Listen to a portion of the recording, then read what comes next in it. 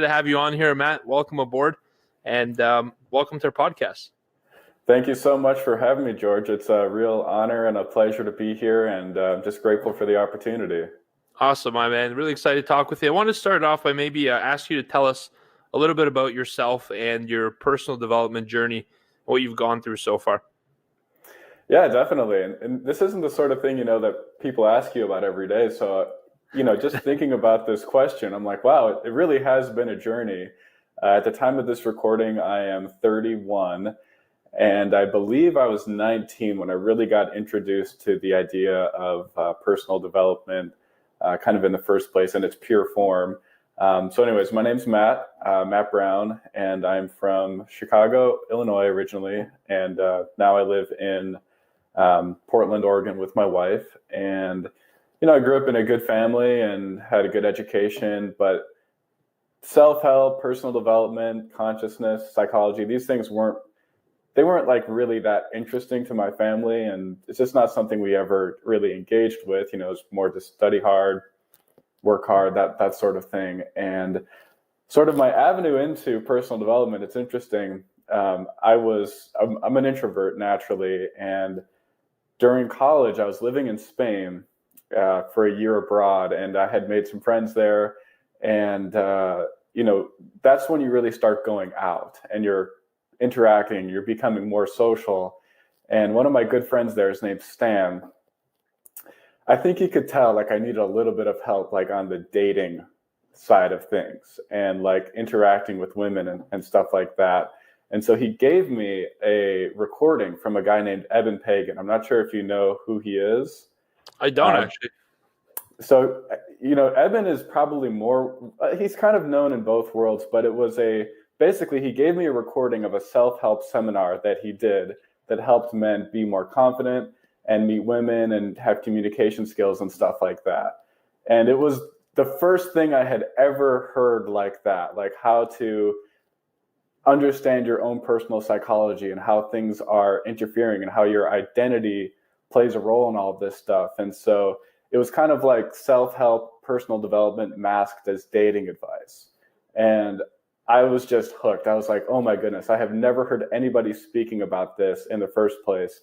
And in that seminar, he recommended all of these books. And so, I was a very kind of like brainy person at that time anyways. And so I just got all these books and I started devouring them, like things like Think and Grow Rich. I've read probably hundreds, if not thousands of books. So a lot of stuff like that. So that was kind of my introduction into personal development. And it's funny because my friend, he was like, Matt, I need you to up your dating game so you can go out and be my wingman, basically. You go out to the bars and help me meet Spanish women. And here I am, 10 years later, and I'm married to the love of my life, and I have a great life. And I've talked to Stan about this. I'm like, that was a pivotal moment in my life, getting introduced to that sort of material. And that was kind of the trailhead that got me on this path. That's amazing. So I guess through some of the skill sets you learned, you were able to implement that. Like, is there a story that you applied it to the relationship, and then it's like a sweet romantic story that ended up into the marriage, or was it something that just blossomed naturally without some of the self-help stuff you applied? With getting married, or yeah. What? Like, what's the story between how that happened? Because I find that interesting, right? I've looked at a lot of self-help stuff applied from that, and I think it stems from the same thing, right? It's like looking at yourself as identity, like who you are, and putting yourself out there. And I think it's interesting to apply it to that way as well, because at the end of the day, that's what we're doing as traders also. We're not in there, picking up people, but we are exposing ourselves in a way that most people aren't comfortable doing. So I was just curious, like, did some of what you learned, was it a reason that led to the marriage, or like, give us some lines is what I'm asking. Oh, for sure. Well, the thing is that it really was a deep personal development tape, seminar, that sort of thing. And it wasn't like pick up lines, that sort of thing. It was more like really looking at your unconscious and looking at your shadow and the things that you can't see about yourself and what your blind spots are. And so one of them that was actually really important was, at that time, I'm kind of like an angsty 19-year-old. And one of the things that Eben was talking about in the program was how important it is for you to have a positive relationship with your father, whether they're in your life or out of your life.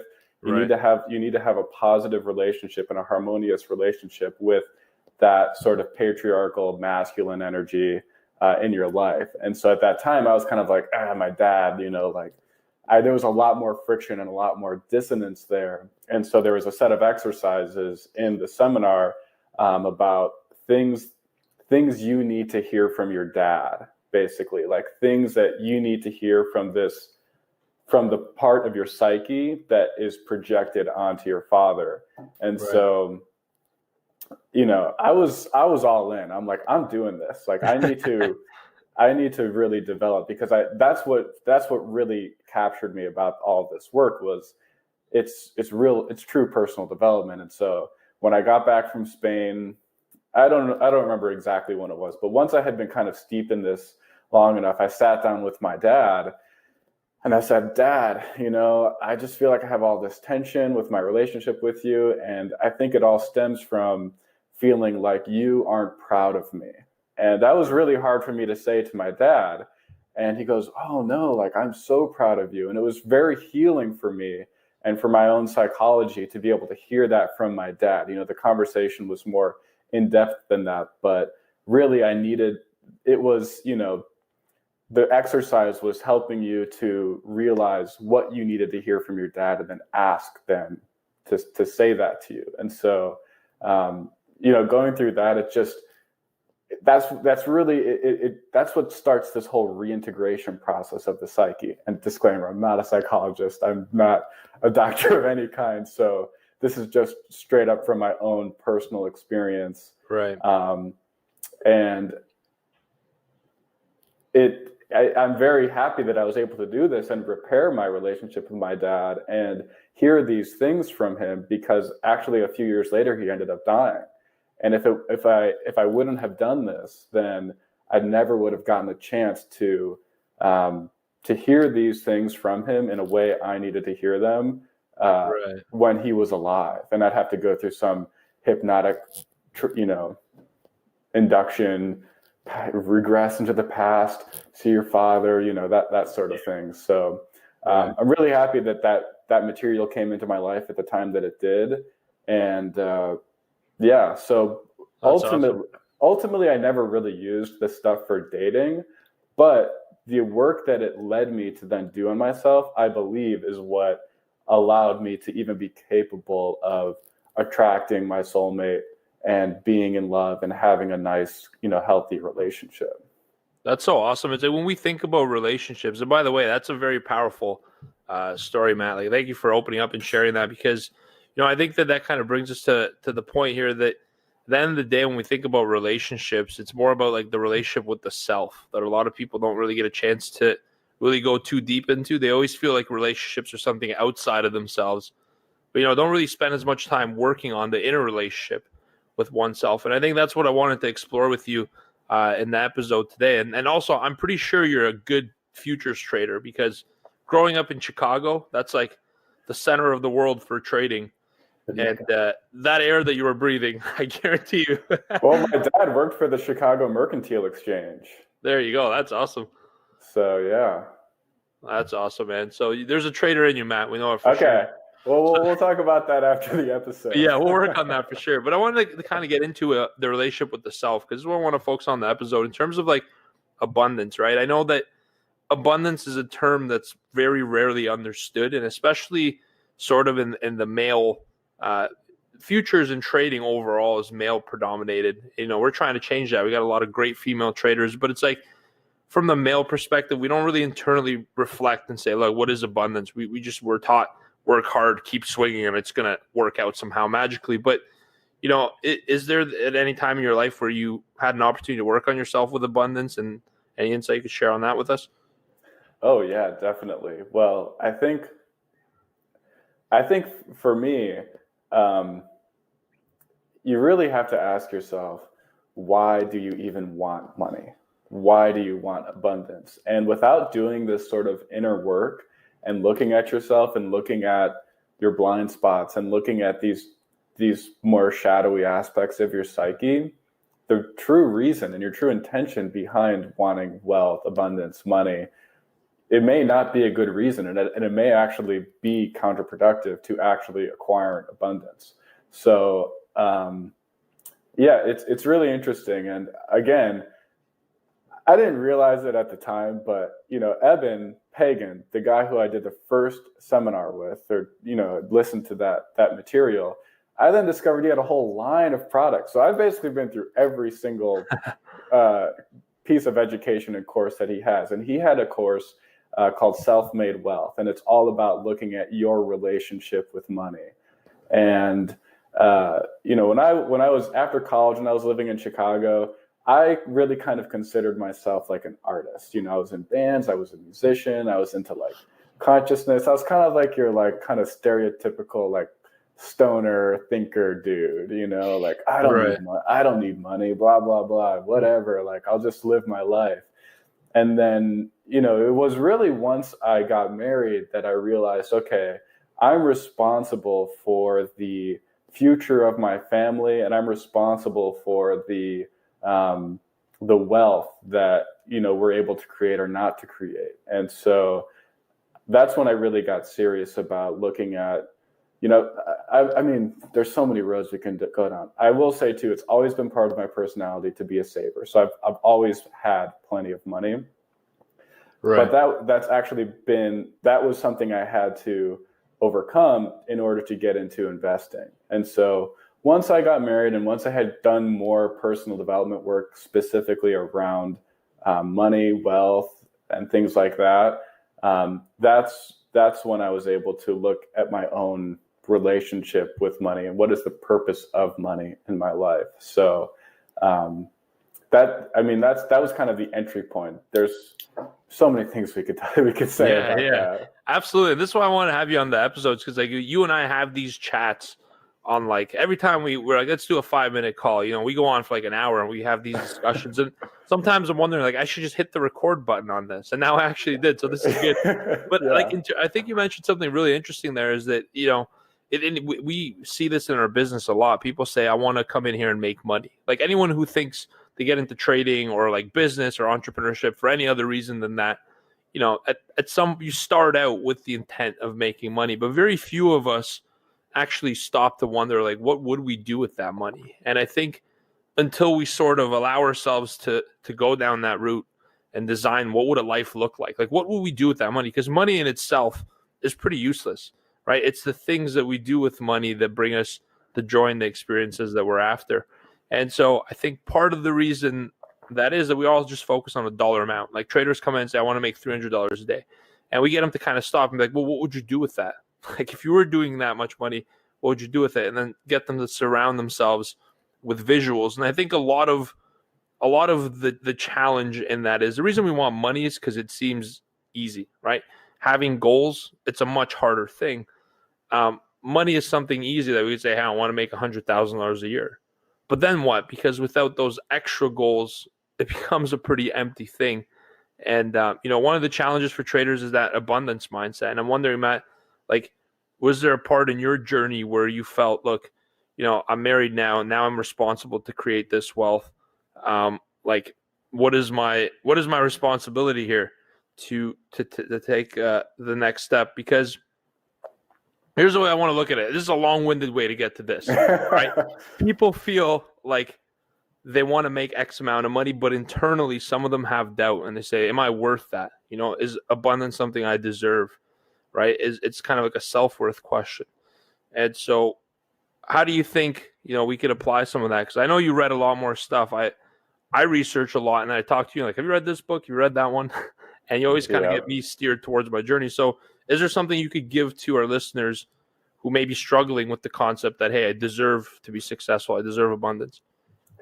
Absolutely. And this speaks directly to a more recent experience that I had. So, I've done, like you said, I've read a lot of books. I've done a lot of courses and trainings and things like that. But this past year was the first time I ever worked with a coach directly. I did a coaching program with someone, and the focus of the group was working on your subconscious identity. And so again, that's a whole nother road we can go down, your subconscious identity. But I think that it's really important to talk about because, and I know that you're familiar with NLP. I think that there's, you may have talked about it on your podcast before, but you have the logical levels in NLP, source, right, identity, belief, skills, behavior, environment. And so if someone's thinking, okay, I want to make a lot of money. I want to make $300 a day trading. Even if they don't have an idea of why or what they're going to do with it or why they want it, that's just happening on the thought level. The thoughts are, I want money, I want money, I want money. And I think what I'd like to share is that it's really important to go and look at your identity, because your identity is kind of happening at a lower level of your consciousness than your thoughts. Your thoughts are here, they're immediate, but your identity is kind of this slow moving, much more permanent, not permanent, but much more solid aspect of your being. And if your identity is saying to you, I'm not abundant, or I don't deserve wealth, or I'm poor, or, if you grew up in your family hearing, we're not rich, we're not like those people, I wasn't born under the $1 million star, money doesn't grow on trees, whatever, that's your literal identity. Like that's like who you are at your core. And so regardless of what you're thinking, if your identity isn't in harmony with abundance or with attracting abundance or with feeling like you deserve abundance, it's going to be an uphill battle fighting against that. Right. I absolutely agree, like 100%. I think bringing up the logical level is a fascinating piece. And to our listener, we'll post that in the show notes so you guys could go through it. But, the bottom end of that logical level is like the environment. And from that upwards goes environment, behavior, skill, belief, values, and then identity at the top. And I think, Matt, that's so imperative because there's so many times that in success, we figure what's the easiest thing that we have control over to change? Our environment, right? We could say, I'm going to build this environment around me, spend all this money, get all these monitors to trade.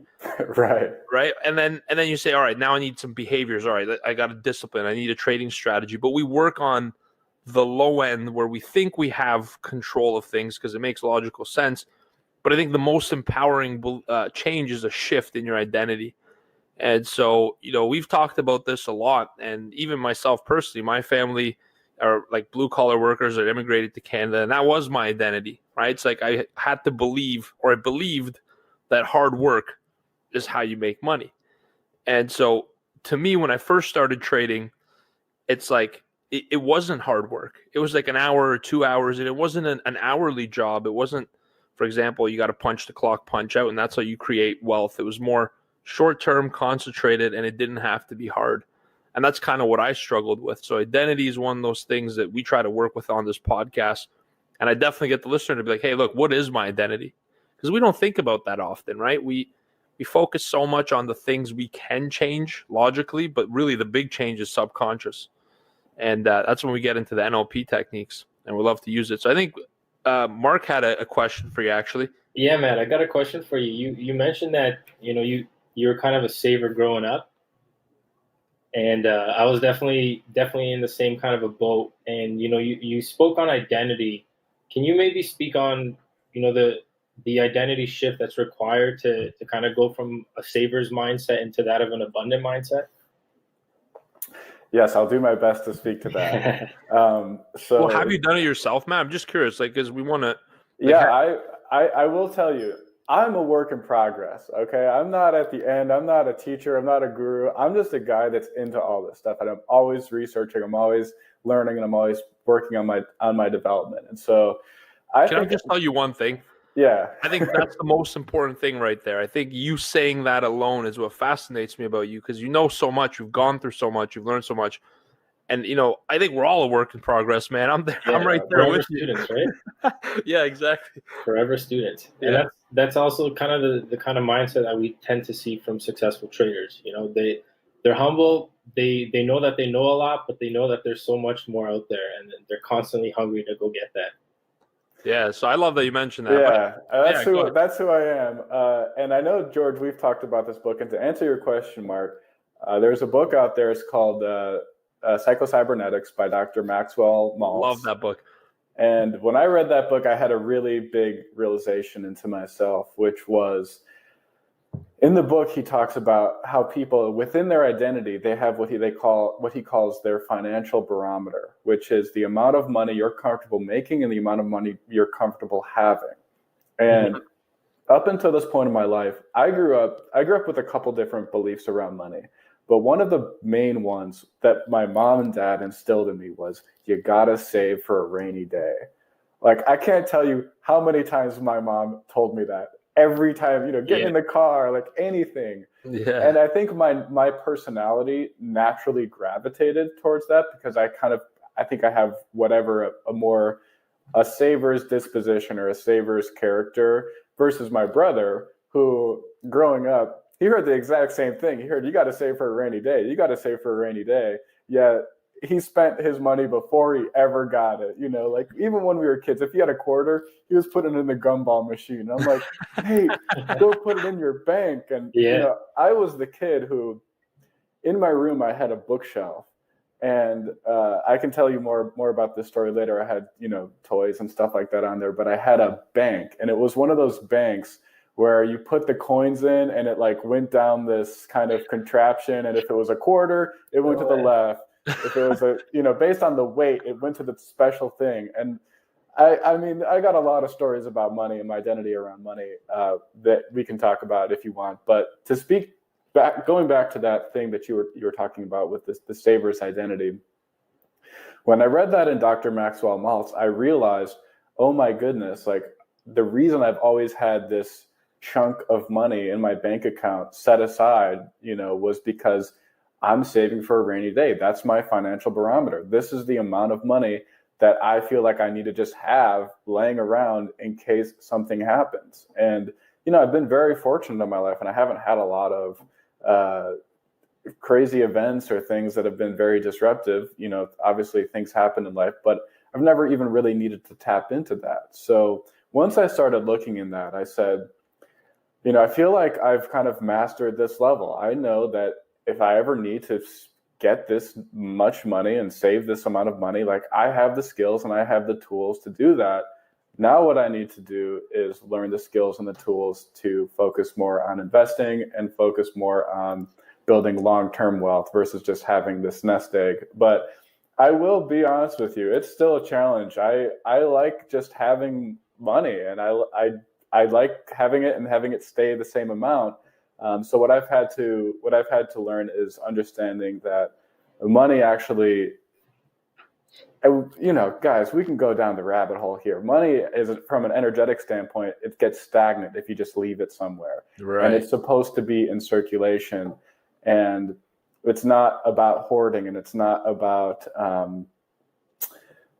just locking it up. And so I do my best now to keep as much money in circulation, or at least to have every dollar have a purpose.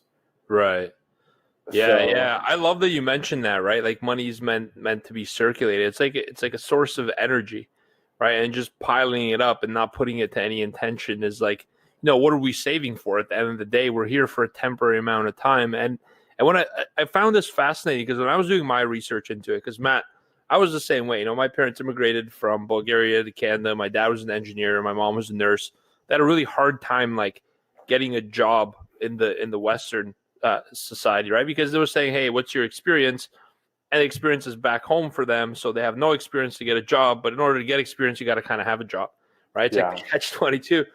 And so, that's when I started thinking. Like, I did a lot of thinking as well in my youth, and I was kind of thinking, look, where do the values come from that I have? And that's when I got into my research early on, before I even knew NLP. I was like, where are the values coming from? And I think that if we go back and we regress from where we are now and go backwards, it's really cool to see. Look, my mom was born in 1958. Probably shouldn't have told you that. I'm gonna get grounded now. But hey, that's when my mom was born too. So yeah, it's all out there. Yeah, exactly. These days, information circulates freely. Right. Sorry, Mom. But so it's like she was born in 1958. So if you do the math, just 30 years prior, there was like a Great Depression. So she was born, I think my grandma gave birth to my mom, she was 21, early in her 20s. So she remembers those lessons, and those lessons are passed on and on and on. And for me, to me, what success meant and what I wanted to do was like freedom, abundance. It was never really about money. It was about the freedom to do whatever I want, but money was the tool with which I was going to accomplish that. So the hardest part I had in my journey personally was overcoming like the notion that I deserve to have this money, right? And like you, whenever I had it stored and saved in a bank account, it made me feel great. Like it's great to log in and look at the money and say, wow, look how much I've saved. But now in today's world with like a little bit of more investment knowledge, I look at money in a bank account. I'm like, look at all these dead bodies hiding in this closet. Well, we have that saying in the room, right? That each dollar you have is kind of like an employee, if you will. Yeah, and that's the Robert Kiyosaki approach too, right? That book actually did a lot for me as a young kid. Rich Dad Poor Dad? Yeah, reading that book. Such a great book. Yeah, it's a phenomenal book and a must read for everyone else. So I just wanted to transition this a little bit further here, Matt, and at this point of life, like what are some of the challenges that you're facing in like your personal development? Not challenges, maybe opportunities, because we've kind of gone through some of your journey at the beginning, to saving, to now transitioning, to looking for some investing. Like, what are some things you're working on at the moment, for performance psychology and just to move forward in general? Absolutely. So again, I'll just be completely honest with your audience here. As part of this program that I did last year, like I said, there was a big component of the subconscious work. And so there was a particular training, a particular audio program that we were given access to, that the person who facilitated the coaching group created for us. And it's like he called it the money identity hypnosis. And what the hypnosis audio did was, he does a standard induction, and then he leads you into kind of an open space where someone from your life, from your past, can come forward, and it can help you identify what beliefs they gave you about money. And then you have an opportunity in that space to decide whether or not that belief is still serving you or not. And if it's not serving you, you can then give it back to that person, and then they can take it back, and you're working it out of your psyche. Wow. So as I was doing this, I had a really powerful memory come back for me that I had kind of, I don't know if I'll say repressed, but I've been alive for a while now, and I've had a lot of memories, and this one I just didn't think about every day. But this was another really particular story from my childhood where I remember that I wasn't a slacker at school, but I was smart, and I didn't have to work that hard. And usually that was fine because I could just read, do the test, and be fine. But a couple of times, it backfired where like, crap, I was really not prepared for this test. And I didn't know if I failed it, but I got a bad grade, a grade that wasn't acceptable in my family.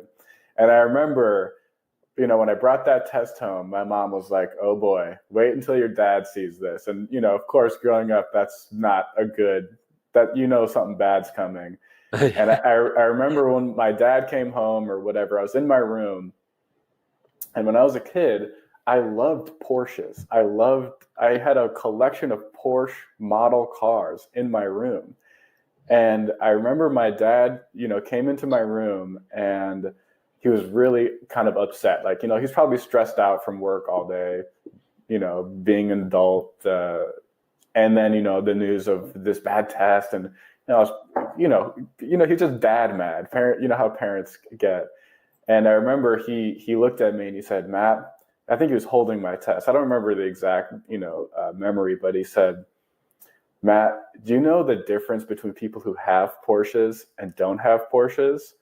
And I was like, no. He goes, people that have Porsches are successful, and you're not successful. Wow. And you'll never get a Porsche. Right. Because, he's trying to motivate me.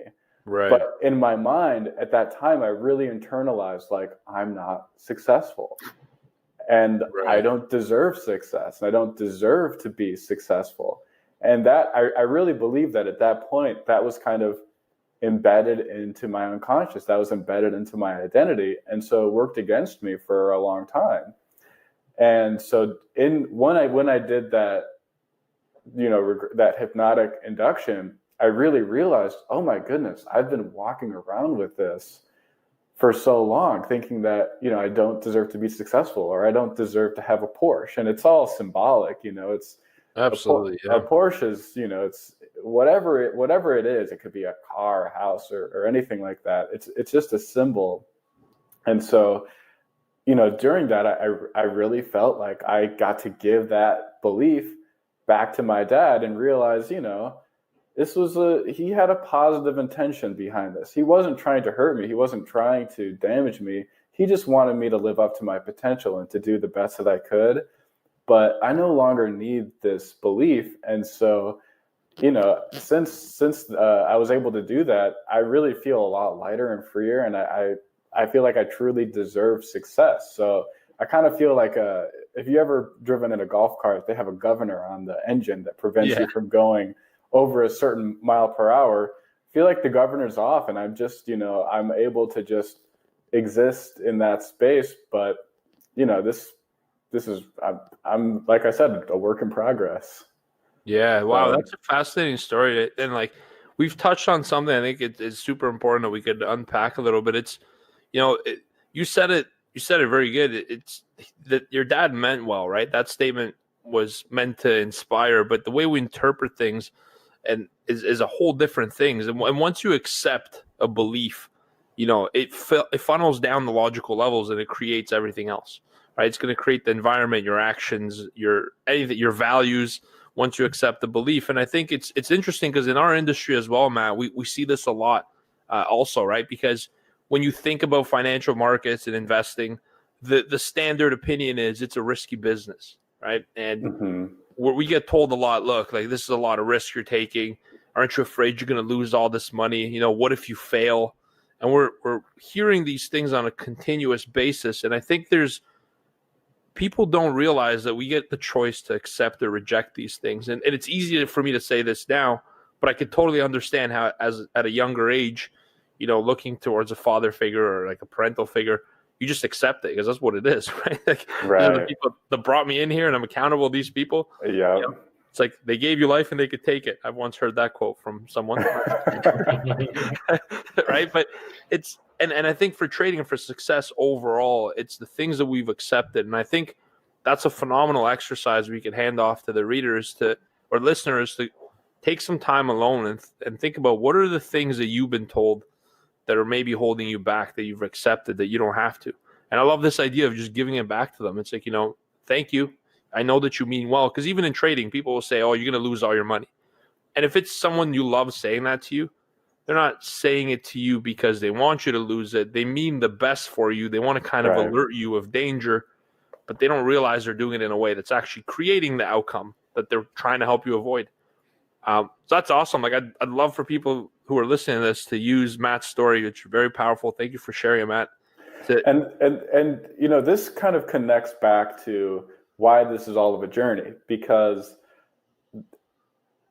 something I learned in that first personal development seminar I ever did was that everyone has a positive intention at all times. And this actually, I wrestled with this for a while because I was like, what about, extreme situations? What about extreme scenarios? But I really came to believe that everyone truly has a positive intention behind every action that they take. It may be a selfish positive intention.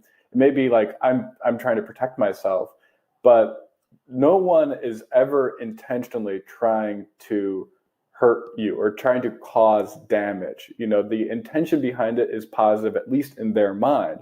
And what this really allowed for me was to, I was probably 19 when I discovered this, and I didn't have a huge victim mentality, but I feel like it was sort of the antidote to ever developing a true victim mentality and realizing that I'm at cause and I have power, and I'm not, at the wish and whim of other people. And other people, if someone says something that upsets me or whatever, their intention behind it was not to upset me. It's my choice to be upset or not. And so going back to that, to the giving back the beliefs, part of I think the ability to actually do that and to release it is to realize that the reason this person gave you this belief in the first place was to protect you.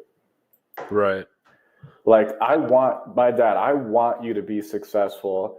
What I've tried to motivate you so far hasn't worked. Maybe you need a little bit more stern, right, situation. If I was able to rewind and rewatch that event now, I probably wouldn't even feel, emotional at all. It would just be like, oh, that's just my dad, like, trying to, like, come on, man, study harder. But at the time, with the way my psyche is structured at age 10 or whenever that happened, that's the way I interpret it. So, well, you said that you came to that conclusion when you were 19, Matt. I think you said a few times, you're like, I'm still a work in progress. I don't pretend, but like, it took me 33. It took me the whole age span that Jesus was alive for me to learn that one simple concept. I think I learned that in like my early 30s that, at the end of the day in NLP, there's a saying that goes, people are doing the best they can with the resources they have. Yeah. Right? And it took me a very long time to kind of come to that conclusion. But ever since I have, it's been so freeing, and my life has honestly changed. I found success in ways I never thought I would, which is one simple realization. So many opportunities have come to me with that train of thought. But when you think about it, it's like the fight was never with anyone else. It was just internal. It's like choosing to accept that means you're surrendering in a way. You're becoming vulnerable, right? Right. It's like, hey, somebody could take advantage of me. But hey, even if they do, they meant it in a good way. And, I think that is the root of kind of abundance, is choosing to accept that, hey, look, to be a severe cause means that somebody might be saying stuff to me, and if I get upset, that's my fault. And so one of the questions I like to ask people is, how are you at fault for that? Or sorry, how are you a cause for that? And they hate it. Me and my wife do it to each other at the funniest times, but it's a great question to ask. So if any point in your life, like, people are having challenges, maybe with trading, maybe with growing a business, whatever it might be, if you just sit down and ask yourself, for the biggest challenges you have, how am I a cause for that?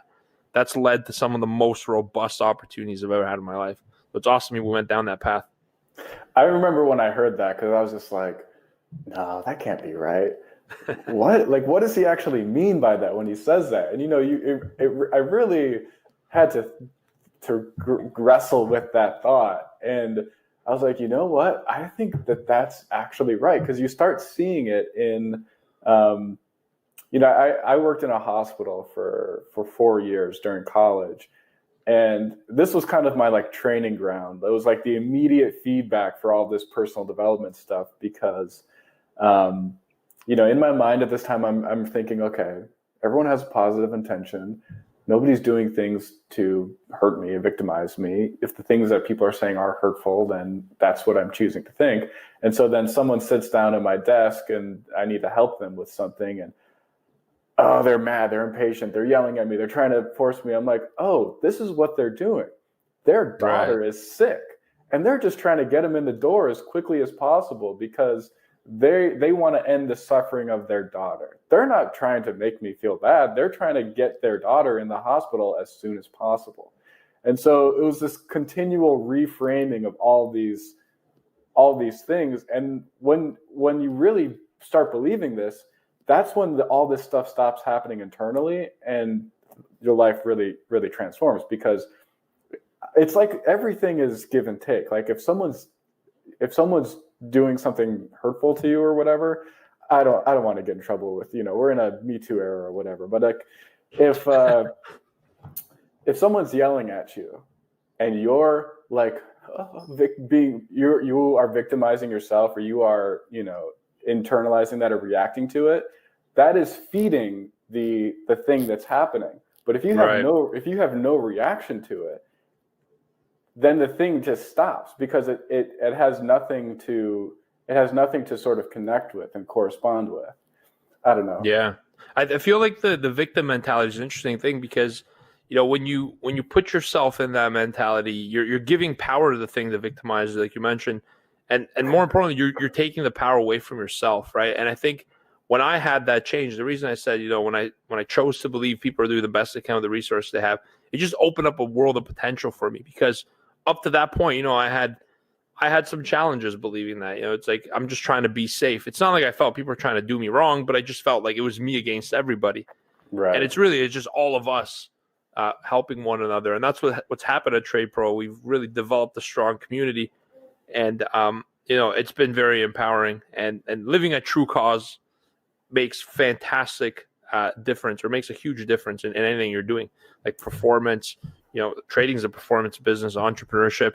And so, this is a fascinating chat. You and I could talk for hours on this stuff, but I wanted to kind of pick your brain on a few things that I know that you're super insightful on in terms of entrepreneurship. So I know you've studied entrepreneurs a lot. You work with them in your current role. So is there something you could kind of help us understand in terms of what makes entrepreneurs successful? Like, what are some stories or challenges you've heard that they've broke through, some common characteristics? Wherever you want to take it, I just want to extract some stuff from you about entrepreneurship, because trading is entrepreneurship, and we chat about that a lot on this podcast. Yeah, definitely. So, like you said, in my current position, I've really had the good fortune to work with a lot of entrepreneurs in a lot of different industries, yourself included, and it's interesting because I feel like my personality and my character traits. I will tell you, I do not identify as an entrepreneur. I don't think that I am cut from that cloth. Before the call, I said entrepreneurs are a different breed of human being, and I really believe that. But give me a second to collect my thoughts here, because there's a lot here. This is a very rich topic. I kind of just stuck a really broad one right in your path. It's all good. So one of the things that I've noticed about successful entrepreneurs is that, man, they just have this really true grit and determination. Like, you don't really ever meet any wishy-washy entrepreneurs who are successful. That's a quotable right there. I think that'll be the click the tweet for this episode. No, I mean, it's fascinating. There's this trend, and I also am fortunate that I get to work with successful entrepreneurs. So I get to work with people that are that have made it far enough along the path that they're supporting themselves and their business with whatever they've decided to create. And what are some of the psychology? What are some of the top characteristics you find, like engaging with these people, interacting with them? What would you say are like the three qualities rather about them that kind of stick out to you? Because we could parlay this back to trading very easily as well. So I would say that maybe three of the most common character traits that I've really noticed in entrepreneurs is that they're committed, they are resourceful, and they are persistent. Right. So, and the reason I think that I work well with entrepreneurs is because, I was a musician. I kind of have an artistic background. My wife is an artist. She's a painter. And entrepreneurs, are really creating something. Building a business and creating a masterpiece painting, I think, are very similar, because the vision that you have in your head of your business doesn't exist in the real world. And I think it's probably a lot harder to create a business, because a lot of people in your life are going to say, that's a bad idea. Right. That's not going to succeed. Are you crazy? People don't want to buy that. No, there's no way. And you really have to, I've noticed that I had this vision. I got this inspiration. I knew I had to create this, and I just knew it was going to be successful. Like, it's weird. Entrepreneurs to me are almost very spiritual people, because everything that's happening in the outside world is telling them, don't do this. It's going to fail. This isn't going to work. Nobody's going to buy this. And they have this inner voice that's like, no, this is going to work. I'm going to make this work. And they're willing to persist through all of these layers of failure until they finally get to this place where it's actually working. And this is like the DNA of like the entrepreneurial journey that I've noticed, is that And it's funny because now anytime one of my friends is like, oh, I'm thinking about starting a business, I'm like, you mean you're thinking about starting 3 businesses? Because the first 2 are going to fail. And the third one is going to be the one that takes off. Right. Like, don't get too attached to this idea, because every successful entrepreneur I talked with, it's like, yeah, I had this idea and I created it. And 80% of it failed, but there was 20% of it that was really good. And I took that 20% and then I started a second business. And that one almost succeeded. And 50% of that was good and 50% I just had to toss. And then I talked to everyone, and they're always looking for feedback, and then they finally get to the point where it's like, no, people actually want this. This is great. I'm creating value, and people are recognizing the value for this, and they're willing to pay for it. Right, absolutely. I think that's phenomenal. Like we've touched on a great point there that I'd love to expand on a little bit. I feel that in today's generation, entrepreneurship is becoming a little trendy, if you will, right? It's very trendy.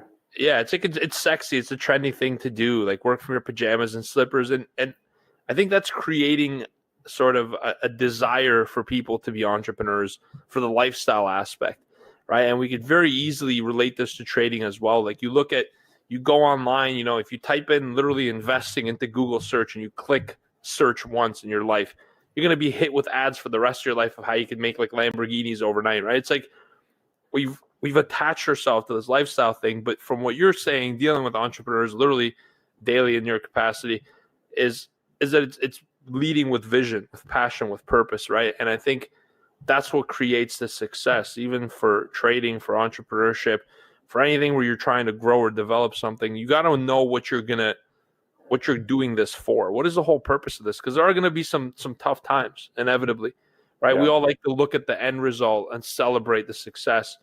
But, it's like it's an overnight success 10 years in the making. That's kind of absolutely for a lot of people. And I wanted to parlay this back into trading a little bit for our listeners, is that, we talked about this with Matt earlier on. It's you got to know what you're going to have the money for, right? The lifestyle is going to come, but the lifestyle is not the target of all this. It's what are you going to do with it? How are you going to propel, society forward? What is your purpose? And I think that without having a purpose or passion, no matter what you achieve, it's going to feel empty. And I've got to be honest with you, in my life, when we immigrated to Canada with my parents, we literally had nothing. And I've always, in my mind, visually created what I wanted my reality to be like. And the scary part is, Matt, that I'm living that at the moment, right? I've elevated to a level that I had imagined. But if I had only that as my goal, it would be very empty. I talk about this with a lot of friends in my circle where, like, we've hit some things that are great, but it would feel completely empty if there was no purpose for it. So for me, my purpose waking up is the community we trade with, seeing people succeed at such a big level and transition to a new job. Like right now, I just got not off the phone. I had an email, but I have a phone call with somebody right after, and we're going to chat about a business that he had started. It's a catering business that he, unfortunately, with this COVID-19 epidemic, the catering transactions have really slowed down. He said, look, I'm having to lay off people that have committed to this business for 33 years. Wow. Right. And it's like, I can only imagine how hard it is for him to do that. And he's like, thank God that I got into the trading stuff, because now I have a different means of earning for myself. But the whole point I'm trying to make here is that, like, you just have to have vision. You have to have purpose. And you have to know that you're going to have to go through some of these rough patches, and trading is the same way. It's like that's likened to you try a new strategy, a new approach, and it doesn't do as well.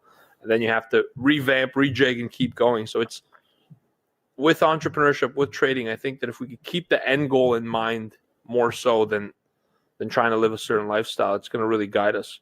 That's been very important for me. Marky's typing something. And I think too, I think what you're saying speaks to, you really have to know what your values are in life. Right. You have to know what your core values are, because if your values aren't in alignment with your actions, it's going to create dissonance, basically. It's going to create friction in your life. So if in your mind you're thinking, okay, I want to have these things, I want to have this lifestyle, but your values aren't in alignment with what's actually needed to create those things, there's going to be internal resistance, and there's going to be problems there. I love that. Why aren't we taught how to elicit our values at a young age, right? Like, this is something that would be great in a school curriculum. You know, But it's interesting. Like when I was in middle school, the theme of our middle school was character counts, and they had the 6 pillars of character. I don't even remember what they are, but we wow, were where all did you go to school? no. Trust me, nobody paid attention to this stuff. You know, the teachers I think were really trying to instill this, and I think it got in there subconsciously somewhere. I just when I was that age, I just didn't care. You know, I wanted to play Yeah. Tony Hawk's Pro Skater 2 on Nintendo. I wanted to, get on AOL Instant Messenger chat and talk to my friends after school, and it wasn't. You know, you don't realize these things are important until you realize they're important. You know, and I like what you said though about what it is that draws people into something like trading. They want a certain lifestyle, they want money, they want cars or whatever. This is one of the core things that I've learned to be the most helpful sort of mental model that I use whenever I'm approaching anything. Is when you're looking at that, you're working from like have do be model versus be do have. So have do be is like, man, if I only had more money, then I could do these things and then I'd be successful. Right. Wow. Whereas if you actually want to become a successful trader, you need to say what are the ways of being, what are the character traits that successful traders have? They're committed, they're resourceful, they're visionary, they have a purpose. That will enable me to do these things and then have what I want. Wow, that's a fantastic model. You're just flipping it, but you're starting with identity. And that's funneling down the logical levels to action. You got to start with identity, exactly. And I will give credit to my coach, Jim Fortin. I got that from Jim. So if anyone is listening that's interested in that, check out Jim's podcast. I got to pay respect where respect is due. Yeah, absolutely. Is that who you're doing the program with as well? The one that you're saying you're going? Yep, that's who I did the program with. Yep. Listen, this guy sounds like he's had a lot of impact on you, and you want to share with the listeners maybe like what the process that you went through and. Oh my goodness, yeah. So guys, there are so many rabbit holes, and we haven't really even touched on like the stuff that I'm really interested in, which is kind of like the everything is energy side of things. Like, let's get into that now, then, Matt. Let's jump into that. I'm ready to go now. All right, but okay. First, I will say,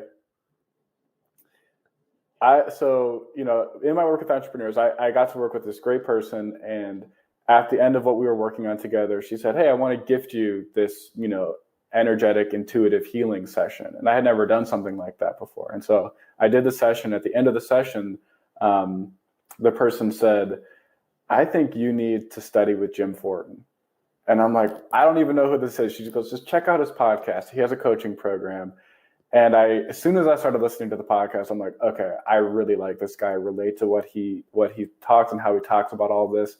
He's read all the same books that I've read, and he's for way further on down the path. And I'm like, this is somebody I want to study with. And so, he kind of blends in psychology, brain science, ancient wisdom type stuff, and blends those two things together in his approach.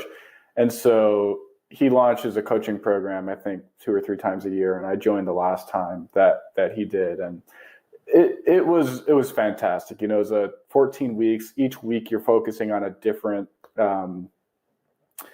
aspect of your character, of your being. So self-integrity, commitment, responsibility, subconscious values. There's just 14 weeks, tons of content in there.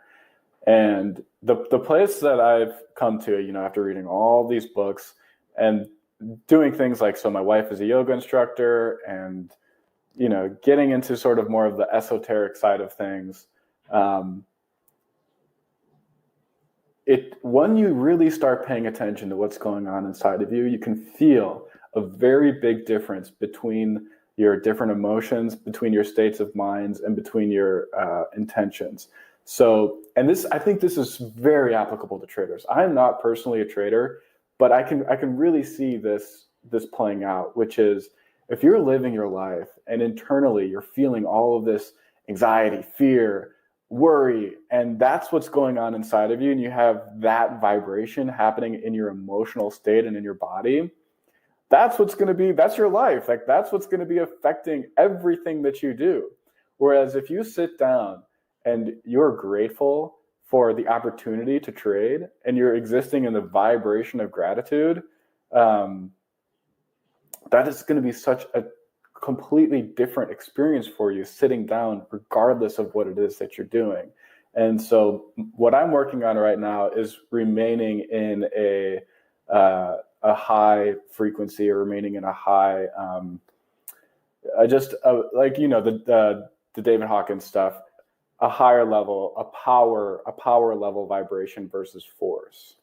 Right. So, And can you, because I find that fascinating, like if you're in alignment with something, it feels a certain way, right? Some people call it flow, whatever the terms are. Like, are there some cues, Matt, that you've developed through this program that you can share with some of the traders when you'd be doing something that's not congruent, not in alignment with what they're maybe trying to achieve? Like maybe it's physical, maybe psychological, maybe a thought process. Like, is there any way for them to know when it's not incongruent, and that way they could work on it? Definitely. I mean, I would actually just recommend 15 minutes before you sit down to trade, just sit down, close your eyes, and ask yourself, how do I feel right now? And be honest. Do I feel worried? Do I feel fearful? Do I feel excited? Do I feel, whatever it is that you're feeling? And then ask yourself, is that feeling, is the feeling that I'm feeling, does it serve what I'm trying to achieve today? Wow. And I'll just ask yourself that. And then there's so many things that you can do to just kind of smooth out your vibration. Like, you don't have to do anything crazy. You can just chill out. Like, I mean, we live in a kind of a crazy time, like an age of anxiety, that sort of thing. If you just spend 5 minutes sitting in a chair, doing nothing, closing your eyes before you start trading, before you start doing anything, you're probably going to be better off than if you, Instagram, blah, blah, blah, I'm all worried, these people, whatever. All right, now I need to make some big decisions today. Like, if you just chill out, like, I don't know. I'm a big fan of relaxing, taking a foot bath, staying calm, staying in a good vibration. So That's phenomenal. Do you have like a morning routine, like a meditation that they usually do, or do you meditate guided or just solo? Well, okay, George, and you challenged me on this one of the times we were talking. Yeah. I still am holding on to the belief that I'm not a morning person. Right. And you asked me, when did you decide that? When did you decide that? And I said, oh crap, great, yeah. So I do have. I just like to start my day slow. I do a lot more of the inner work kind of in the afternoon and the evening and before I go to bed. So I have more of a nighttime routine, where I stretch. I have an audio that I listen to every day that sort of is like a subconscious primer, that sort of thing. I do things like Qigong, which is it's like kind of yoga type work. And, right. I like to stay our bodies and minds and emotions are like an instrument. So I just like to keep everything in tune. Right. Yeah. This is actually a fascinating part that we're touching on, Matt, because it's we really push a morning routine. Like, we have these boot camps where people come in person to learn 1 full week of trading, and we start the boot camp by talking about morning routine. And I could see the faces around the room, like, what the hell? Right, we're not getting into signals. We're not, I don't need another monitor. What's going on here? Yeah, exactly. Yeah. It's like they expect these technical details right off the bat. And it's like when the people who do practice the morning routine end up having the most amount of success, because if you practice the morning routine, you get to the point where you're self-aware, you align your energy to what you're trying to achieve. And when you step out of those bounds, you're going to know it quicker than the person who has no idea, who just jumps in and starts clicking. They could be out of congruence when they even start. Exactly. But how would you know that unless you take measure of it at the beginning? And actually, it's kind of cool you mentioned this. I know the listeners can't see it, but on camera, I got this thing. My wife got it from Greg Braden. It's called the Heart Math Institute. I'm kind Props to Greg. Love Greg. Yeah. Greg Braden's the best. My wife and I watch a lot of his stuff on The Divine Matrix. Yes, love that series. And so I put this thing on. So I'm somebody who meditates quite frequently, always not as frequent as I want to. I used to meditate every single morning before trading, but it's been kind of crazy with the schedule, trying to get back to routine. But I put this thing on and it measured the coherence between your brain and heart, right? When they're kind of in sync. And I'm going to tell you this, even me being consciously saying to myself, hey, I'm going to work on self-development. I know that I'm coherent with what I'm doing. I put this thing on and it was a lot harder to stay in coherence than I thought, right? It's like you might think you're in it, but how do you know unless you have some quantitative data? So I'm actually toying with the idea of applying some of this technology while I trade and tracking some of the data. But I think that, being in coherence is super important. And I love that you shared that with our traders. So another takeaway from this episode, which I think is huge, is being able to take a little bit of inventory of your mental state. Are you in alignment with what you're doing? Because if you start the day trading wanting this greatness to, I want to make money so I'm free. I want to treat my family, all this stuff, spend more time with them. But if internally you don't feel like that's what you're actually doing, if you have any conflict, it's going to be very hard to get to the end goal with conflict. And even if you do, it's going to take force to get there. And force is very exhausting. I think we've had a fascinating chat, Matt. You and I go for hours on this. I mean, we're just getting started. Like, I feel like I'm just finally warmed up because I know. what you're saying right there is so important. And this is kind of something that I've noticed too when I start anything new. And it's this very fine line. And this is with everything. It's literally everything in our life. Are you doing the morning routine? Like, what's the intention behind everything? Is the morning routine, are you doing it because you're worried if you don't do it, you'll have a worse day? Because if that's what's happening, then that's the vibration of your morning routine. Or are you just doing the morning routine? Right. Just to check it off a list. So it's interesting. Everything is like it's a very fine line we walk here. So we haven't even covered half the things on this. We'll have to have you back for another episode for sure. And I love this discussion, right? Because to me, so much about success is self. It's an internal dialogue. Because even when we were talking a little bit earlier in the episode about the things that people say to you, you get to choose or accept. We could even do a deep dive in a whole episode of self-talk. It's like some of the nastiest things you've ever heard being said about you to your face was by yourself. All right. Yep. It's like, and that self-talk, I think, doesn't really do much and creates a lot of negativity. But anyways, we'll have to do another deep dive. I want to ask you, Matt, you do a lot of reading and you've put me onto a lot of great books as well. You want to share some of your favorite books that you think are great reads for whatever reason? Just your top. Absolutely. Yeah. And I know our listeners can't see, but I've got a bookshelf right there and I got my bookshelf right there. So I'm gonna take a peek here. And what's great about all this too is since doing this work, I've read books that I never would have read before in the past. And one of the ones I told you about, and of course I've got to even check in my own feeling about these things when I'm telling you about it, because I'm like, man, well, I don't want to sound cheesy recommending a book like this to George, because George is awesome. But I'm telling you guys, for you listeners, there's a book out there, and you can get it on Amazon. It's by a guy named Richard Dotts, and the book's called Dollars Flow to Me Easily. When I heard the title of this book, I'm like, oh, great, here we go, a cheesy manifestation book or a cheesy NLP book, or this is like a clickbait book. That book is amazing, and it was way more profound than I ever thought. It was recommended in the coaching program that I did, and I'm so glad that I read it. But in terms of just kind of some of the books that have made the biggest impact on me, definitely Psycho-Cybernetics by Dr. Maxwell Maltz. I have all these marketing books too, so we could do a whole nother marketing call if you guys want. I'm not sure. Are you familiar with Ken Wilber? I think I turned you on to some of his stuff. I believe I bought one of them you recommended, but all my books are quarantined at the moment. I'm going to just have to put a hazmat suit and go get them at the office. Go get them. Because I got a lot of time for reading now. All of Ken Wilber's books, I highly recommend. If you're looking for one to get started with, he has a book called A Brief History of Everything.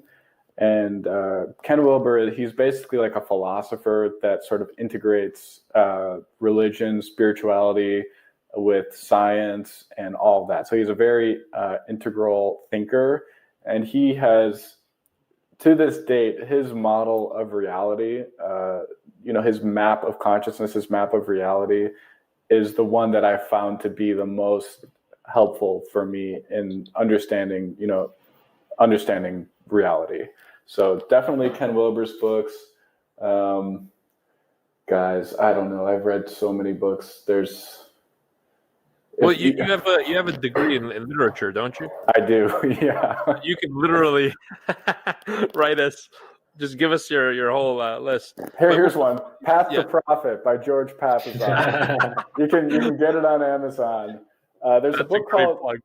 And here's something I will say. So all these self-help books, like I really like Florence Scovel Shinn. I'm not sure if you're familiar with her. The Wisdom of Florence Scovel Shinn, The Game of Life and How to Play It. She's great. The Abraham books. Again, that was another thing too, where I was like, Abraham, I don't know. And you really got to check in. Well, why am I resisting this? Why do I not feel in harmony with this? And since I was able to do that, getting into that, I'm like, wow, there's a lot of great stuff in these books. But I will say that there's a book which I consider to be the source code of all this stuff, all the new thought, self-help, personal development stuff, which is called the Kabbalion. And I recommend just reading that book. Okay, you finished it. Like absolutely. What did you think? I love that book. Yeah.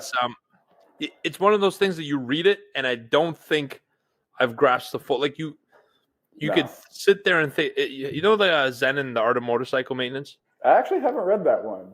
That's the kind of book it struck. Like it took some thought, like brain power. I wasn't flipping it to complete it. It took me a while to read it. I was flipping to kind of go through and understand it, and it's a really deep dive. I definitely recommend that one too. Love the book. You know which other one? The dollars flow to me easily when you mentioned that one. I mean, Matt, I was with you. I'm like, all right, it's clickbaity. I'm like, does Matt get like 30 cents out of every purchase? What's going on? Just kidding. But then I read it. One of the things that to me was the biggest takeaway that I think would help anyone is the 15-minute worry window. Oh my, yes.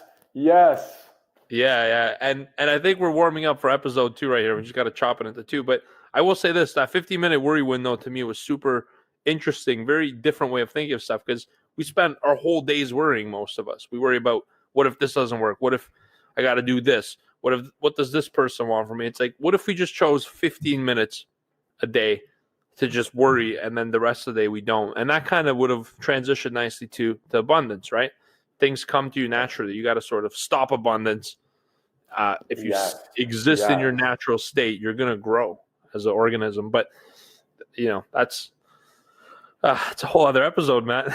Yeah, and if you want, I can email you a list. There's another great book called The Abundance Book by John Randolph Price. It's like, I don't know, very thin. You can read it in a day. Fantastic book if you want another perspective on this sort of thing. Awesome. Yeah. It's a lot of stuff. I mean, I hope, for those of you listening out there, you pick up some of these books. Matt's really come out here and been brave enough to share his journey. And I think we've learned a lot. I've learned a lot about you, Matt. I always like chatting with you. And, to be able to sort of open up and look at a conquest within yourself. I think very few people are brave enough to do it themselves, let alone share it. So, I thank you for being an open book with us, sharing some of your stories.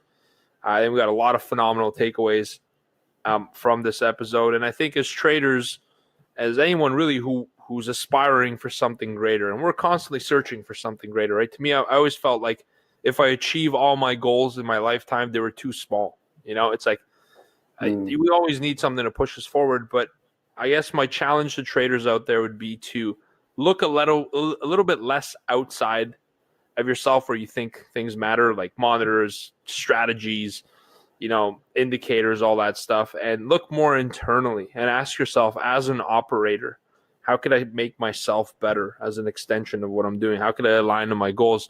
Elicit your values. We talked a lot about values in this episode. What are your values? What are some of the beliefs around those values that you're accepting? And can you learn from that in a way that, you remove some barriers for yourself? Because success is meant to be effortless. I think that we're on a path to success naturally from birth, and we disalign ourselves from that process, kind of like Psycho-Cybernetics says, right? It's a constant failure and realignment process. Yep. But yeah, Matt, I really had a blast chatting with you. Thank you for coming on. Any last imparting wisdom you want to leave on us? Just wanted to say, thanks for having me on, George. I'm not a regular podcast guest, and this was a really great experience for me, and I'm just really grateful that you had me on the show. And I hope that your listeners found value. That was my whole intention coming onto the show, was just share what I've learned from my own life, and hopefully someone out there, can benefit from it. Absolutely. There's a ton of value in this episode. And I always love chatting with you. And I always said one day we're just going to have to hit record on our conversations. Yeah, it's happening. Yeah, this was the day. Awesome, man. Thank you so much for being here. Marky, thank you as well. Awesome. Thanks, Matt, so much. I just wanted to also say that, I was a little bit quieter today, but I've got a whole, couple of pages worth of notes. There's a lot of things that really intrigued me about what you said, especially about, your own journeys. Something I related to a lot was, the savers part of it, and, Right. and also the hypnosis journey. I think that was really, really intriguing. And I know I've got a lot of work to do, and you guys have suggested some really awesome books. So hopefully on the next call, I'll be able to chip in a little bit more. But I really appreciate all of your knowledge and all of your sharing all of your experience with us. Yeah. And in our next episode, we can talk about how I use my subconscious to sell a property I own for cash in 10 days. Wow, that's a plug right there. All right, man. Appreciate it, man. Thanks. You got to leave it off on a cliffhanger. We're certainly going to dive deep into that. That's a great next episode idea. But yeah, thanks for being here for this one. I learned a lot with you, and I'll leave it off by saying this. I love how you mentioned we're all just a work in progress. Like, the work is never done, and it's more so the journey that matters rather than the end result. So thanks a bunch, buddy. Thanks for being here with us. And You're listening to Mind Over Markets, a podcast on trading psychology to help you build a bulletproof mindset. Here's your hosts, George Papazov and Mark Borscht. Hello, trade pros, and welcome back to another episode of Mind Over Markets with your hosts, George Papazov and Mark Borscht, myself and Georgie.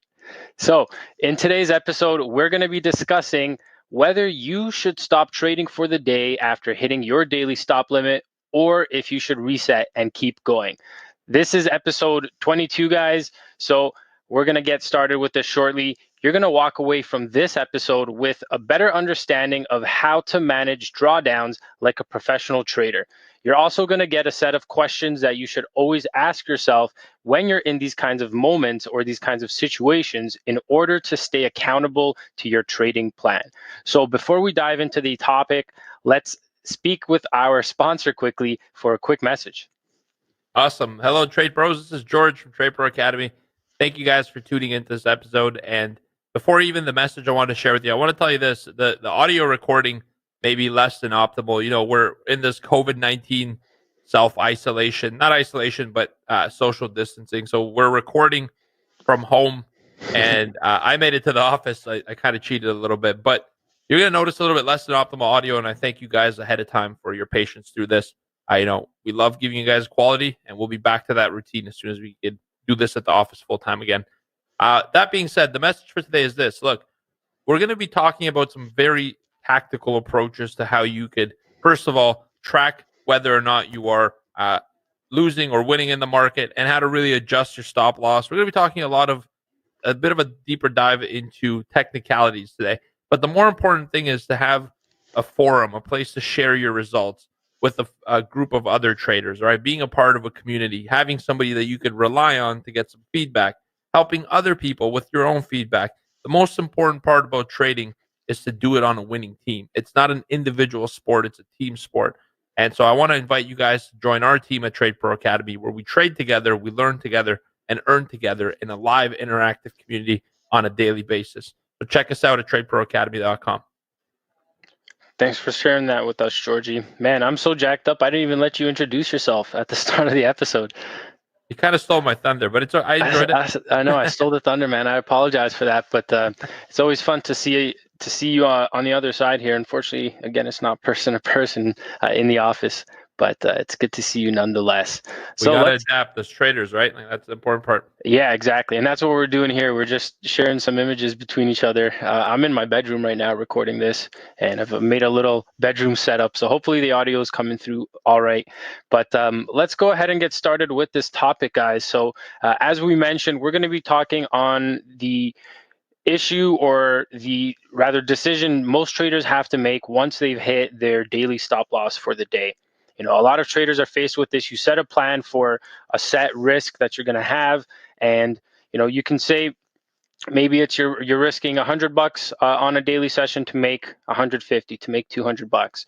Maybe it's $300 to make $400 or $500, right? Whatever your risk is, a lot of traders get into the situation where they hit their pre-planned or their predetermined risk levels, but then they don't know what to do afterwards. Do I stay and reset my stop loss? Do I keep going for the opportunity, or should I just walk away for the day? And that's exactly what we're going to be focusing on in today's discussion. That's amazing. And you know what? I think this is a very unique topic here, Marky, that we're touching on, because no matter where you are in your journey, if you're a new trader, you know, intermediate or advanced, and you've been doing this for decades, you're going to run into this at every point of your journey, and how you respond to it may differ, especially from being a newer trader to professional trader. So today we're going to discuss, you know, as you age or as you get experience, you know, we're all aging, we're not going to be able to cheat that, but as you get more and more experience, how are you able to make that decision when the inevitable comes? Because we have a plan to make a lot of money, but when that plan doesn't work and we hit a maximum loss, you know, how do we respond to that as a newer trader, intermediate, or pro? And so this is really interesting, because this episode is going to be good for everyone. And I think it's a very, very fascinating discussion. I'm looking forward to it.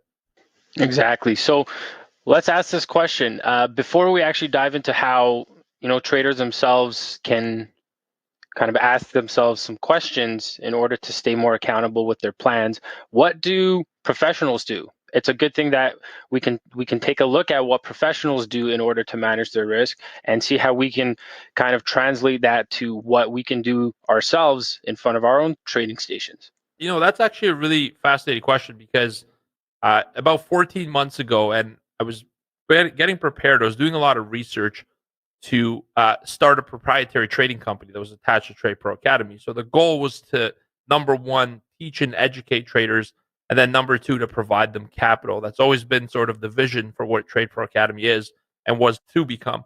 But, you know, as we developed the educational aspect, as we taught traders, we found that the ones that were using our education, you know, they didn't really need our money, because with the low capital requirements, they were to self-capitalize and become professional traders with their own money. And so the proprietary firm thing dropped aside. But the whole reason I'm going into that is to tell you that I've done a lot of research. We were at the point where we were getting ready to fund the main master account for proprietary traders. All right. So I've interviewed prop firm owners. You know, I'm still in touch with them today. A lot of friends in the business, from the clearing side, from the risk management side, from being a prop trader. So based on all this research, you know, here's what it breaks down to. All right. Prop firms that exist even to this day have a relationship with each one of the traders. So other than just the result, there's three factors you usually look at in people. It's their seniority, all right, the volatility, and the trust that they have with each trader in a professional firm. And they look at these three things specifically when they're trying to assess whether or not that trader is going to be able to trade after hitting a stop loss. So let me give you an example. Let's say it's we're going to unpack each three of these. Let's say you're a trader who just started out with the firm. You're brand new, 3 months. You know, you're funded, you're doing okay, but it's your third month at the prop firm. And so there's a day that you suddenly hit your stop loss and you max out, let's say, $1,000 loss for the day. You go to your risk manager and you ask the risk manager, can you reset my stop loss? I want to get back to this. I think I can make back my day. You know, can you please do it? When they're answering that question, that's the three factors you're going to look at. How long have you been around? For a new trader who is maybe just starting their journey, that risk manager will ask them a lot of questions. And we're going to get into those questions before they reset it. But if you're somebody who's been with the firm for 3-4 years and you're earning consistent returns, you know, your seniority, the fact that you've been doing this for so long, the fact you've experienced so many cycles, and you're even asking, the fact you've decided yourself that you want to even approach the risk manager to reset your stop loss, is a really big thing. And so that's the seniority aspect of it. The second thing is the volatility. In a firm, if they're going to allow you to take their capital and continue to risk it after you've hit a negative loss, there's got to be an opportunity. So it's also the context of the market. If it's a slow day and you've done 30 trades and you've maxed out your loss for the day, it's a very low likelihood that they're going to go ahead and say, yeah, go ahead and do it again, generate some more losses for us. But if the market volatility is high, then there's an opportunity. So in essence, the play is the person, how long have they been around? And then the second part is the volatility. Is there enough opportunity in the market for you to come back? And then the last part of that is the trust. Do they trust the person? Ultimately, it comes down to, look, you've had a tough day. You've hit your maximum loss. Is there a trust factor that you could come back? And I think that's what it boils down to. And, we could speak on this from our own personal experiences, Mark. The tough part about doing this independently is if you have no one to talk to. If you're at home alone, you may not even have a maximum loss scenario. The first thing you should learn is you got to have a maximum amount of money you're willing to lose every single day. Do you have that, Mark, as part of your plan? Yes, sir. Me yes, too. Sir, I have like a maximum drawdown, right? And when I hit that drawdown, the question is, should I continue to go? The meaning, should I increase my drawdown for the day? Or should I just call it? And that's really the whole topic of this episode. And so it matters on your experience and the market opportunity. Those are the two things it boils down to. And in any professional environment, that's how they would assess it, who you are and what the market condition is. Yeah, exactly. So I'm glad that you shared it from the professional angle, seeing how, the prop firms would allow their senior traders or the more seniored traders, if you will, to allow them to reset their stops and continue on if there's opportunity. So I think some of the audience might be wondering how this can apply to their own trading, right? How can we apply this to our own trading strategies? How can we use these kinds of tricks, if you will, to keep more money in our accounts and to take us away from the market when it's really time to do so. And really, before we speak on those two factors, I think we can open this up to an interesting discussion and seeing where this might be able to take us based on our own two journeys, right? So you kind of mentioned before the importance of having somewhat of a risk manager or other trading partners, kind of like in the prop firm. Right. And so I know from my own personal experience, if you guys have been listening to this podcast or the prior episodes, you'll know that I've had a couple of, one day in particular where I had a whole bunch of trades. And I remember that day was 60 odd trades or so. And I remember that day specifically because I was in the office, but you two weren't there. And that was the one day I was alone. I remember this day. Yeah. And I couldn't share my feedback with anything. I couldn't really share emotions with anybody in the office. And that kind of threw me off the game. And, I started to trade emotionally that day. And so I should have walked away, but I didn't because I didn't ask myself the questions that, we're going to get into here. So I think it's important to also note that fact with, from our own experiences, how community has been able to help us with our own way that we put together and actually go through these strategies. Yeah, but that's fascinating because, all that boils down to it. It's fascinating to me that the day that you had that was the worst, not in terms of results, but the most amount of trades was the day that you were alone, right? And when you think about how many people in this industry do this alone, the fact of the matter is it's a very small percentage of people who get to experience this with people around them in person. So the next best thing is to experience it with people around you in an online community, because what's important about you trading with other people? It starts with an A, accountability, right? It's that accountability. If when you're doing something by yourself and you don't have to report it to anyone, there's no accountability. You don't need to give an explanation to anyone, right? You don't have to even show them, and you can kind of get over it and say, oh, well, act like it didn't happen. And I think that's the most dangerous thing that you could do when you hit a day where you've lost your maximum allotted amount of money.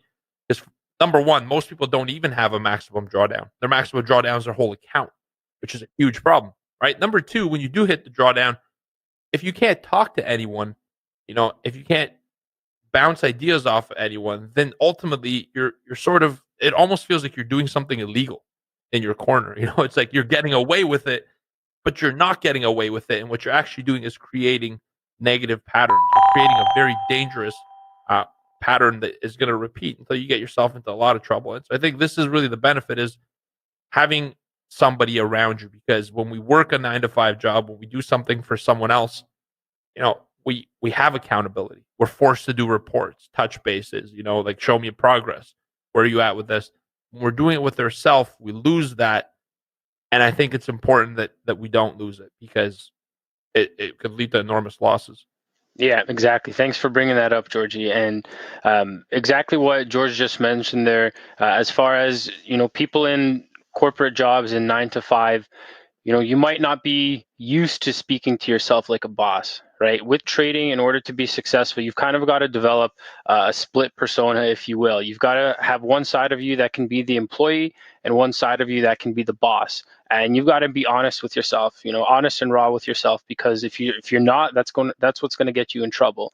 And so, to George's point, many people are reporting to bosses. They're getting regular checkups with their bosses on, on progress reports, et cetera, on projects.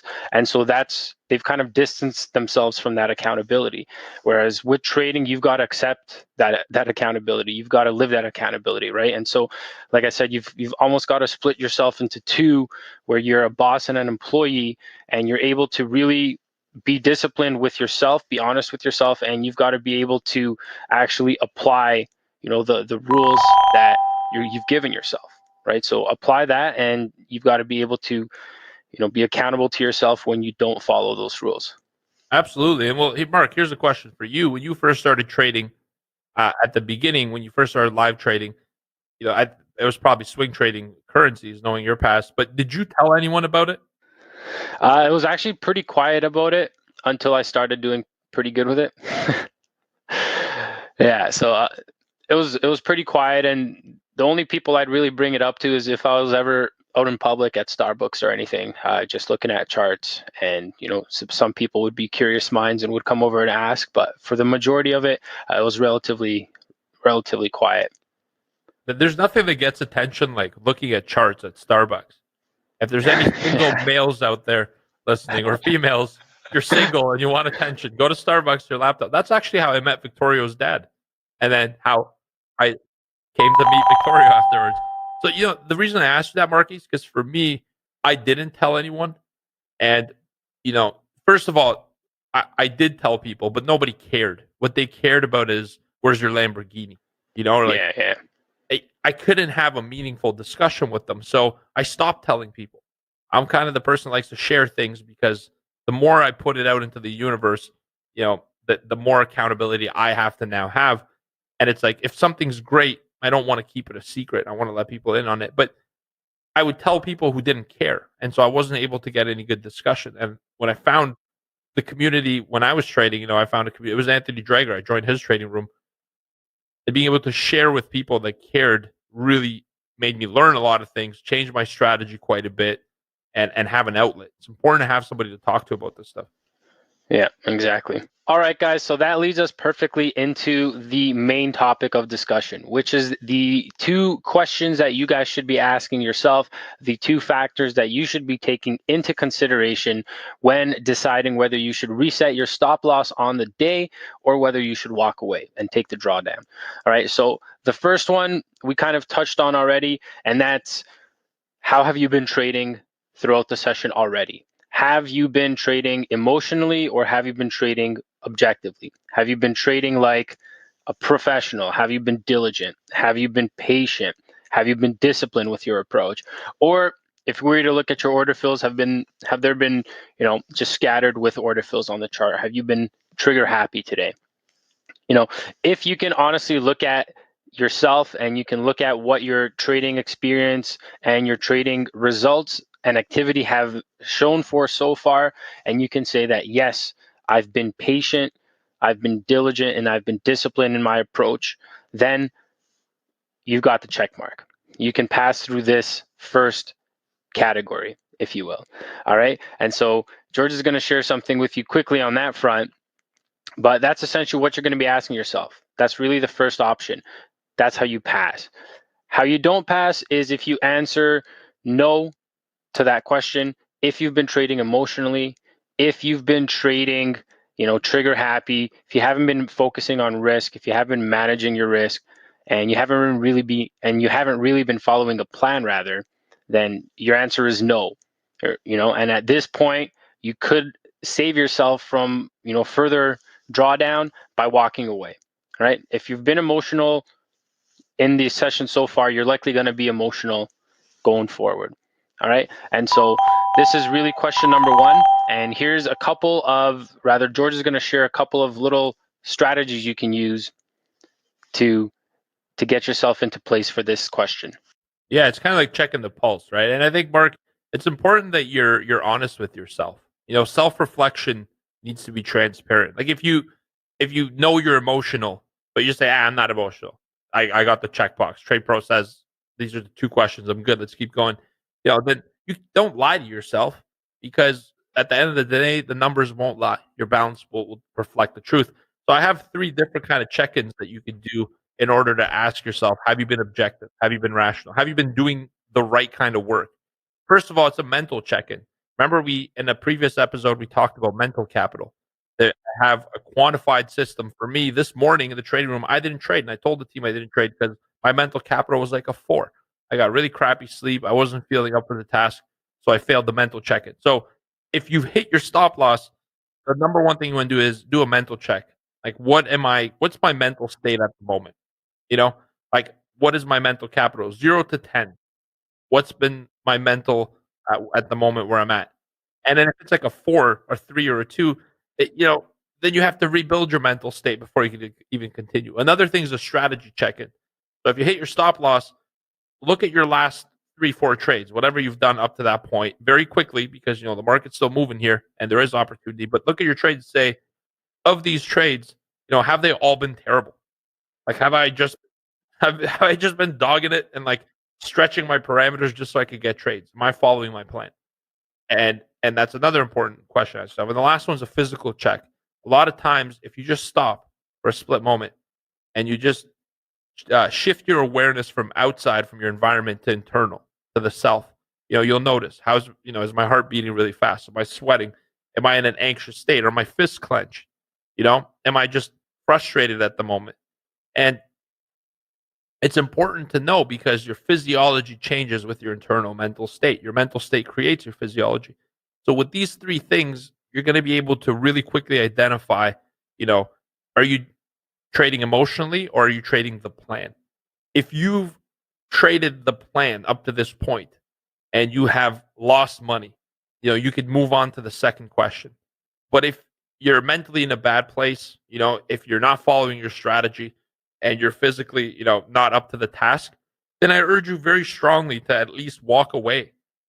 Take a break. The market's always going to be there. Take a 10, 15-minute walk. Just go and reset and come back and do the check-in again. And if you're feeling up to it, continue forward. But with this question, you want to ask yourself, all right, are you emotionally trading or are you following the plan? It's very important. And you have to be able to step outside of what you've been doing and reflect back on it in real time. That's the most important part, Mark. The thing that we hate the most in a relationship traditionally, like a coaching or a boss mentality and worker, what do we hate the most is the feedback. A lot of people can't get feedback. And now you're in a place where not only do you have to take it, but you got to give it as well. Yeah. And that speaks on like the difficulty that a lot of people can have making that transition, to trading and having to actually be accountable to yourself, right? A lot of people are very easy to hold others accountable, but when it comes to yourself, holding yourself accountable, that's a completely different story. And so this all, goes back to the initial really episodes of this podcast, living at cause versus effect. It's so funny you read my mental cue, because it's exactly what I was thinking. I was going to mention that if you did it. That's fantastic. Good stuff. Were you looking that way, top left? I was, yeah. The recall. Maybe you caught it. I've learned that from you. Yeah, I've learned that from you. So that's it's great that you bring that up, right? So it's going to be a challenge at first, but this is something that you have to strive to go through, to work through, right? You have to keep yourself accountable, and by doing so, you're going to put yourself in the best situation for success. So thanks, Georgie, for breaking down 3 different checks you can give yourself once you've to really give yourself a concrete answer for this question. Can right? I just bring up one more thing before I get to the second one? Because it's very important. I think that people who aren't honest with themselves, and you know it, if you're listening to this podcast, you're like, I could work on that. So it's okay. First of all, you got to understand it's okay, because we've been conditioned to be evaluated, and not by ourselves, by other people. We've been taught that our opinion is second to somebody else's, which is complete and utter, what I'm going to say. But, here's the thing about this. If you make excuses for yourself, and if you're saying, oh, it's the market's fault, or, oh, hey, and you're defending your emotional trading, you're creating a victim out of yourself. And if you're a victim, what's going to happen to you in the market? You're going to get victimized. I don't even know if that's a term, but I've just verbed it. And so that's what's important in the reflection. So do these check-ins. This is a very, very important question. And understand there's a fine boundary between the boss and the employees. That's question number 1. And now we're going to jump to the second one, which is equally important. So the second one, if you've passed through the first one, you're at a mental state and a physical state where you're ready to continue going forward. You're ready to continue looking for those opportunities in the market, and you've already moved past, your current situation, the drawdown that you're in, right? And so you're ready and you're focused for potential next best trades, but the market's got to be giving you opportunities. Right. And so the second question ultimately comes down to, what are the current market conditions in, your current session, right? Is there volatility? Is there opportunity? Or are we kind of stuck in a range without much opportunity, right? If, you're ready to go, but the market's ranging and not really providing much opportunity, is it worth staying and risking additional capital, risking additional drawdown even to stick around? It could be worth walking away for that day, right? And this also holds true if you're if you're in the right place, but if the market is providing volatility, there's opportunities, then that's really the sweet spot, right? You've got the sweet spot. You're ready to go mentally, you're ready to go from a physical state, and the market's providing opportunities. That is kind of when all the stars align. And that's where you're putting yourself in the best situation to continue going forward, to reset your stop loss and to continue searching for those opportunities, right? Anything to add to that, George? Yeah, I mean, we've likened trading to being a professional athlete before. A lot of times, right? We've compared it. All the time. In fact, we even have an episode that you should definitely go back and listen to on the podcast, where we talk about performance psychology of high endurance, or not high endurance, but high performing athletes and traders, and how they're similar. So think about it this way. It's like being in a game. Let's use hockey. Being in a game and taking a clapper right off of your ankle, and it stings. That hurts. And so, or even worse, you get injured for whatever reason, and you have to go to the back to the change room, and now you come back out. The question is this: are you ready to play? And is there enough game left? That's all you're really trying to answer in this. If your stop loss is hit, if your stop loss hit, you've been injured. Are you mentally ready to continue playing? And number 2, this question here is there enough game left? All right. And this is what this is about, the market conditions. If we're sitting in a 4-point range on the S&P in July, because it's summer months, what ends up happening, is it really worth for you to use this extra capital that tomorrow could actually be useful in a very low range day? Think about this. If you've already lost the capital for the day, what you're doing by deciding to continue forward is you're borrowing money from the future. All right, this is your future opportunity. So ask yourself, if I didn't hit my stop loss for the day, all right, how would I feel about the market now? Look at it objectively. Is there opportunity? If there's low volatility, it's not moving much. All right, maybe you look at another market like oil, if that one's not moving much, and if it's just a quiet day, ask yourself the question, am I forcing this? Am I trying to extract out of the market more opportunity than there really is? Which could be the problem that you began with, which is the reason that you're down for the day. It's not about taking out of the market what we want. It's about taking out of the market what's provided to us. All right. And so how do you assess the market conditions? Well, is it a trending market?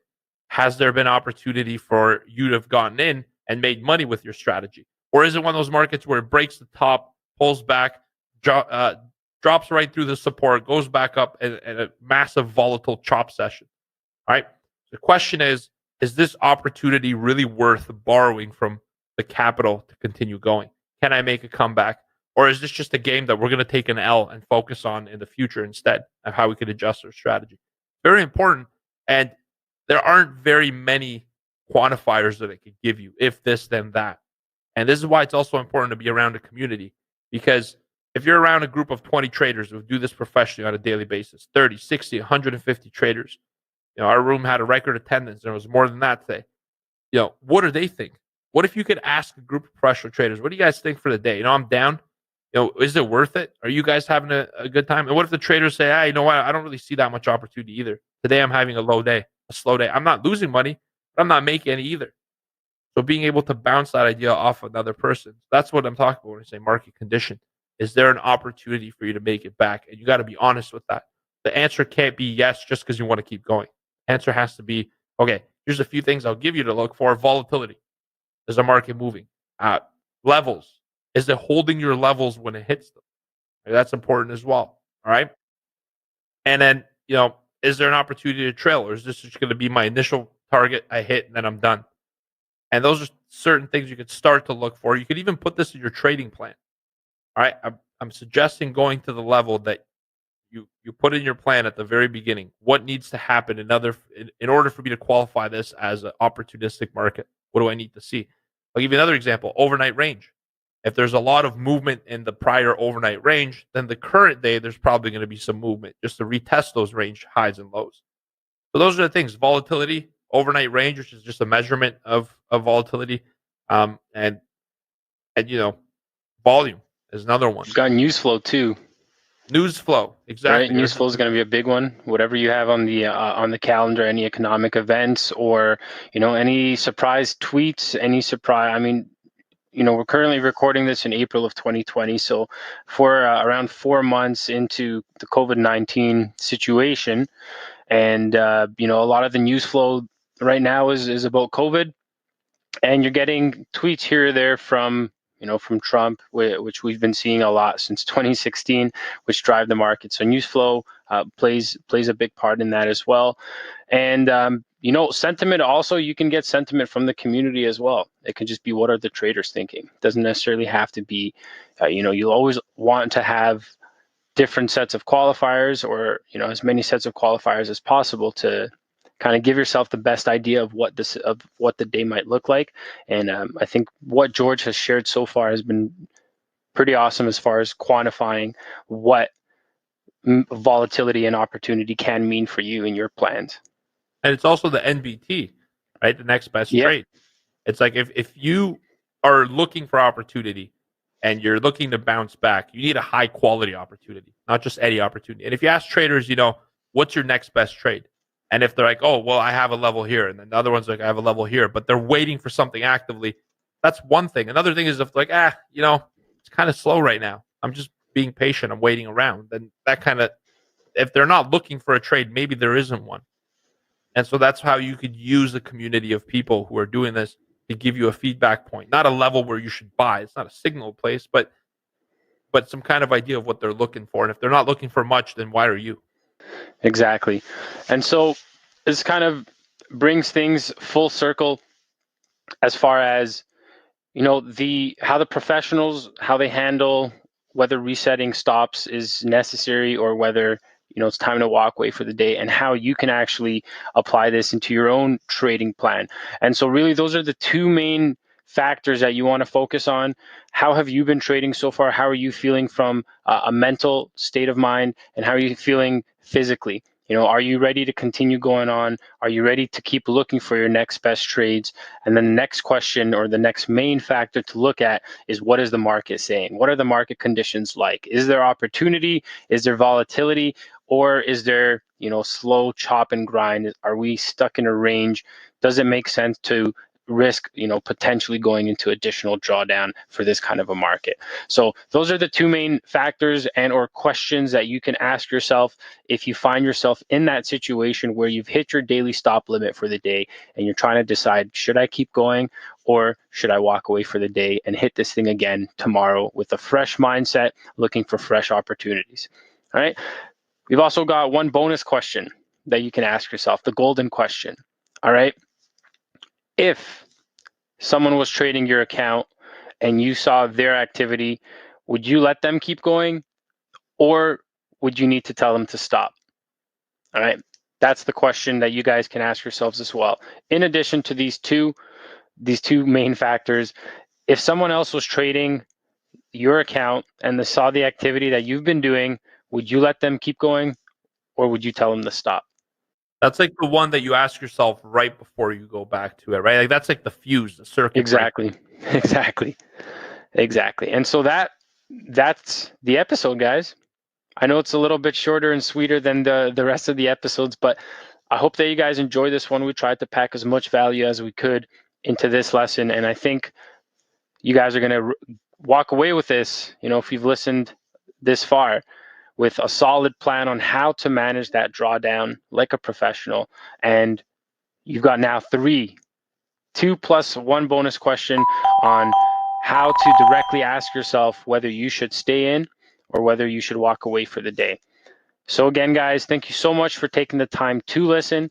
If you can think of somebody in particular that's on their trading journey and would find this message particularly helpful on that journey, please share this episode with them.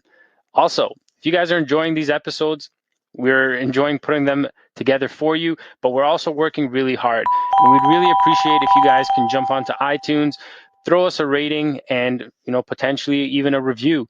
And we'd really, really appreciate that. So until next time, guys, that's been myself, Mark. Hey, this is George from Trade Pro Academy. Good luck and good.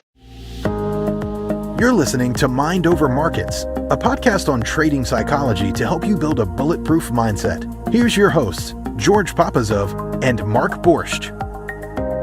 Hello, Trade Pro. We'll be talking on an interesting topic. In writing these show notes, both George and myself weren't really having we didn't really have a set topic set on this, but in writing the notes, we actually decided that this was something that should be a show in itself. And so that's where we are. And so if you're wondering what the topic is going to be today, it is going to be what no one tells you about full-time trading. In fact, we're going to tell you the 13 things that nobody tells you about full-time trading.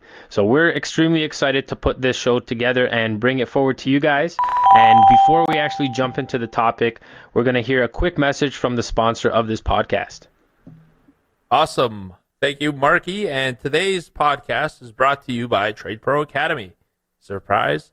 I want to tell you this. Look, trading is not about education. Trading is not about learning one thing. Trading is, and in this episode, you're going to uncover a lot of myths, find out a lot of truths that you didn't think. But trading is all about a journey. It's about the ability to walk through a path that makes sense for you and takes you to your end goal. And that's why at Trade Pro Academy, all of our education, all of our courses, all of our resources are structured in a way that they get you to a journey that fits with your schedule. From a 3-month to a 6-month journey to live trading to a brand new trader, we've structured the course in a way that fits with your goals, your time, and your level of commitment. So check us out at TradeProAcademy.com and start your journey today. Thank you so much for sharing that, Mr. Trade Pro. And let's get on with the topic of today's show. So, what are these 13 topics that nobody really tells you about full-time trading? Well, before we dive into that, let's just take a quick moment to focus on what the industry kind of looks like at the moment, or how this is kind of sold to you, how full-time trading is marketed to the general retail public rather. And so what you typically tend to see, on YouTube, all across social media from, full-time traders, and I use this with quotes, right? You tend to see a lot of fancy cars, exotic cars. You see at times cash, lots of cash. You see traveling, you see expensive things, you see nice, wines, etc., watches, and you don't really see the real reality of what it takes to actually get to becoming a full-time trader, right? And what would you think on this topic, Georgie? How do you feel the general industry is marketed to about full-time trading? I think it's just marketed based on the premise of a dream, and something that it's kind of like the marketing tactics behind this industry is, what is your problem? They kind of ask you, what is the problem that you want? And at the end of the day, there's only two problems people have. They need more time or more money.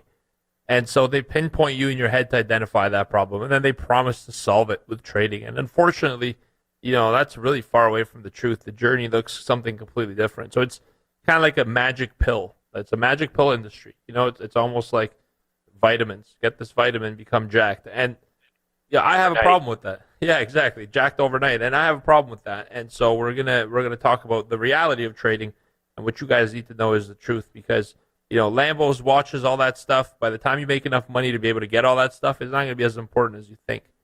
And so, it's very interesting. Love this topic. Yeah, exactly. So, what's the first thing that, you don't really get told about full-time trading? The allure of, like Georgie said, the overnight pill, right? You can just sign up, get a brokerage account, and start printing money. But what it really becomes, what it comes down to at the end of the day, if you're trying to make this a career, you're essentially becoming an entrepreneur, right? You're opening your own business. And, with that comes a lot of responsibility, right? There's accountability. There's everything that you have to, you have to work for yourself now. You're the boss at the end of the day. You're the boss. So you're taking care of everything, the setup, the maintenance, in this case, your operations, the fees, everything relies on you. All right. And in this industry, you're the last person to get paid. You're paying your brokers, you're paying, the exchanges, you're paying your software platforms, and then, you get paid after paying some tax as well. Right?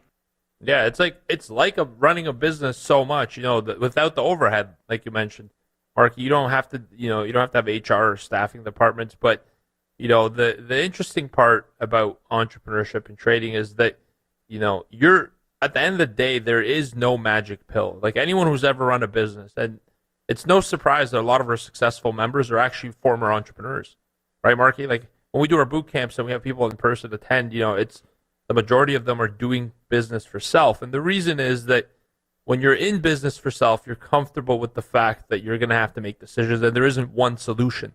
There are, at any given moment, multiple solutions. And the reason the industry markets to traders as, you need this one thing is because then they could sell you that one thing. If you believe there's one thing that you need, you're going to be willing to pay for it. And in entrepreneurship, there isn't one route. Nobody can tell you what the route is. There's just a route, and you got to choose one. And that's why I love this entrepreneurship, example, because trading is exactly like entrepreneurship. It's the ultimate business in a sense that you don't need customers, you don't need marketing, you don't have much overhead, but it is still like running a business, and understanding that risk to reward paradigm is very important. Exactly. It's very much so a business. And I think something important to also bring up is that, people think that you can just start making money, or rather start trading for free. You know what I mean? It's like you're expecting to make a living out of this, and you're not going to be paying anything for the operation costs behind that. Right. And I think one of the flips in psychology for newer people coming into this is, instead of looking at this thing as a fee, right, understand that this is the reality and you have to pay to play. Right. And so this becomes an investment. It's the opportunity cost. Right. If you didn't have to pay for it, right, it likely wouldn't be generating you income or give you the opportunity to generate income. Right. So I think that's something important that people don't really see at the start, especially when they start out in this industry. And, they're, like you said, they get sold that dream of overnight success, quitting and doing this full time, not understanding the fact that there's going to be investments both time investments and monetary investments that are going to be required, but this is part and parcel of running this business that, you know, you've signed up to do. I love that because you hit the nail on the head with the one word of investment. You know, it really, I don't use the word irritate a lot, but it really does irritate me when people refer to this like an expense. Like, how much does something cost? You know, you want to talk about expense, let's talk about paying your phone bill. Even your phone bill, at the end of the day, is for entertainment, paying Netflix. All right? You know, the crap that you consume, bags of chips, chocolate bars, the things that when you pay for them are the maximum they're going to be worth. That's an expense. I agree. But if you're spending money on something that could make you a lot more in the future, I don't see, you know, when people use the word expense in an opportunity, it immediately signals to me the whole like model of the world that they look at this industry with the lens. And those non-coincidentally, the people that are a little bit skeptical of this whole industry, right? That's a whole deep dive on its own. And I don't want to get into it because we're still on number 1 of 13. But, you know, trading is like entrepreneurship. And one of the other big points I want to bring up here, Marky, is that you got to be the boss. You know, we all fantasize about firing our boss and working for ourselves. But what does it mean to work for yourself? It means that the self becomes the boss. And, you know, it's hard for a lot of people to do that because if you look at a 9-to-5 job, the way that we're trained in any new opportunity that we get in the corporate world is to execute a certain task based on instructions we're given. When we lose the input of instruction, you know, that's when we kind of sit here and wonder, what should we do? And trading is all about not having input. Like, you have inputs, but nobody's telling you what to do. You become the boss. And so if you think you have a bad boss now, imagine not having a boss and you being a boss, but being a bad one. You know, and that's a reality because unless you've been in that situation, it's harder to manage yourself than it is to manage other people. Yeah, I think that's a great point you bring up, and I just wanted to add, you know, a lot of people they think they want to be the boss until it's time to do boss things, you know, and that's kind of loosely translated. Yeah, the lion analogy a little bit referred over to trading, but I think that holds true. You know, I think people really do. They're enticed by that idea of being their own bosses until it's time, you know, until you have a losing day or you have a losing streak and it's time to sit down and look at, you know, review and reflect. And not a lot of people are ready to do that. Exactly. And when you become the boss, guess what? You got to also do the work. And it's like, you know, people want to be their own boss because they're going to give themselves a vacation. But at some point, you got to get off the vacation. You got to pay for it somehow. You know, there is no consistent income. We're going to get into that a little bit later on. So, I mean, number one thing you have to realize that no one tells you about trading is that it's the most like entrepreneurship of any other job you've done. So if you're an entrepreneur listening, you know, this is something that already makes sense to you. You know, this is one of the big milestones, and it makes a lot of sense for you to explore trading. If you're somebody who, you know, isn't realizing that entrepreneurship is the actual job, then it's something to think about. Awesome. So let's lead this into, you know, reason number 2, or the idea number 2 here is what nobody tells you about full-time trading is that you really have to learn to embrace uncertainty. All right. And this is something kind of going on to what Georgie said about the income portion, where there's no real fixed income that you're making, right? So there's no such thing as uncertainty, or rather there is uncertainty, and you've got to embrace it. And what that means is, you know, the markets aren't always going to give you the type of conditions that you want, right? You're never going to know exactly what's going to happen next. And, you know, at the end of the day, it's all a best guess. You never have 100% certainty that anything is going to happen. At best, it's a higher probability of it happening than not, right? And this is where the opportunity comes from, right? So in uncertainty, there's opportunity, right? But just be prepared for uncertainty, right? I can say, looking at 2020, right? I remember recording the YouTube video, the market outlook for 2020, and guess what? I didn't have coronavirus in the outlook. How dare you? Right? Right. I didn't have coronavirus in the outlook, and look at what's happened. Right. So this that's a good example of the uncertainty that you're going to have to face, right? And unless you have experience and unless you have really a community of experienced people, right? Because I wasn't full-time trading in '08, so I didn't have those full experiences, but I'm with a community of people that have, right? So it becomes a lot easier to work through and find the opportunities in uncertainty by being in a, in a community kind of setting. Absolutely. And, I think uncertainty is, for some people, it's a personality trait. It's a character type, right? And you have to understand that when we talk about uncertainty, you're going to have certainty in your actions, in your tactic, but you're going to have uncertainty in your outcome. And I think that's exactly the opposite of what most people have to deal with on a day-to-day basis, because they're looking for certainty in their outcome, but have a complete uncertainty and unawareness of their actions today. So it's like, you want to guarantee something in the future for yourself, right? But guess what? Nobody can make that guarantee. Just like we don't know where the market's going, we don't know where we're going, right? Like we might end this podcast at episode 24 because, knock on wood, I don't make it Don't home. say that. Yeah. That was a bad one. I knew we were going with that. But, we don't know. I like to use extreme examples. You guys know me well, and you know that by now. But what I'm trying to say is, uncertainty is the business. And so it doesn't mean that you're uncertain in what you do, but you're uncertain in how things are going to work out. And you have to be okay with that. You have to throw up your hands and say, you know what? Whatever comes, it's going to come. And as it's happening, I'm going to have my ability to create my own outcome and that uncertainty. So it's a job of uncertainty, but uncertainty is opportunity. Exactly. And that leads us nicely into this third one here. So the third thing that nobody tells you about full-time trading is that you constantly have to look at challenges as opportunities. All right.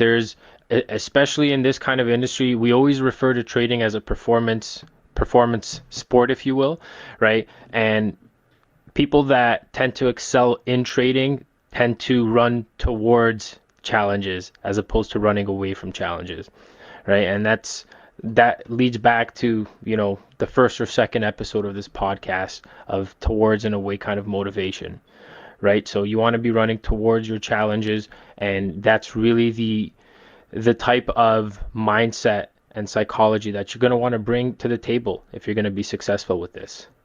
Yeah, and you just have to be honest with yourself, right? Like if you're going to commit a portion of your life to doing this with like resolve and saying this, I'm going to make this work, because you don't want to look back on any moment with regret. So in order to not look back on regret, you're going to have to go all in if you're going to do this. And if you look at this and self-critically kind of evaluate yourself at times where there's been a challenge, are you the type to naturally back away from it and say, whatever? Or do you step up? And, there's no wrong answer, because no matter what you are, you could get to where you need to be. So if you're the type who, whenever there's a challenge, you fold, whatever it might be, from the smallest to biggest challenges in life, it's going to be tough for you, man. Every single day in this business, there's a challenge. You might do all the work to prepare yourself, and your strategy works 100%, and the internet cuts out, and you have an order in the market. Do you say, you start kicking the computer and getting all nervous about it, or do you take action? You look for a backup solution.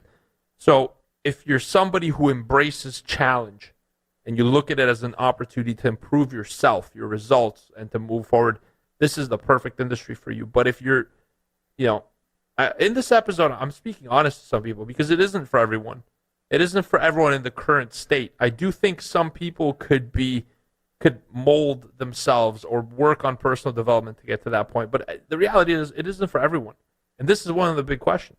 If you look at challenges and you're mortified by them, and you prefer to not see challenges in your life, right? And there's no pressure in the situation, then this is going to be a tough business.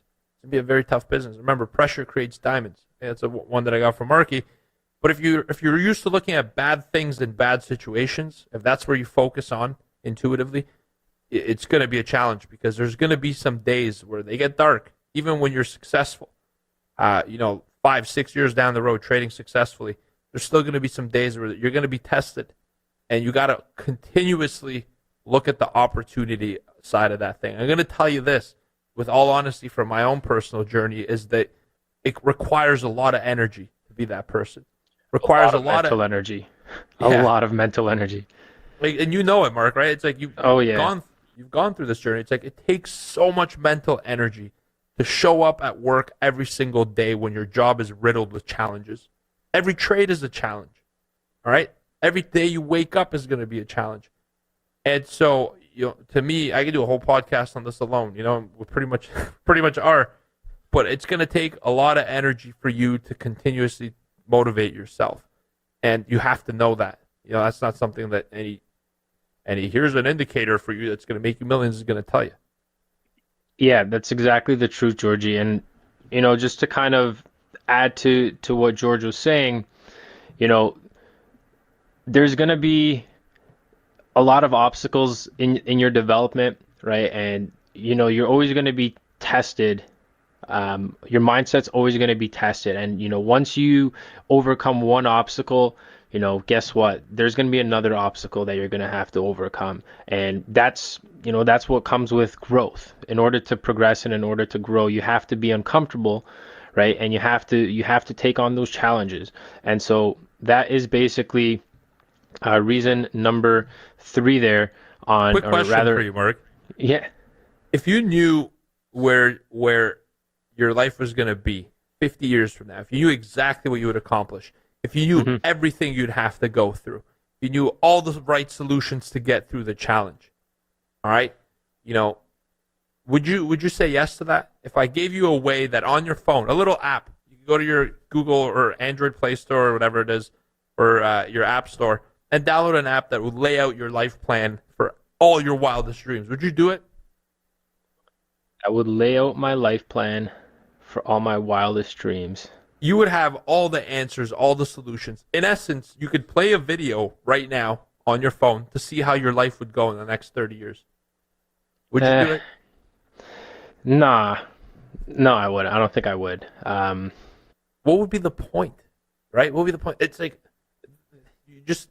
you extract all the joy that's going to come from learning and growing, and you're just ruin it for yourself. And that's what I think we need to realize is that challenges are growing opportunities. And I'm off number 3 because I know we got to keep going. Yeah, no, exactly. It's like a script, right? And to me, the reason I say no is because I'll give you the example of like in our community, we have chart books available for download, right? And you can either download them or you can learn to build it yourself. Right. I'm the type of person that would prefer to learn to build it myself because I know that way if I run into issues on my own, outside of the circumstances that might be laid out with me, then I have the skills required to, overcome that. So that's where the no comes from for me. So you embrace the challenge. Same here. I would do the exact same thing. Hands on. And, I think that's part of entrepreneurship. It's like you don't know what the outcome is going to be, but you're accepting the responsibility for creating it. I think that's a beautiful statement right there. Let's go to number 4. Number 4 is you will become more self-aware and reflective. And I got a short piece on this. Like, there's nothing more, there's nothing more important than being self-aware and being reflective of your own actions, because that's the one thing you can change. If you tend to be the type of person who looks outward to blame other people for your circumstance, you're the type of person that's giving away your control. And guess what? This is a business of having control and embracing being the point man that makes the play happen. So, being self-aware enables you to stop, look at yourself, and be not critical, but give yourself the type of feedback to grow. And I think this is super important. And they're not in any order, these 13, but I'd put that one near the top, to be honest with you. So self-awareness is critical in this business, and we have an episode on that, don't we, Marky? Yeah, I think we do. I think it was one of the first 5 or so. No, it wasn't the first 5. It was probably shortly after the first 5, the miniseries. But I was like, how many episodes in is it going to take for me to start forgetting what episodes were? And it literally was like 6. Here we are, right? Here we are. But no, that's a good sign, man. That's a good sign because we've got a lot of good content on here. But to your point on self-awareness and reflective, I guess, on becoming more self-aware and more reflective, I think this is something that really hits home for my own journey, right? Because I know you're the one that kind of got me into, self-development and personal development. Granted, I was doing a little bit of that before, but you're the one that kind of really introduced me to like NLP, neuro linguistic programming, and the power of subconscious mind, etc. And I think trading has a certain way to that gets you to a point where you realize that I'm aware of what I have to do in order to get where I have to be. And, you get to a point in your journey where there is no longer an indicator or a strategy or something, something external that you need. It's, you got to get out of your own way, right? At one point or another. And you become self-aware to the things that, the small steps you have to take to overcome really yourself, your own psychology. And that is really the thing that really struck home with this list so far, was becoming self-aware, because that really relates back, at least to my journey, and I'm sure it can relate to a lot of you guys, is that, I started to find consistency, good profitability once I got myself to the place that I had to be in order to achieve that level of success, if that makes sense. Yeah, you're saying it's a necessity. Yeah, you become self-aware of, what you have, like really the person you have to become in order to achieve the success you want. And then you got to make, little baby steps to becoming that person. And that's where you find consistency, if that makes sense. 100%. Like, life is all about filling gaps, not like trading, filling gaps. But if you want to go to a destination, let's call it destination X. If you want to get to a certain place, there's steps you could take to get there, but how the heck do you know what the next step is if you don't even know where you are? And that's why self-awareness is important. It's identifying where are you in your own development, what are your actions, and once you know that and where you want to go, the gap almost fills itself. The answers are there. The more important part is not what are you going to do next. It's who are you right now, all right, and what do you need to do to get to where you want to go? Because I can't tell you how many people, in day-to-day conversations, say, I don't want to do this job. I don't want to work for this person. I don't want to do this. I don't want to. And then I'll say, hold on a second. And I've used this before, Marky, in this podcast. I asked them, what do you want? Silence. It's like, if you don't know what you want, how the hell are you going to get there? You're not. All right? And so self-awareness is knowing where you want to go and knowing who you are, and then how you get there is important. It's not important. It's easy, actually. Exactly. And the fifth thing that nobody will tell you guys about full-time trading is that you start to develop, or you start to look at things as risk versus reward. Literally everything becomes risk versus reward. And Georgie put this one down, and I'm kind of laughing because I'm just reflecting on all the times in my life that I look. It's literally risk versus reward, right? And a perfect case in point right now with this COVID-19 pandemic. We're both in Ontario. We're on lockdown right now.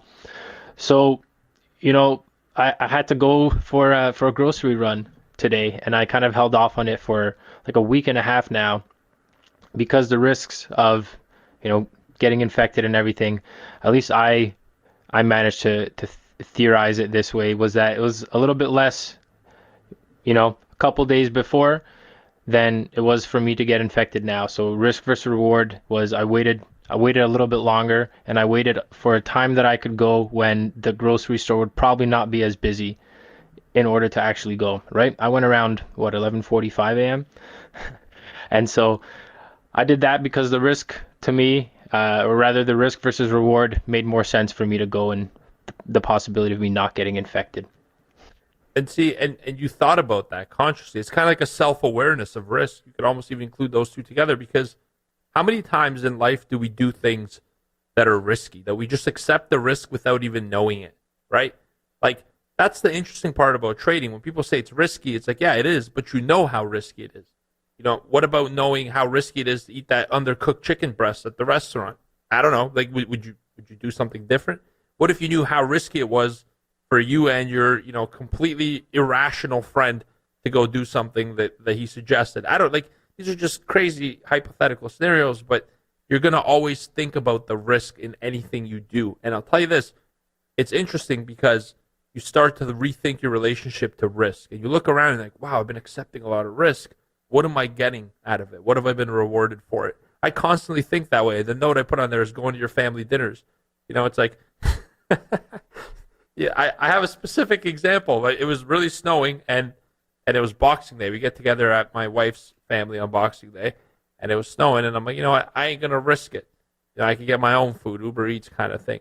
And Reese kind of laughed at me. She's like, you got to stop looking like a traitor. And then we went on Uber Eats to look at some stuff and what food to order, obviously. And on the Uber Eats restaurant market, their logo had something like, it looked like arrows moving sideways. But God, buy the dip right there.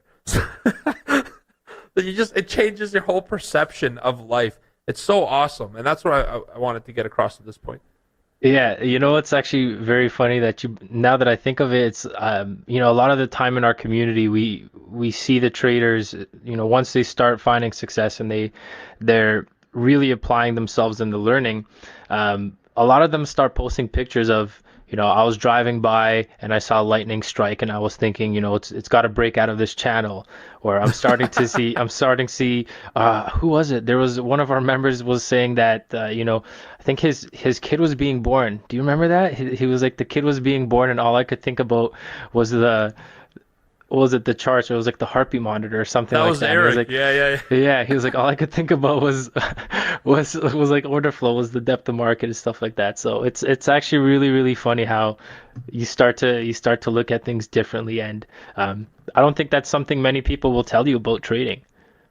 Yeah, right? It becomes a whole lifestyle. Exactly, it becomes a whole lifestyle, and that kind of leads us into the next one, right? You wanna take that one, Georgie?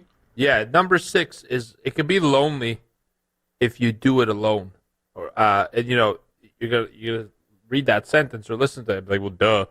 But this could be a really lonely industry. I gotta tell you that, and very few people are gonna understand what you're choosing to do. Very few people are gonna know what exactly it is that you do. Like to this day, I have people calling me saying, I got a client who's looking for a new broker. And these are people who have known me for like a decade, 2 decades.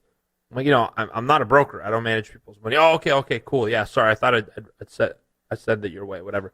And they'd call me like, 3 months later. They'd be like, guess what? Got a client that, is looking for somebody to manage their money. It's like people don't get what you do. And there are a few people who do. And the ones that do get it are the ones who are doing the same thing. So it's a lonely industry. You could hit the kind of success you've never dreamed of and still be alone. And I think the important part here is, you got to look for other people who share your lifestyle. You got to have somebody to talk to about this stuff because you'll go mad. If you have no one to share this with and nobody understands you, you're going to build a kind of wall against everyone out there, as I've done it. I've traded in my bedroom, and it starts to be like... Yeah, I was going to ask you to speak on that. Yeah, I have. Like, I went nuts. I was trading upstairs in my loft in the corner, and I was doing really good, and... Thank God, I had the online community at Trade Pro Academy. I think back then there was like 13 members or something like that. There's more like friends. And, grassroots. Yeah, grassroots indeed. And to me, I was going nuts. You start to look at society and like me against everybody almost because nobody gets you. It's like you spend so much energy trading and so much like mental capital. It takes such discipline. And then you tell somebody about it and they're like, oh, okay, cool. I did a bunch of reports. Like, people don't understand the magnitude of what you're achieving if you just, if you're alone. And that can get really dark fast. I'm going to be honest with you guys. I remember being up there and I was drinking. It was 9 a.m. I remember this day specifically. I was getting ready for kind of preview. This was before we do the morning market updates. And I'm pouring a little bit of Jack Daniels in the cup. And I'm like, man, this could be a problem. Like, this could be a big problem. It's 9 a.m. The market hasn't even opened. And, I laugh about it now, but, there are dark aspects to this. It can be very lonely if you choose to make it that way. The good news is there are other people who do what you do, and you have to network with them. The other news is they might not be in your neighborhood. You're not going to go walking a dog and be able to find somebody to talk about order flow on the SPOOs. But unless you happen to be in the Liberty Village in Toronto. Yeah, if you're in our neighborhood, then you have at least 3 or 4 people that can talk about you. You have higher odds. But it's like higher probabilities. People. Yeah, lower risk, higher probability. But got to find those people, and you're more likely going to have to do that online. It can be lonely, and that's why we kind of run the community. Our business is all community based. It's not education. It's you're a part of a team, and that's the importance of it. Yeah, I also think a good point to bring up here is the fact that it can be lonely, and people always wonder, if you're making money trading, why teach other people? Oh, right? I love this one. Yeah. Why teach other people? Are you setting me up for this? I am setting you up. This is an underhand. This is an underhand for this one, but yeah, you tend to see that quite a bit, right? Where you get, obviously, we mentioned this before. There's a bit of a stigma in this industry where people demand to see statements, and then they see statements, and the statement's not good enough. The statement's altered now, and back and forth, and a lot of people wondering why. If you're making such good money, then why even get up on YouTube, and why even make a service, right? I think there's a stigma, and I want you to bat this one out of the park here. Yeah, well, we got to talk about this because this is on everyone's mind, and I know that everyone's thinking it at some point in their journey. I need to see statements. I got to give you an example of kind of my journey into this. So early on, I did send statements. All right, I have statements. It's not like I don't have these statements. And you know what happens? They're like, show me a statement that you're profitable. Okay, and then you show them a month statement. Like, show me a year statement. Show me 10 years. Did your accountant sign it? Show me your government tax slips. And then at one point, show me. And then you do, and that person disappears. And it's like, look, I just spent all this time and energy going down somebody else's wormhole, Yeah, and I wasted the energy that I could be using to improve myself. And it's all about self-awareness. So first of all, that's why I don't like that question. I mean, send me your statements. It's like the people who ask that question tend to have, they've lost confidence in the industry. And so it turns dark. But so let's talk about why would somebody who's successful, all right, go back and share that knowledge with other people. And I'm going to tell you this. At one point, and this is one of the other points that we have is these 13. We can crush maybe 2 at one time. But at one point, when you do well in your life, when you have things, when you're able to get most of the things that you want, hey, guess what? When you actually are able to get those things that you one day idolized in the past, they're less important today. You get to the point in your career where, like, the satisfaction isn't there anymore. You're doing it. That's great. But you want to kind of give back, all right? You want to have a purpose. At the end of the day, what do any of us work hard for? To provide for our family, right? And is it that far-fetched to look at everyone on this planet as a member of your family? Think about it. We're all together. We're all one. And there's documented proof. I'd love to do an episode on quantum physics one day. But I think there comes a point in your career that you hit a level of success, and it's automatic that you want to give back, right? Like, why does Warren Buffett donate all his money? Why did Bill Gates? Right? You get to a level where you realize, if this is going to be the pinnacle of my success, this is not enough. Like, I haven't done anything for other people. And I hope to God that you're all successful enough in what you're trying to pursue, all right? And I know it's not money, to hit that level where you're like, I have to give back, all right? And I think that when you're successful in society, I think that it's your obligation to give back and teach other people, right? And in the trading industry, it's frowned upon, right? Everybody doesn't want to believe that somebody who's successful will teach them, but everyone is looking for somebody to teach them. And so... Catch-22. Yeah, how will you ever learn anything if no successful person is a teacher? Like, that's why there's coaches. That's why new players in sports teams are paired up with rookies in their first, or not rookies. The rookies are paired up with the veterans.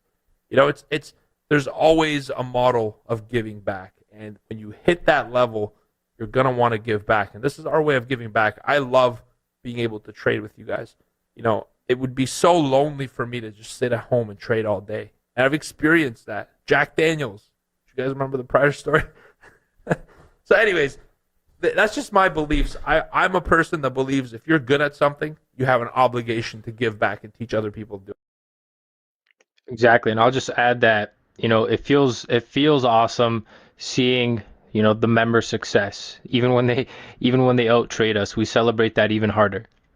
For sure. And you know what else? Like, teaching people to do something is the best way for you to learn.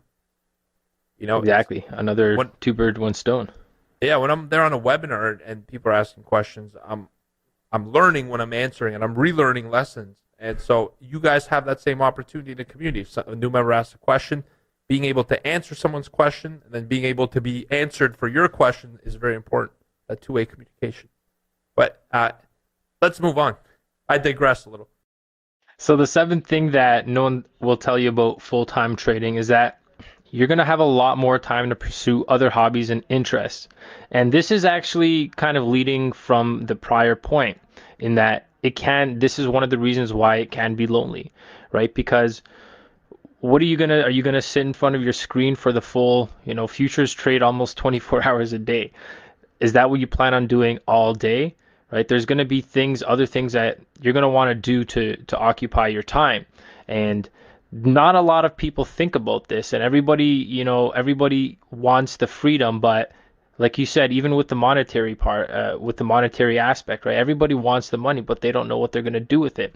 Similar thing can be applied here, right? Everybody wants the free time, but they don't. What would you do with that free time, right? Well, guess what? This is a great example, Mark. Right now, with this COVID-19 stuff, everyone's panicking, freaking out, and not seeing it as an opportunity of their lifetime. We literally ask for this.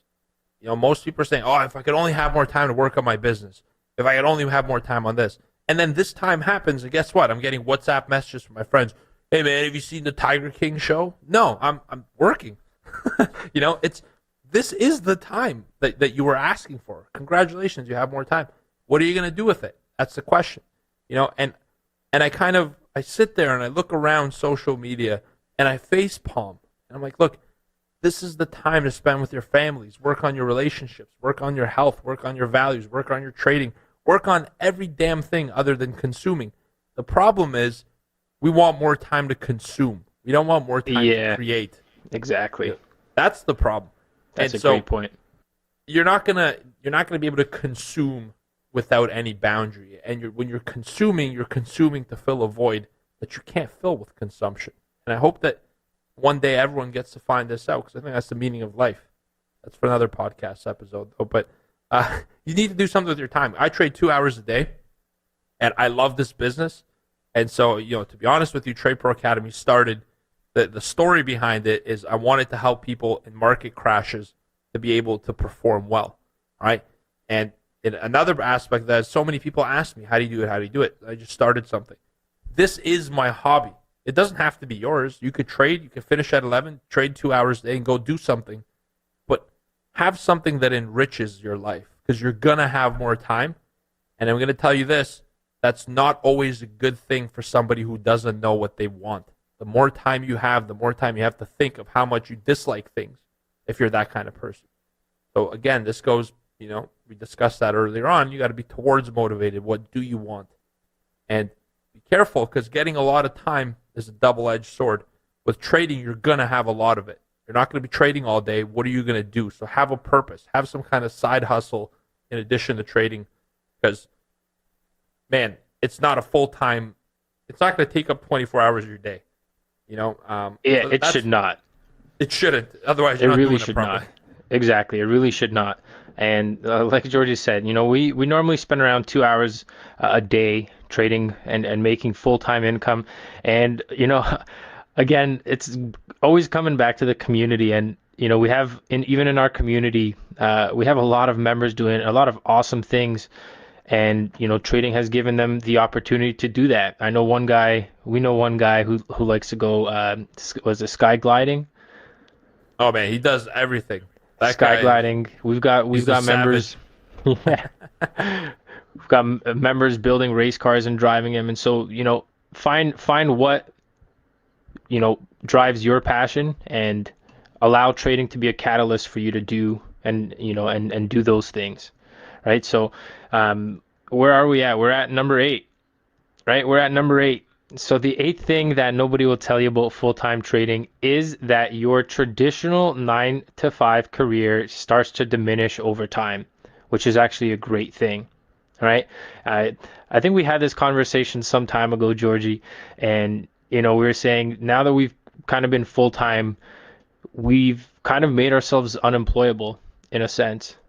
For sure, man. 100%. Like if you were hiring somebody, or if you guys in the podcast capacity, I imagine somebody coming up to you saying, "I want to make $1 million a year and work 2 hours a day." What kind of opportunities do you have? There's not that much. You've kind of made yourself unemployable, and in addition to that, your career your resume gets stale, right? It's like whatever you used to do in the corporate world, at some point in the future, you've done it so long ago that it's irrelevant to the corporate world of the future. And so it's cool because you're losing a skill set that you might have went to college for. Like a lot of people's parents have set a value for them that they must finish college or they must finish university. That puts an importance on the thing that they're doing in college or university. And so for you to leave that career, you feel like you're defying and letting down your entire family tree. And the truth is it's not. You're just working on a different skill set. That's why it's important to develop your trading and personal development, because there are other things that at the same time, like your traditional career, things you might have invested time, energy, and money into, are going to diminish. You become less employable, all right? Even if you don't make good money, you become less employable because you spend so much time doing something that you haven't been in the industry you're looking to get back in. So that if you want to get back into a 9-to-5 kind of career, you're going to have to start probably from the beginning, unless you got some good connections. And even then. Yeah. So I think that's an important point that we bring up, right? Not a lot of people will tell you that, is that once you go full time and you do it for, a certain period of time, you become relatively unemployable.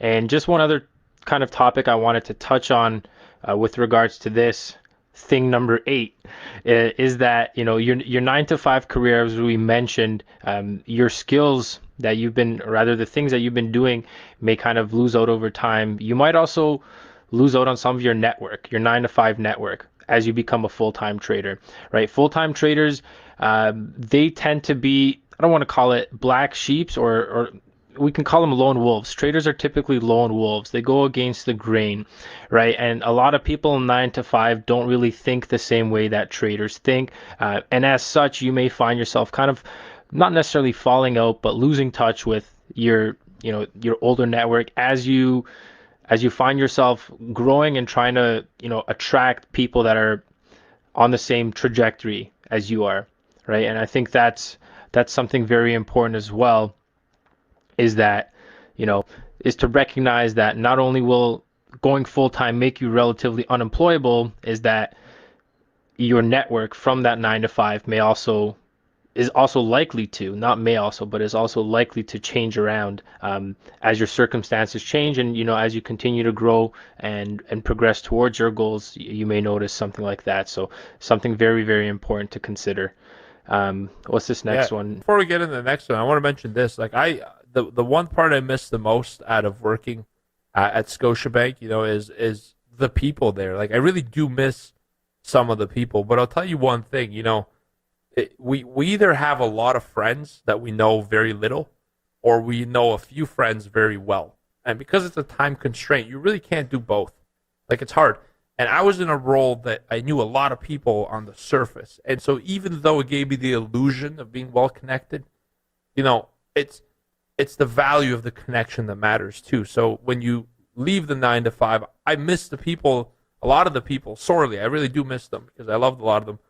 But the ones that I keep in touch with to this day, there's still a group of people I still keep in touch with, and we've built a much deeper, much more meaningful relationship. And so I think it really allows you to focus on more quality relationships. That's one of the benefits. One of the drawbacks is you will lose a lot of your network. And that's also part of the reason you lose some of your employability. I remember Georgie the celebrity back in the old Christmas parties. Man, I knew everybody. It's just you couldn't be with George for more than 2-3 minutes without somebody walking over and be like, "Hey, George, what's going on?" Yeah, it was fun, awesome. because I love people. I love to connect with people. But hey, man, you know what? That's what again. I mean, it sounds like a broken record. That's the power of the community. I feel like now I've developed so much love for so many people I've never met before in person, but a deep relationship. I know them very well, and And I think that's what the community importance is that you get a chance to love other people. Exactly. And so let's move on to the ninth thing that no one's going to tell you about full-time trading. And that's that you're really going to have to start focusing on your health. All right. And yeah, you might have guessed it already from George's prior example of Jack Daniels for breakfast, but it's really a job. It's a sedentary job by nature. I don't even know if I pronounced it right the second time around, but it's not very active, to say the least. All right, you're going to be sitting for hours at a time, and if you have a standing desk, you might be standing, doing a little bit of back and forth, but overall, you're not really doing too much activity. All right, and so as a result, you're going to have to focus on your health, and health can mean, in the case that I'm saying it's going to apply twofold. Health is going to be your mental health, all right, and it's your physical health, right? So a lot of traders, we actually recorded an interview podcast recently, which you guys will hear in a couple of weeks' time. But this individual said that all traders, all people in performance, sports, should be taking focus of their health, should be going to the gym at least a couple days a week, should be focusing on eating right, should be focusing on, even doing meditations, visualizations, really, really focusing on your health. And in order to give yourself the best edge at your screens, you're going to have to be, oiled like a well-oiled machine, rather, right? You're going to need to be a well-oiled machine. So to get yourself in the best situation for success is you got to make sure you're eating well, make sure you're sleeping well, and make sure you're taking care of your mental health. But the good news is you're going to have more time to do it. And so there really isn't, as much of an excuse. Like I remember, to me, trading was, Ferraris, Rolexes, and supermodels champagne showers. And then guess what it was? Chair back cushions, those little swan-like glasses to remove the blue light. It's adjusting your monitors. And a raunchy beard. A vertical mouse. That's the reality of it. And so, in order to stay mentally fit, you got to work on mind, body, and soul. Like you got to go outward and inward, which is why it's important to be self-reflective. See, a lot of these things tie in together. And speaking of tying in together, let's lead on to thing number 10 here, which is that you have to focus on personal development. So we kind of brushed on this with self-awareness and reflective, but I think this one is also huge. Like I said, with that bit, trading is going to really, trading is going to open you up to really a personal journey, a journey of self-reflection and a journey of, like it states, a personal development, right? And again, we had a really great podcast with Matt Brown on this. I believe that was episode 21. So check that one out if you guys haven't had a chance to. But personal development is huge for traders, and we have a full course dedicated, to psychology and personal development. And I honestly can't tell you guys how important that is. And I don't see that anywhere. Right. When I'm on YouTube, when I'm looking, we look around at what our competitors are doing, etc. And I don't see that anywhere. Right. Nobody's saying this is important. This is what you need to do in order to succeed. And that's really one of the reasons why we took this venue of a podcast, is because no one else is doing this. Right. And it's so important that we had to bring it to you guys. And this is why you're hearing us coming across the headphones or the speakers that you're using right now, is because personal development is so big, but it's something that is so underrated in this industry, right? Everybody thinks they need strategies. Everybody thinks they need indicators, but really all you need to do is work on yourself, work on your mindset. And that's really going to take you to wherever you want to get to as far as trading. And you'd be surprised where it'll get you outside of trading. Absolutely. It's in your life, you're always trying to grow, right? And so in trading, stagnation is not a good approach. People think that you're going to finally find out how to trade successful and then that's it. That's when it begins. Like, it's a journey. There is no end. If you're good today, and you do nothing about it, then tomorrow you're going to be less good. So to stay good, you got to continuously improve yourself. And personal development is anywhere in performance, anywhere in success, anywhere you find people who, you aspire to become or learn from, it's there. They're doing personal development. So that's the greatest secret. I think that, in order to get the things people have that you don't, you got to do the things that other people aren't willing to. And personal development is one of those things. Because, the thing about personal development, Marky, in my own journey, and I don't want to turn this into Matt Brown, like full-on discussion, but is that, it's actually interesting. The more that I develop personally, the more I realize that I'm personally not as significant as I think to the order of things. And it's kind of like a letting go, and it's so empowering. Can you say that again for the audience? The more that I develop personally, the more I realize that, like, I'm not vital to this world. None of us is vital. We're, I don't want to say nothing, but there isn't anything to us that has a degree of importance that's going to live for centuries. And so when you start to look at the fact that as you grow, you realize you're not as significant of a person, but you are a cog in the wheel. The world needs you, but it's not like, you're vital for the survival of the planet. The more you get into that, the more you actually become a better person. It's kind of like detaching and letting go of the fact that you have importance. It's not that you're worthless. We all have very high self-worth. We should. But, it's all about oneness. What's more important is the whole rather than the one piece. That's what I've learned through my personal development journey. The more I've been able to let go of that, the more things have come natural that other people think takes hard work. But anyways, you got to be on a personal development journey, because in trading specifically, there's 100 deer in the field and there's 5,000 people hunting for them. So you got to get better every single day. Exactly. So personal development, guys, that's really huge and not something a lot of people will tell you. And that kind of leads us into we're almost at the end of this list here. Thing number 11, money stops making sense once you go full time, and once you start doing things successfully. And again, I chuckle. You hear the little chuckle on the mic because it couldn't be more true. Like, these words couldn't ring truer, right? Everything becomes points. I remember when I initially transitioned from my full-time job to trading, I remember always thinking about things. Even before I transitioned, it was like, if I'm saving for a vacation, how long do I have to work? How much do I have to save in order to get there? Now it's just like, this would be 2 trades, like 2 solid trades, 2 or 3 trades. This would be a couple of points. This is a crude trade. This is a S&P trade, and it's kind of crazy that it goes like that. And similar to what we were talking on earlier, is that nobody can really relate to that other than other traders, right? Or people in similar industries where you're not necessarily trading time for money, right? People won't be able to relate to that, and that's also something that you can struggle with as well, right? When you're a full-time trader, if you're making good money, I don't know what your personality type is.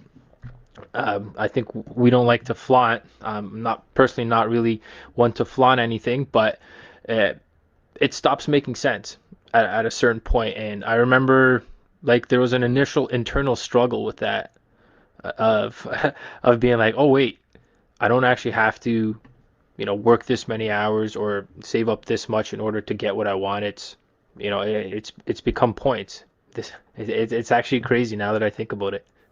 It's very freeing, isn't it? Because I had a friend, Troy, he just texted me before the podcast, actually, right before, and he said, I just made $80 on my first options trade ever. And so the funny part about that is that, it's fantastic, because the guy makes, what, $20 an hour? I mean, nobody's going to know Troy just by his first name.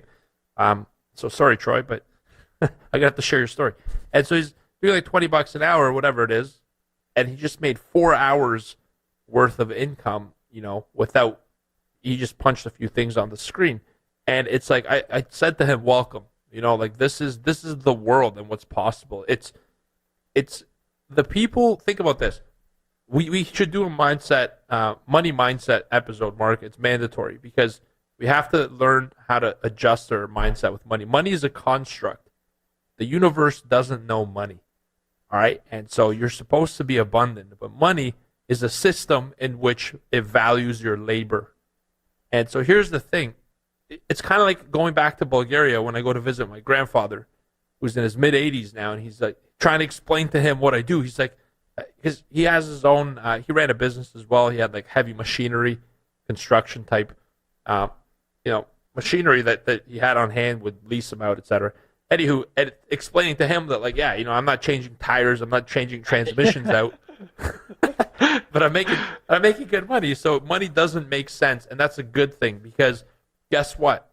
The world isn't supposed to be dictated by money. Money is a human-made construct to keep other humans from realizing their potential. I think it's very dangerous. So let's do a podcast on it, but I won't put anything else on it because we've got 2 more. All right. Yeah, I mean, if you guys want a little bit of a teaser on what the money mindset could look like, have a view, or rather have a listen to episode 21 with Matt Brown. That was a really good discussion. I learned a lot as well. You two were absolutely just crazy with insight, just loaded with insight. So let's close this one out here. Thing number 12 that no one tells you about full-time trading is that you have to be, or you have to become, a fighter. All right, and this is kind of also hand in hand with the fact that you're going to want to embrace challenges as opportunities. It's almost 1 in 1, right? And so this is something where you're going to have to be a fighter. And the reason I bring that up is because, like Mike Tyson, right, who was an actual boxer, he said something that's very memorable and I think really relates to this topic, is that, you know exactly what I'm going to bring up here, Yeah. Georgie. So I think he was the one quoted saying, everyone has a plan until they get punched in the face. Something along those lines, right? Yeah. And so, having a plan, that's one of the most important things in successful trading, is having a strategy, having a plan for everything that you do. But sometimes you're going to get punched in the face, right? You don't take a trade expecting to lose that trade, right? Your plan, obviously, in executing that trade is to win that trade, because ideally your qualifiers are present and you're following your plan. But sometimes that doesn't go as planned. Sometimes you eat a stop. I think you had kind of a similar situation today, no, Georgie? Eating the, I think, 2 stops on the beginning, and then clawing your way back to, like, fighting your way back, right? And I think that's that speaks to mental toughness, and that's another thing people don't really understand, is how mentally tough you have to be in order to be able to fight back, right? Because at the end of the day, this is real money that you're risking, and for a majority of people, that's hard labor, right? That's hard labor, and you've had to save that money. And so to have a plan to make money and to start with a loss, right, that's really going to test your mental strength, right? And so I think we did an episode on mental toughness. I'm sure we did an episode on mental toughness and how to develop that mental toughness. So I encourage you guys to check that out in the show notes. But this is something that's very, very important. And if you're planning on becoming a full-time trader, you can use full-time trader and full-time fighter almost interchangeably, right? Because we're fighting every single day, right? Just a different ring, just a different environment. And you got to want to fight. You got to want to fight with the intention to win. I was 9 minutes into the U.S. session today. I was down $1,000. So it's like, let me wrap up this whole episode in a nice bow tie for you. Am I entrepreneurial enough to think I could do a comeback? Yes, absolutely. I've developed the plan. Am I embracing the uncertainty of what could happen? Yes. Am I looking at that as a challenge? Challenge accepted. Let's make it back and then some, right? Am I self-aware to know what caused that loss so I could change it? Yes. All right. And you go through all these things, and these are the things that, nobody tells you, but you need to have to fight back. And I'll tell you this one thing, and I'll leave it there, is in order to fight, what is that assuming? That you're fighting for something. All right. Nobody's going to fight unless they know what they're fighting for. All right. And so this is the question I want to ask you. What are you fighting for? What are you trading for? Make sure you have an absolute concrete plan. All right. And so when people say, hey, why would you teach if you could trade? I'm fighting for you guys. I'm fighting for our society to have a chance to succeed. All right. That's my purpose. My purpose isn't to make as much money as I can consume a whole bunch of stuff and leave this world, like as a nothing. My goal is to create something, to fight and to create some real value that hopefully outlasts me, not for the sake of outlasting me, but if you're born, this is my belief, if you're born onto this world, your only goal is to leave it better than you came here.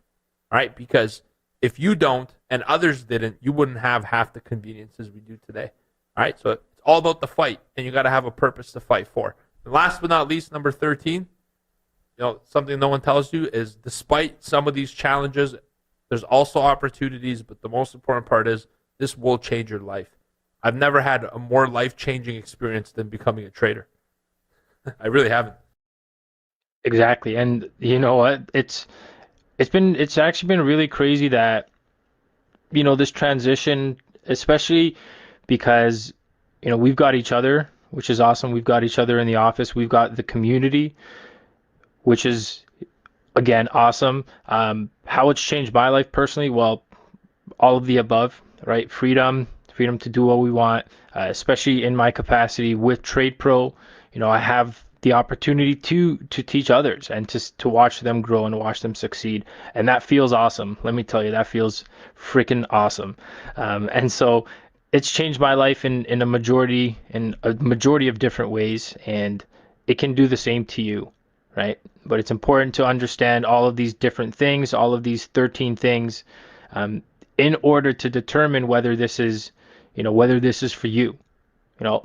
Hopefully this is giving you some insight into what it actually looks like, kind of the struggles that you can have behind the scenes, right? If you pull back the curtain, what would you see and what would be the challenges? And hopefully we've given you guys some of that insight on this episode, and some of the psychological challenges that you can struggle with along the way to transitioning to full time.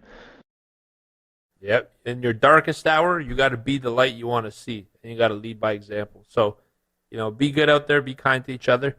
And, I want to tell you guys that this industry's changed my life, and all I'm trying to do is pass that opportunity to somebody else.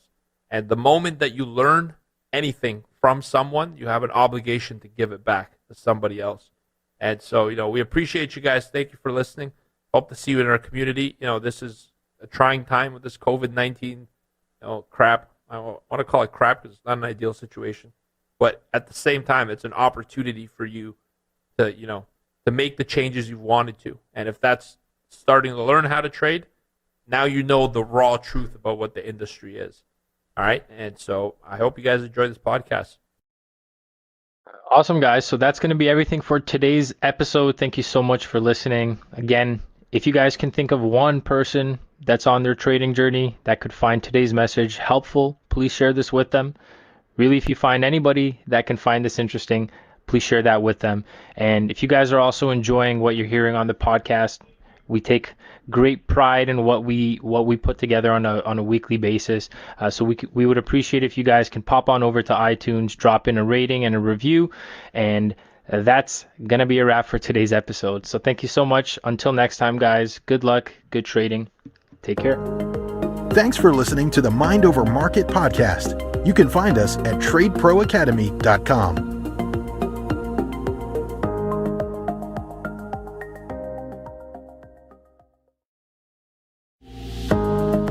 You're listening to Mind Over Markets, a podcast on trading psychology to help you build a bulletproof mindset. Here's your hosts, George Papazov and Mark Borscht. Welcome to episode 24 of the Mind Over Markets podcast with myself, Mark Borscht, and my host, George Papazov. In today's show, we've got an exciting topic planned. We're going to be talking on how to know when you're ready to go full-time with your trading. We're going to be touching on some of the common mistakes that most people make when considering this kind of transition, and we'll also walk through a set of steps that you can kind of use as a guideline in order to get a better understanding of where you're currently sitting within this journey.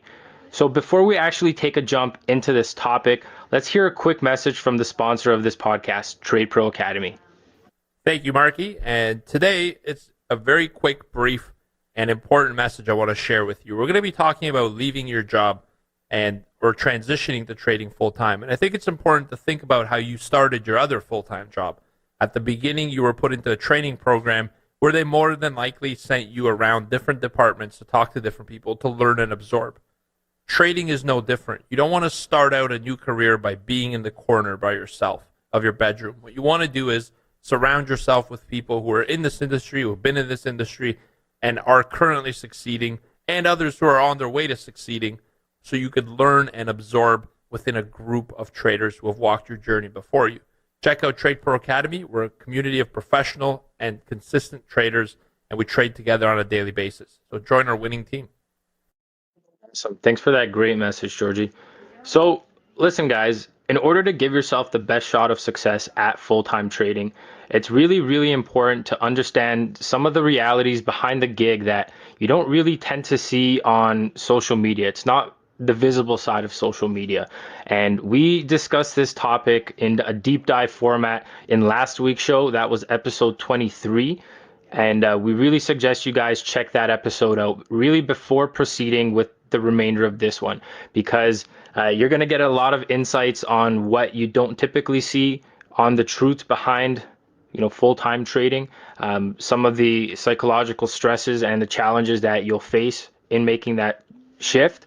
And in today's episode, we're going to be doing a little bit of a different dive here on when you've really gone through that episode and we haven't really scared you off yet. You're going to be one of the rare few. All right. The brave ones are here. Well, yeah, one of the brave few. So if you have listened to that episode and, you're still here and you're still willing and you're committed to becoming a full-time trader, then great. This is the right place to be, and you are one of the rare few. But before we can actually give you guys the steps that you want to follow, we're going to have to set some expectations, because at the end of the day, that's what's super important. And you don't see a lot of that in this industry. So let's take a look at some of the common mistakes that people make when going full time. All right. There's a certain way to do it, a structured way to do it. And then there's the non-structured way to do it, the kind of arm on the wall, if you will, just kind of going for it. And people make a lot of mistakes, and we've come across a lot of traders in our community, and even that reach out to us externally, that ask, I've been profitable for a while. I don't really know, I feel consistent enough, but I don't really know when the right time to make that switch is. And sometimes it's a psychological thing. A majority of the times it's a psychological thing. Sometimes it's a monetary thing that's holding people back. But at the end of the day, these are the most common kind of mistakes that we tend to see. So let's dive into these. Georgie, if you want to take this off. Yeah, absolutely. So first of all, why is it important that we start this episode with common mistakes? Is because a lot of us, it's not that we don't succeed at things because we're doing the wrong things, or that we're not doing the right things, but it's more so that we're doing the wrong things. So for example, if you're a professional athlete on a team, if you listen to interviews, what do the coaches usually say? I trust that player. There's a trust that's built. And the trust is based on consistency. And the trust isn't that you're going to go out there and score, 10 points a game or like 3 goals in hockey or whatever it is. The point is that you're not going to screw up the clutch plays. And I think this is what's important here as we cover some of these common mistakes. It's if you could avoid a lot of these pitfalls, your journey is almost going to be that much smoother. It's just a matter of time, because a lot of people exit because of these common mistakes. Common mistake number 1 is the biggest one, I think, by far. It's expecting a smooth sail from the start. And what we're talking about here is an unrealistic expectation that you're going to jump in this business and immediately succeed. And because that's your expectation, you're now using those expectations to create goals. Month number 1, replace my income. Month number 2, double my income. Month number 3, triple my income, and so on. And then Lambos. And then month number 4, Lambos, obviously. And setting these unrealistic expectations is a great way to be dissatisfied regardless of how much you learn. Understand that at the beginning, your goal is to learn. And so if you're setting a goal to say, month number 1, I'm going to be profitable. If you finish the month unprofitable, but you've learned information that will be the foundation of which you make a lot of money in your career, isn't it worth it? And almost anyone would say yes. But when you have a goal or a profit expectation right off the get-go, no matter how much you learn, you failed your own goals. and it's important that you don't fail yourself. So the biggest mistake is expecting this to be a smooth sail. Like, you're going to start out, you're going to have no problems, no challenges. And in the previous episode, we talked about, challenge is a part of this industry. And the other thing I wanted to mention is, the consistent income crutch is what I call this, is that what we want as human beings is safety. That's a genetic code that's been written for necessary needs to survive. All right, it's like Maslow's hierarchy. You need to have your physiology needs met, etc. Well, why do we want consistent income? Because we want to be safe. But here's the thing. If you're being consistently paid at your job, I love to say this, if you're consistently paid, you're being consistently underpaid. All right, and understand that trading from the get-go is not going to be a consistent income business. It's a variable income business. And I can't tell you how many people have taken the leap into full-time trading without even clearing that expectation, right? Expecting consistency from the get-go. I think that's a big mistake that people make, Mark. And, I always get new traders, especially, even if you're going full-time, start focusing on what you're learning. If you can improve 1% a day, it's going to make you a lot more future capital than going for $1,000 in a month, $2,000, $3,000, because the money you make today is a result of the skill you've built up to that point. What are you doing today to make tomorrow money? To me, tomorrow money is always more valuable than today profit. Yeah, exactly. And just to add to that, from my experiences working in Trade Pro Academy, we've seen people that kind of two streams of people that come through. You've got people that have, really found success in their respective industries, entrepreneurs, etc. They come in and, some of them may come in from a higher income, or they're making a higher income, right? And so when they come into trading, they almost expect to make a similar amount. You know what I mean? They expect to make a similar amount right away, or else it's not really worth it learning to them right at that time, right? And so that's one of the streams. The other stream is that you tend to have people that come in from 9-to-5 jobs, right? That have their savings, and they might not be used to such a big amount, making higher amounts of money, and to them, losing a smaller amount, losing any amount of money becomes a bigger obstacle than putting on too much at the start, right? So you tend to see the people that have a higher income, they tend to rush things, and you tend to see the people that have a lower amount to start with, they also tend to rush things in order to build those accounts, right? So a little bit of unrealistic expectations to start. Like George said, it's really about focusing on learning the key concepts, the key foundations, and applying those, and really focusing on the process and not the result. Because really, at the end of the day, your profits are going to be a result of you following that process. Exactly. In any other job, the money you're being paid is reflective of the performance. But in trading, we tend to go right to the paycheck. You got to remember, the money you're making is an evaluation of the process, like Mark said, and how you're executing it. And I think that's a fascinating point, Mark, because isn't the human animal a very interesting thing? You're scared because you're not making enough money, but then you get scared when you're making too much, right? And so I think that's a very interesting psychological point. So, and it goes to point number 2, second common mistake, is putting a lot of pressure on yourself to make a certain amount of money. And the problem with that is that what you're expecting may not be there in terms of opportunity.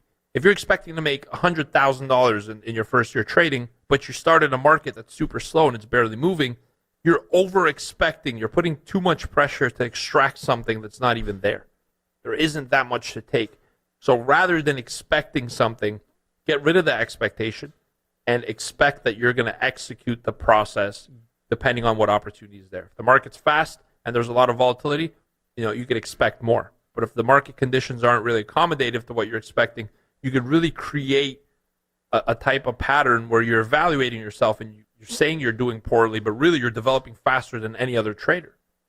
And so you might be a star, but you're preventing yourself from reaching your own star potential by putting expectations that are unrealistic. At the very beginning, I'll tell you this, expect nothing and learn some information. And the one about putting a lot of pressure to make money, you look at this realistically in life. Why do we have a pressure to make a lot of money, Mark? Because we have expenses, right? It's not like we want to get a new Lamborghini every week. We want to feed our family.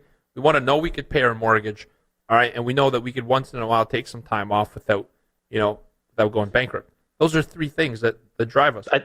I think at the basic level, yeah, at the basic, I would imagine it's also something to do with, social status for some people. But I think at the base instinct level, those three definitely cover the spectrum.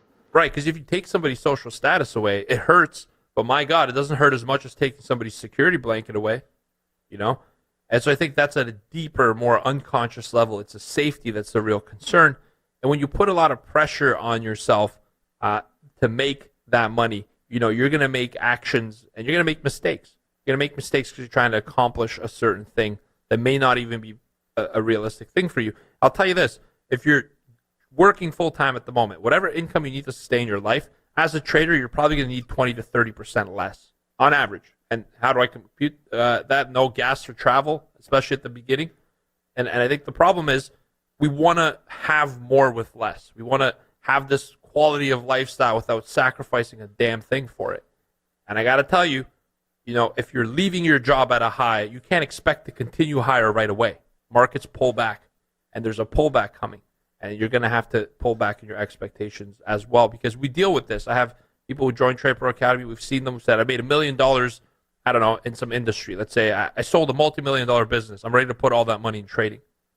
It's like you can't come into an industry and start at the top. You have to start as an entry-level position. You got to dial it back. The only thing that's expected of you at the beginning is to learn. And I understand that learning doesn't create income today, but what you learn today will make you the money for tomorrow. All right, so that's common mistake number 2. And, that actually ties into common mistake number 4. Let's just go in a different order, Mark. I just have one thing to add. Unacceptable. To number two. Sorry, George. Yeah, no problem. I think one of the things that you brought up was really, really important. And some people might not understand, and I just wanted to touch on it again. The fact where you're putting a lot of pressure on making a certain amount, the danger with that is that you can get discouraged if you've set a certain dollar amount, let's say for the month that you want to make, and you don't necessarily achieve that.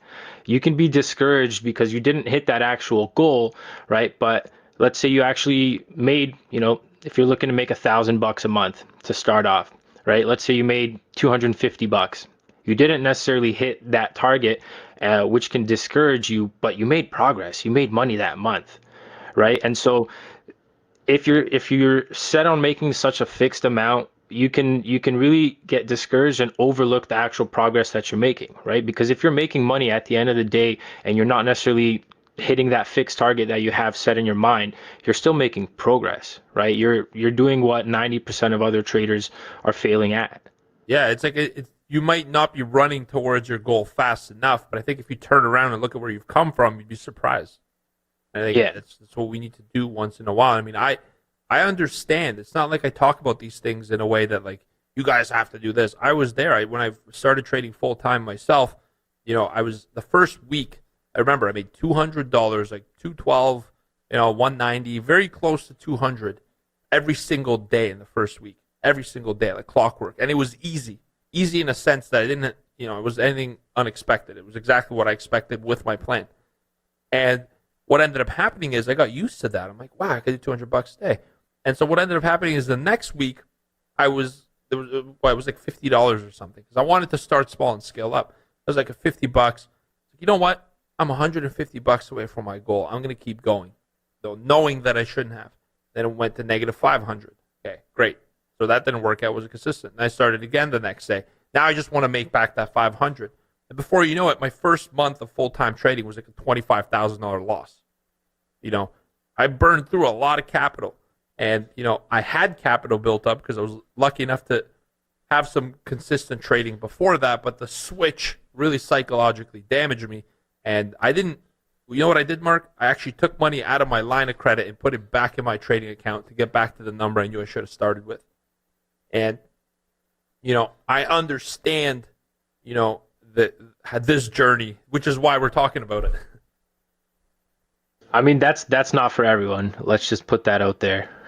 Disclaimer, you shouldn't be taking money out of your line of credit. What you have to understand is the money that I put back in was a small fraction of what I had overall. So it's like you're replenishing a small piece. You're not maxing out your credit card. If worse came to worse and I miserably failed at my transition to full-time, credit card had money to be paid off already. That's the point. I'm not endorsing leveraging. If you don't have money that you can't afford to lose, you don't have a base to start trading with. You shouldn't be trading your kids' tuition money per se. You got to have risk capital that's not going to change your lifestyle.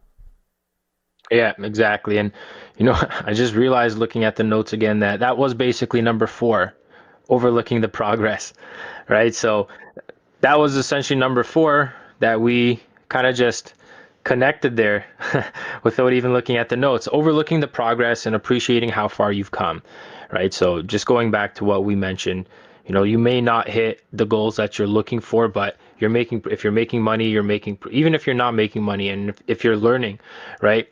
A lot of people's journeys that come through Trade Pro, you start off, you learn how to break even, and then you start making money, right? You earn the right to make money. And that's what it ultimately comes down to, just appreciating the process, appreciating how far you've come, and continuing looking forward and climbing towards the ultimate trader that you want to become. And it's going to be a never-ending journey, to be quite frank. There's always something that you can work on, and that's something that we mentioned in the prior episode. Those are there's going to be challenges all the way along the road, and the person that's going to be successful doing this full time is someone that runs towards those challenges and accepts them and knows that that's going to go towards their personal growth. The day that you think you know it all is the day that it's the peak of your career. You're going to descend. I'm learning stuff every single freaking day. I don't consider myself to be better than an average trader. I really don't. And so, because if I did, then the average trader would eat my money. They'd take it from me. So I have to, I consider myself to be an average trader, but what I do consider myself to be is a forever learner, a lifelong learner in this business and in general. Exactly. So let's take a look at, we kind of messed up this order, but let's take a look at the final one here, number 3. And that mistake is trading randomly. And, this is exactly what it sounds like. Trading randomly, what is that? Obviously, you're trading without a plan. You're going to be trading emotionally. There's no real tactic behind what you're doing. There's no real strategy. There's no results. You haven't got any data. You haven't back tested. You haven't forward tested. You don't know what your edge is in the markets, right? And you're just seeing things. A lot of the times we see people reaching out to us looking for signals, people thinking that you can go full-time, quit your job on the back of signals. That's a different story in its own, but that's one of the biggest mistakes people make is, coming in unprepared and expecting the results that, you have to prepare for and work for. Well, that bridges very nicely to the next topic here, Mark, because if you're trading randomly, you don't have a plan or tactic or result, there's a chance you're starting at the wrong time. So there are times in your journey that I strongly advise you to not start trading full-time. Like not even a question about it. Don't start if this is you. And I think those are the people who start out no plan, no tactic, no result, trying to wing it, if you will, fly by the seat of their pants, off the cuff. Those are the most dangerous times that you could even approach this journey. I understand that, that's when it might seem opportunistic, but you still have to be prepared. There's no excuse for preparation. There's a quote that says success is where preparation meets opportunity. And so here's when not to take your part-time hustle full-time. All right. I think that these 3 reasons are hard no's for me. I would advise you to not do it yet. Not never, but not yet. If you got laid off of your job, and especially with a time like right now, let's be honest, there's a lot of people who have more time on their hands. But just because you got laid off of your job, it doesn't mean now's the time to do it, right? You still have to be prepared. If you're saying, well, I got nothing else to do, I might as well. That's how you start, with no plan, no tactic, no result, no ideas of what to do. So just because you have the time, just because you no longer have the the prior employment opportunity doesn't mean that this is the right one for you. Very important. All right. There has to be more preparation than that. Yeah, exactly. And, this kind of leads into the second one. And really, the second reason is not going to come up as often, hopefully. But, there's a quarantine right now and you're at home, and very similar to number one, you're at home, there's time, I'm going to trade in my boxers. We're seeing this quite a bit, especially at these times. And we're seeing a lot of people. Yeah, it's not a boredom thing. Trading is really not something that you can, succeed at if you don't commit to it, right? It can't be, I often use the word, or rather the phrase, there's no such thing as halfway pregnant, right? You can't. Yeah. I like it. There's no such thing as halfway pregnant, right? You've got to commit or you don't. And this isn't one of those industries where you can, make money and succeed in the long term if your foot's halfway in the door, and then halfway out the door, and it just doesn't make sense. And you have to understand that there's professionals doing this. Banks pay millions of dollars to traders, and prop firms also do this, and these are the people that we're essentially trading against. We're trading in the same pool as these guys. These are the sharks in the pool. And if you don't have a plan, you're going to get slaughtered at the end of the day, right? And so not having a plan and just doing this out of boredom, that's going to get you killed. And it's better to, put your money elsewhere. So this is one of the big no-nos. If you're just trying to do this out of boredom because it looks like fun and you're hearing about the markets, the market volatility in the news, or, you have a buddy that's made a couple of dollars on a lucky call, and that gets you into it, better to stay away from live trading and teach yourself, or rather learn from a mentor, save yourself that learning curve and prepare yourself to take opportunities in the future. Right? Because the markets are like buses. We often say that there's always going to be another opportunity. Absolutely. If you're bored, play video games. Like, I can think of a million different ways to deal with boredom that are way more fun than putting yourself through trading. Right? Eddie, if we move it forward, another reason, and I feel very strongly about this one, is if you've traded on sim for like a month and you're having great results and you're like, yeah, I got the confidence to do this. If your only reason to go live is because you built confidence on sim trading, that's not a good enough reason. Doing good on sim is not a good reason to expect to do good live. And if you want to know why, I could get into it now. But more importantly, I think if you go back and listen to the episode that we did on why you're probably stating your confidence from your sim results. I don't even know exactly what it's called, the episode, but why your demo results don't matter. Why your demo results don't matter. That's an episode you got to listen. So yeah, that I'm not going to go too much more in depth in there because we got a whole episode on this topic. Yeah, so I'll just add one or two sentences on this. You mentioned people being in there for months, a month, right? We've seen people that have been in sim for 6 months to a year, and they're looking to transition into full time on the results of a full year's worth of demo trading, right? That's of the three of these, this is probably the most dangerous because you have a false sense of confidence, right? Whereas in the first two, you're new to it. It may seem exciting, but in the third instance here, you've been doing this in demo and you've been getting some demo results, right? So as soon as you start taking losses in live capital, especially if you haven't worked on your psychology and you don't have really the strategy and your psychology aligned with that strategy, then that opens you up to, or rather you become very vulnerable to start trading emotionally, right? Because as soon as your demo results don't line up with reality, that's where, in demo, you could have just bought the dip, martingale until it comes up a tick or two and then, puts you in the green on 50 contracts. Whereas in reality, you'd maybe trade 1 or 2 contracts, right? And so this is where it becomes very dangerous. And we always recommend, to start once you get your start in demo, we really talked about this in that other episode. Once you get your start in demo and you just understand the basics of the platform, then it's time to go live and start small with the micros. All right, I really encourage. Yeah. I was gonna say, I really encourage people to listen to that episode, Mark, because it's not the demo; it's how people are using it that's causing a lot of hardship for people. And the sim thing, it's like if you play a video game on how to fly an airplane, or if you play Call of Duty and you're out there shooting each other, okay, great, fantastic. You have 100 kills in this session online, eating potato chips with like crumbs all over your shirt. Now let's put the Kevlar on you. Let's give you that high-powered rifle. And let's actually drop you somewhere in the Middle East. Do you think your sim knowledge is going to help you there? You're going to have an awakening where you're like, oh my God, this is different.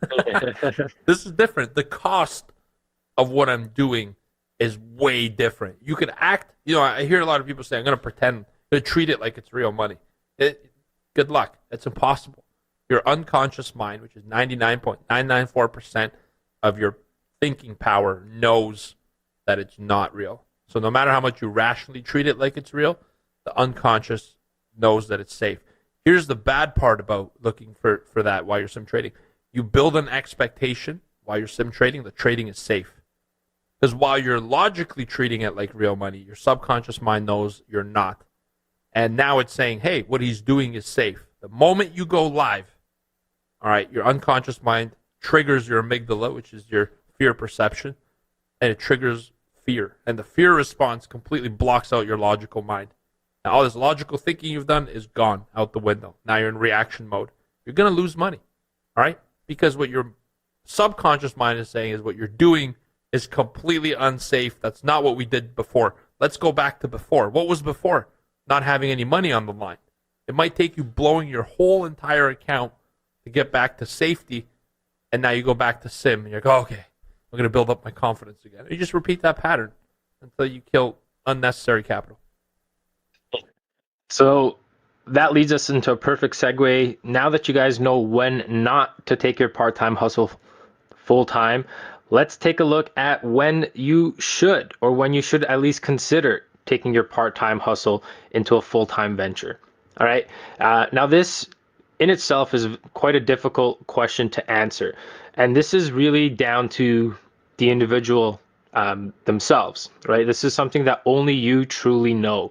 Now, that being said, there's a couple of things for you to consider in order to kind of have an idea of where you stand and whether it actually makes sense to do this, right? We mentioned in the prior episode, traders are always, everything becomes about risk versus reward, right?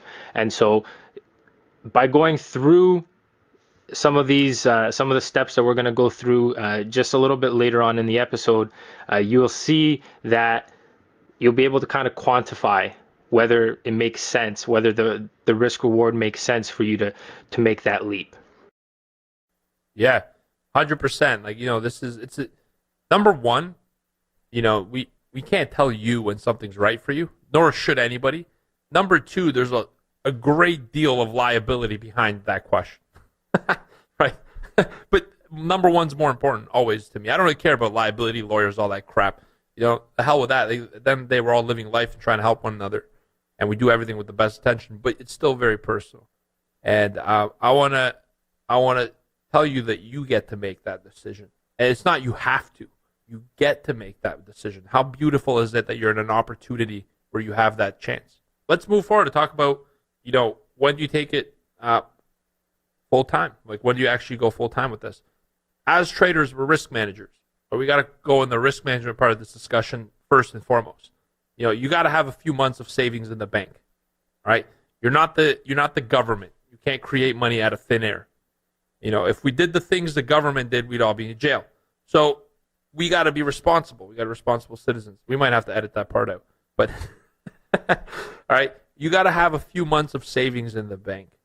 It's important because if you need that capital if things go wrong, all right, to be able to pay your bills. It's important that you don't endanger yourself or anyone else who might be relying on you. If you're providing for a family, you might even want to put a few extra months aside. And if you don't really have the ability to come up with that capital to save, then there's other issues. Maybe it's not the right time. You got to have some capital that, number one, is put aside. This isn't trading capital. This is money that if your trading doesn't go well for 4, 5, 6 months, you have some money to take out of your bank account, pay for your bills. You don't have to maintain like subscriptions to your favorite golf course. That's not an essential. Cut your expenses to your essentials and have enough money for that. That's the problem, is that people say, I spend $10,000 a month, whatever it is, $6,000, $4,000, $2,000 a month, $100,000. I don't know. People spend a different amount of money. I need to continue spending that. No, you don't. You're doing something new. You're going to have to sacrifice something. Cut out all the expenses that are unnecessary, because you could have a longer period that money covers it. You get more coverage. So what I always say is have at least a couple months of savings in the bank. 3 is good advice. I would honestly even go with 6. And it's not 6 full months now, but 6 months of just the essentials. Mortgage, food, etc. You remember how much you, more or less, when you quit? I honestly probably had about 2.5 to 3 years. And nice. I had about a year's worth. Exactly. That's not. It sounds crazy to some people, right? But it's you and I, Marky. We've been preparing for that moment. I remember meeting you, and we were both at the same part of the journey. We're preparing for the exit of this 9 to 5 and to transition to the full-time trading. And so I've been prepping for it for a very long time. So I had long enough. When I left, my wife and I both left their jobs at the same time. That was a huge jump. Yeah. Same month, September of 2016. All right, I was trading long before that, but that's when I committed to doing this full time and nothing else.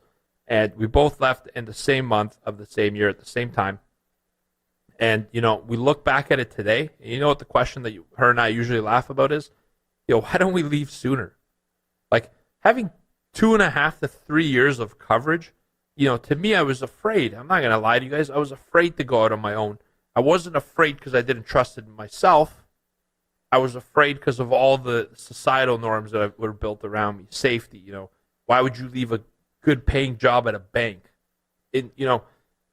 I was living the dream of my grandparents and my parents. To be in Western civilization, to have an opportunity, be able to own your own land, and property, start your own family. I was living the freaking dream for them. And so when I was scared to leave, I was scared on behalf of their dream. Not a certain piece of me at all was scared for myself.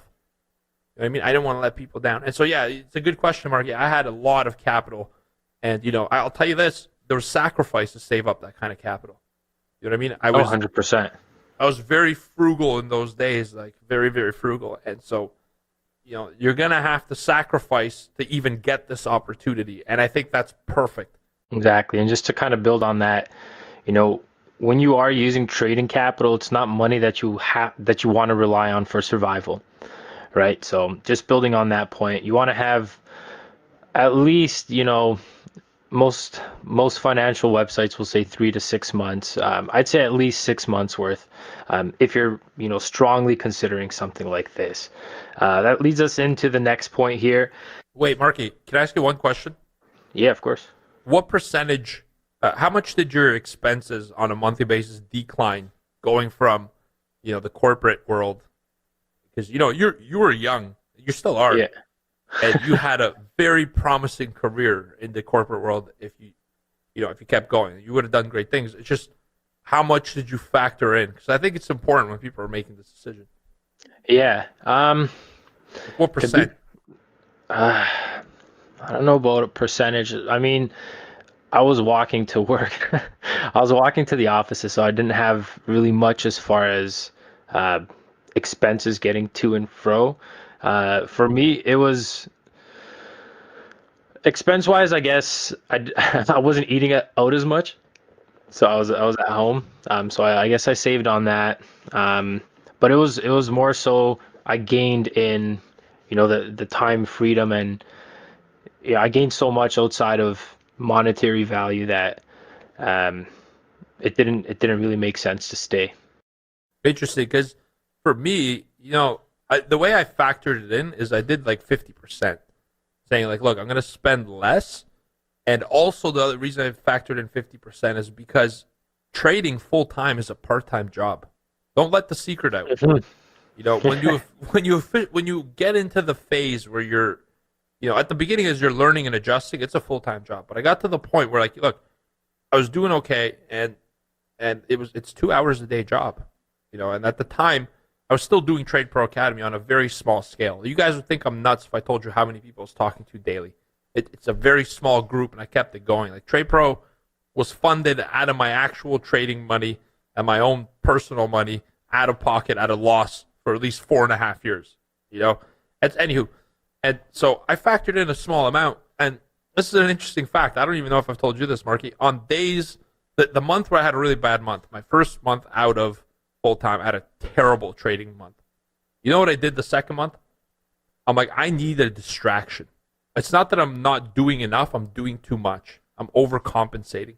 I'm not letting myself fall in the rhythm and trust myself to do the things I'm supposed to be doing to do this successfully. So I traded from 9 to 11. 11:30, you know, when I kind of have nothing else to do, I would look for ways to get busy. You know what I did? The days where I traded like crap, I reminded myself I need to keep a constant reminder of the value of $1. You know what I mean by that? Like, how much money is really worth. Yeah. And I would actually drive Uber. I'm not even kidding you. The days where I did like crap, I would get in an Uber, because I don't know if you guys understand how hard this is. Driving is the most exhausting job mentally, physically. It just beats up your body. And you do it for 2-3 hours. I didn't do it for the income. I do it for 2-3 hours to get paid a salary that I know I would have to resort to if I screwed up. All right, how's that for conditioning? You know, I lost $100 in a day trading. All right, now I have to drive 3 freaking hours to make $60. You think that's going to make you appreciate your situation more? Absolutely. And so I used to do that. And I was in an Uber driving, like, what do you do? It's like, well, I had a really crappy trading day, so that's why I'm here. So like, just get me home safe. I did it for probably about 6 weeks, and I couldn't tolerate it anymore, but I taught myself a valuable lesson. Never forget the value of $1, and know that you need to keep yourself occupied throughout the day, because you're not going to be spending 16-hour days doing this. Otherwise, you're doing it wrong. Thought I'd share that. I don't know. There might be some value. Maybe there isn't. There's definitely value. If it's coming out of you, it's definitely value. So let's take a look at this next reason why you might consider transitioning to full-time trading is when you have been trading live with success already. You know, and what do we mean by success already? You want to have a track record of at least 6 months to a year of profitability. And, you know, that's going to give you a better sense of confidence, you know, that you have consistency, that you can navigate through different market conditions, you know, especially if you're day trading throughout the course of a month, you'll go through different market conditions. And if you can come out profitable, and then do that over the course of half a year to 12 months, then that's likely a good sign that you might be ready to make a transition. At least you have the mental toughness and you've got the skill required in order to extract those profits from the markets. The next thing is just going to be working on your psychology, right? You have the process, but like Georgie said, and I had the same issue when I made the transition too, right? There's a certain sense of a psychological challenge that happens when you kind of cut the safety net.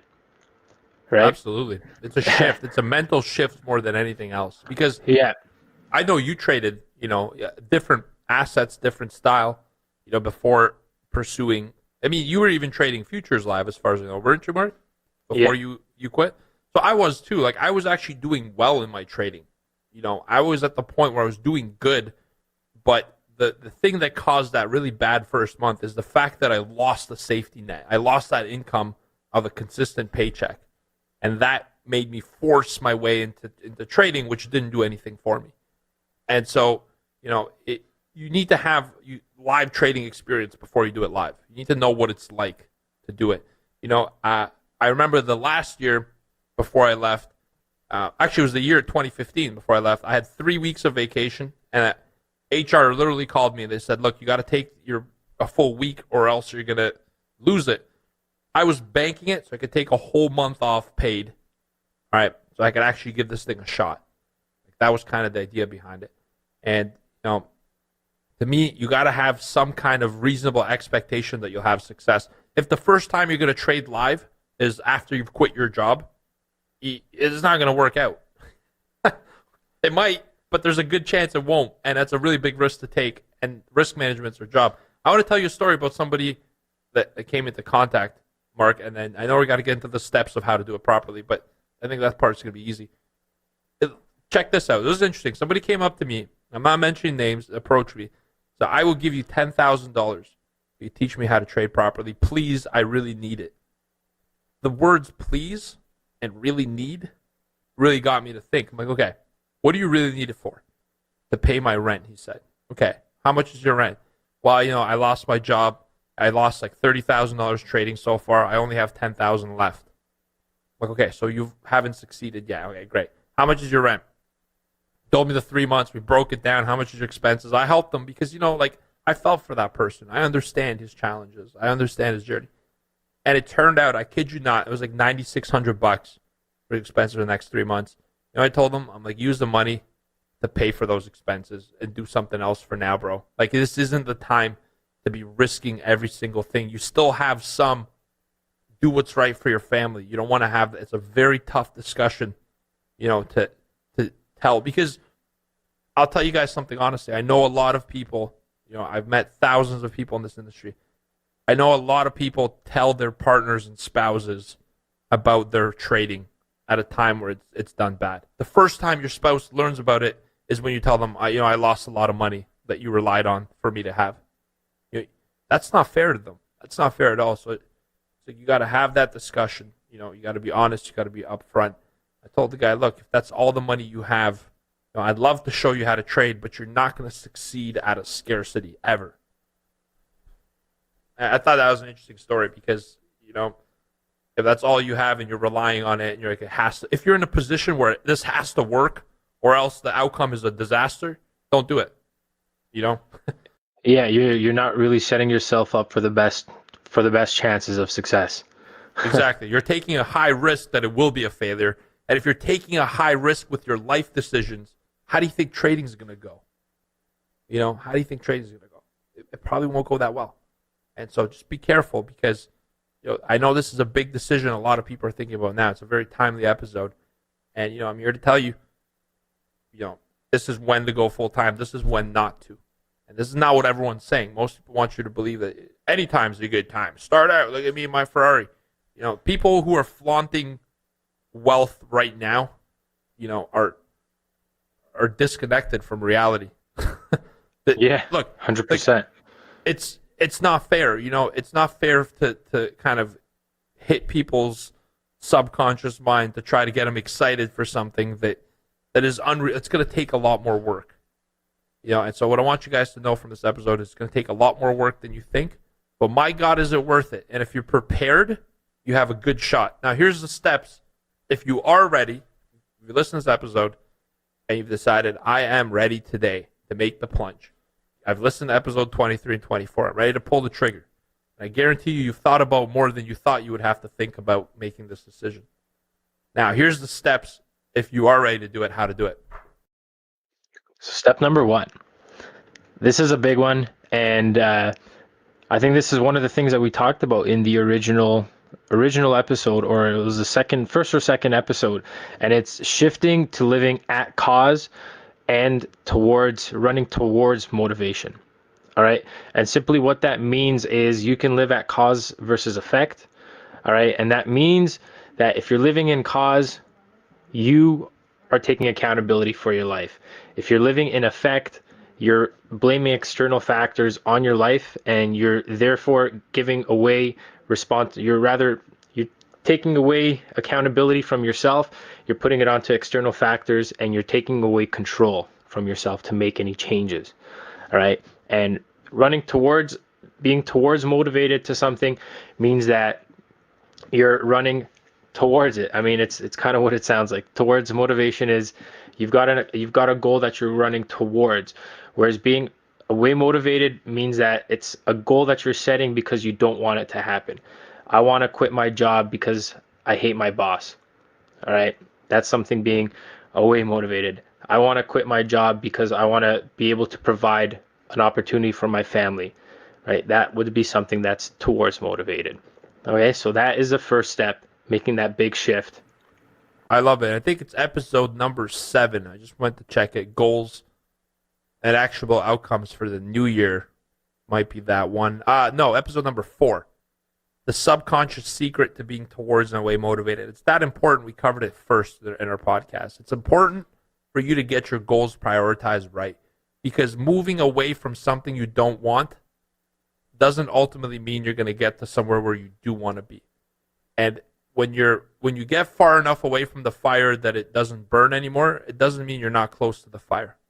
You know what I mean? So we need to get you away from what you don't want and focus on what you do want. And you need to have crystal clear goals on what you do want in front of you before you even start. That's step number 1. Step number 2, which is near and dear to my heart, is create a routine for yourself. You know, the reality is trading and working for yourself, first and foremost, which is what this is, working for yourself gives you ultimate freedom. It doesn't give you ultimate freedom to do the things you haven't had a chance to do while you were working full time. It gives you ultimate freedom to plan your workday. All right, there's still a workday. This isn't a permanent vacation. It's create a routine. When will you work? When will you analyze the work you've done? When will you have a business meeting? You know, when you have a business, you have a board meeting. Corporations have board meetings quarterly. You know, you need to sit down and have a quarterly meeting with yourself. So what would your routine look like on a daily basis? You know, there's no disputing that the best trading opportunity is 9 to 11 in the morning. So that's work time. When will you review your trades? When will you do your journal? When will you review your plan? When will you review your personal goals? You know, the freedom that you have been desiring your whole life comes with a huge responsibility. And that responsibility is now you got to create routines and plans. So the second step is create a routine for yourself and follow it. I have a morning routine. I also have a routine where I evaluate my personal trading. I have a routine where I evaluate the business plan operationally. And, you know, Mark's part of that. Victorio's part of that. We all sit down quarterly and we meet. And you got to have a routine. Yeah, exactly. And just to liken this to, you know, we often make a reference to performance athletes, right? To sports athletes. And if you follow a lot of sports athletes, it doesn't matter really what sport or what discipline, they have their routines. Sometimes it might be a little bit silly. I know I follow a lot of hockey players, and you know, having been a hockey player prior, I know what that routine feels like, right? And they use those routines to put themselves in that right mind, in that performance mindset, and ultimately it's the winner's mindset, right? And so routine is so important that it's really the second step after, you know, shifting your psychology to living at cause and being towards motivated. So what's step number 3? Well, we mentioned this before, right? You got to have a plan. You got to have a plan of attack. You've got to have a plan of defense, and you've got to have a risk management plan. You've got to have plans for everything in this market, especially if you plan on being a full-time trader, right? So risk management plans, you're going to have to identify, you know, how much you're going to risk on a daily basis, on a weekly basis, on a monthly basis. You know, at which point, how much of a drawdown do you have to take before you take a pause from trading, right? All of these things have to be identified before you go live. You'll also want to, you know, test your strategy, back test it. You'll want to live test it. You can, you know, these days you have the micro contracts available, which make it very affordable and very low risk to get started. And that's some place that you can also test your strategies with minimal risk before to really get the data set before moving on to the bigger contract, right? So trading plans, big process, big step in this process, and that's step number 3. Love it, Marky. And from there, you move on to step number 4. And that's starting to, now you're actually doing the physical. Now it's becoming real, because the first 3 steps are just in your head. You know, it's your head and you have something on paper or electronically, whatever. But now you're creating the physical environment. You're starting to affect this. Step number 4 is set up your environment. Okay, you need to have the right technology. You know, don't cheap out on this. You don't need 16 monitors to trade, but you do probably need 2 if you're day trading. All right, 2 or 3. And today it's so cheap and easy to set up technology. Okay, be prepared. Set up your workspace for comfort. All right, set yourself up for success. Set yourself up if the internet goes out, you got to have a backup. You get a backup power supply. If you're computer goes out, okay, and plug your modem into it or your router, because if the power goes out, so does your internet. Put the internet, your computer, and one monitor on the backup, so you could shut down. So create an environment, first of all, that's conducive to success, something that excites you. All right? Don't cheap out, but don't blow your budget, because that money is going to be better in trading. There's a happy medium. Yeah, exactly. You can use, house money, the money that you make in the markets, to upgrade your setup. And that's a way that you can use to reward yourself for your performance, right? So setting up your... When I started, I splurged, but I'm the kind of person personally that, environment to me is very important. Like I'm motivated a lot by the environment I'm in. So I knew that about myself. So I spent a little bit more money, but you got to remember I had 2.5 years of backup capital. So it's like there's a trade-off. And so what Mark is trying to get you to do is be reasonable. Reasonably, there's traders who are making way more money than you're planning to with a lot less technology. So less is more in the scape, but make yourself comfortable. Another thing you need to put in your environment is visualizations. Very few people do this. Yeah, this is massive. Put images, and this is why it's important to have your number one step. Shift that cause and towards motivation. Because if you know what you do want, now you can pull up those visuals. If you know what kind of lifestyle you want to live, what you're going to do with your newfound freedom, newfound ability to profit on your own schedule, surround yourself by images that represent that lifestyle. Some people say, oh, that's faking it. I keep it real. Well, you're moving towards that reality. So surround yourself by it. Put the kind of cars that you want. Put the kind of, vacations you're going to take, the house that you want. It seems materialistic, right? And it seems, cheesy. But you got to put visuals of the things you want in front of you and imagine you already have them. It's so important, because when you're looking down trading and you're having a hard time, what do you want to do? Look up and see nothing, or look up and see a reminder of why it is that you're doing this? What is important to you? What is your goals? Visualizations are great because every single moment there's 2.6 million bits of information, and we only process 128 logically, but it doesn't mean that we don't see those visuals. And there's been experiments where people have been able to be programmed or primed to take an action based on visuals in their peripheral that they didn't consciously even know that they saw.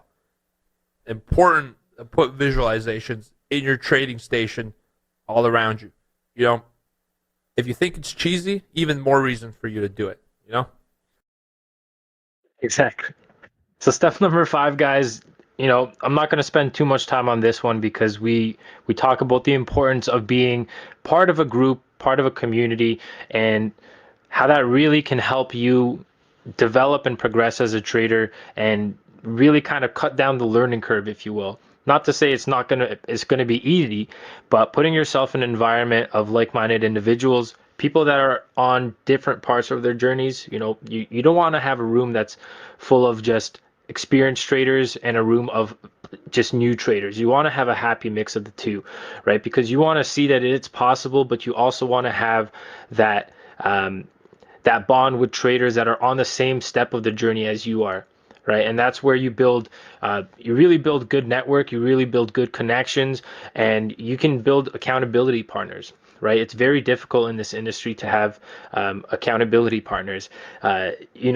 We mention this all the time.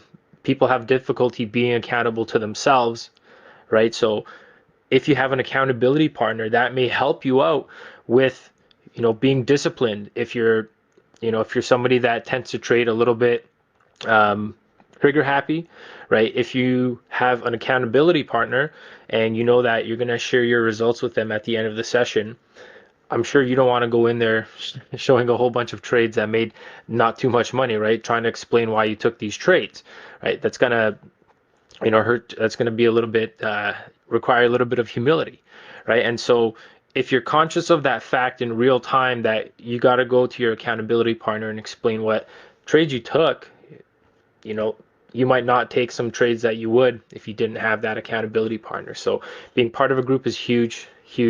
And that's step number 5, guys. Yeah, it's huge. It allows you to model success. All right. What a more valuable tool is there out there than to be around people who have gotten the things you already want to, who you could ask directly about their journey? and get their feedback and participate in discussion with. I mean, if I could sit in a locker room with an NHL team, I'd probably learn a few tricks about hockey, right? So, anywho, one or two, at least how to tape my stick better. Whatever it is. Step number 6, review your trades daily. I only have one thing to mention on this. It's that this isn't optional. This is mandatory. And I'll tell you this: when you're reviewing your trades, you're doing it with the goal of learning. You're not doing it to beat yourself up. And on the flip side, you're not doing it to congratulate yourself. You're doing it to learn. What have I done? What could I do better? How could this help me for the future? That's all the usefulness a past result has. You know what I mean? If you drive through a certain road and you're looking at it in your rear view, the only thing you could tell yourself is, next time I'm down this road, what could I do better? You can't go back and change the way you drove that road.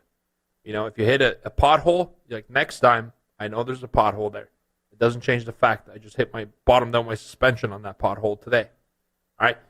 That's your goal for reviewing trades. All I got. I mean, Marky, I know you do this a lot more thoroughly than me. Yeah, the one thing I will say about reviewing your trades daily is if you go to any successful business and you ask them, what were your transactions on a certain date, they're going to have history of that. They're going to have the data behind what they did that day. And, trading should be no different. It is a business. You're running to make this thing profitable at the end of the day. That's why we get into this industry, is to make money, right? And so if you treat it like a business, then that's how you're gonna, yield the results that you're looking for. So review your trades daily. That's where you're gonna find the biggest learning lessons. All right. And from those learning lessons, you're going to learn what you have to apply, what your strengths and your weaknesses are. And then you can identify those. You can identify how to work on your weaknesses and how to work towards your strengths. Right. And that's where you'll start to find really your groove in trading. You're going to start to apply your personality towards it. And that's where your results will start to take off. Beautiful. Step number 7 is stick to your working hours. When you create a schedule, it's important that you don't overcompensate. This isn't a job where if you lay 100 bricks more, you're going to finish the job quicker. This is a job of less is more. All right? Less is more in this business. So it's not about doing more screen. More work doesn't lead to more result. All right? It's not an hourly job. You're paid for your skill and you're paid for your decision making. Decisions is what leads to profit, not hours doing it. And so, it's important to get balance in your life. If you have a schedule, stick to it. If you only trade 2 hours a day, which is all you need, and you spend 6 hours, you're going to be exhausted for tomorrow. You're taking away from tomorrow's opportunity to do worse today. Not a good idea. Stick to your hours, all right? Build consistency. It gives you a chance to find more balance in your life, all right? As well as putting more value on that time slot. If your time slot's 2 hours a day, and you're, one day you're like, I'm down to these 2 hours. Let me trade 16 hours to make it up. You're not really putting value between your work, right? You're not putting value on what you're doing. If you got 2 hours a day, you're going to think about what you do that much more because you put scarcity behind your approach, all right? You got a limited time window to perform. If a game lasted 60 minutes in hockey, but if you were down 4-1, you could extend it to 5 hours. Nobody would watch that game, right? It's prime time. That's your window. You got to perform, and by limiting that window, you optimize your performance. All right? So less is more. Yeah, exactly. There's not really too much to add to that one. Really, outside of finding a balance, if you listen to the prior episode, like Georgie said, 2 hours a day is all that you really need. And, there's 24 hours of a day. Let's say you're up for 16 of them, right? So there's going to be a lot of time in the day to do other things. So find balance. Make sure to try to find a balance, whether it's working out, pursuing your hobbies, anything like that. Find that balance. So let's take a look at number 8. Step number 8 is kind of leading on from what we discussed in step number 6, and that's building on your reviews and adjustments. All right, you're going to want to do, in addition to daily reviews, you want to do, monthly reviews, quarterly reviews, and, you can even go annual reviews. You want to take a look at things such as your trading plan, review your trading plan. You're going to want to review your trading goals, How are you progressing towards them? What kind of challenges are you having? What kind of successes are you having? And what kind of things you can look to apply in the future month or future quarter or future year, and really set stretch goals and review and reflect each quarter, each month, to see how you're doing towards, progressing each little milestone step over step. So that's step number 8, guys. Yeah, it's like your monthly, quarterly, annually, you're reviewing your plan, and daily, you're reviewing how you executed your plan. Don't change your plan daily, but you can change it on a longer time frame because you need enough data to make the right decisions. That's what 8's about. And the last one is this. Last step is going to be a step that you learn forever. Trading and growing as a trader, it never stops. When do you become a perfect trader, and that you don't need to study anymore? You don't have to grow. You don't have to learn new things. Never. All right? Because trading is about growing. All right? Trading is a direct correlated journey to personal growth. And when do you stop growing? When you die. That's legitimately the only answer I can give you. It doesn't stop. All right? And so you're constantly adapting. You're constantly learning. If you're looking to figure something out and then never have to make adjustments again, the 9-to-5 job is probably more closer to that goal of not having to do anything outside the box. You're looking for challenges. You get joy out of satisfying those challenges. If you're reflective, you're self-aware, if you're growing personally, then this is a perfect career for you. But that will never stop. That will never stop. There is no retirement. As long as you're doing this, you're going to need to be focused and always concentrated towards growth. Awesome. So that's it there, guys. That is a wrap on today's episode. Thank you so much for listening. As always, if you guys can think of one person that in particular that might find today's message particularly helpful on their trading journey, please go ahead and share this episode with them. Also, if you guys are enjoying this episode or enjoying the podcast in general, we really, really appreciate you guys popping onto iTunes, dropping us a rating, and maybe a little review as well. That would be awesome, and we'd really appreciate it. So until next time, everyone, good luck and good trading. Take care. Thanks for listening to the Mind Over Market podcast. You can find us at tradeproacademy.com.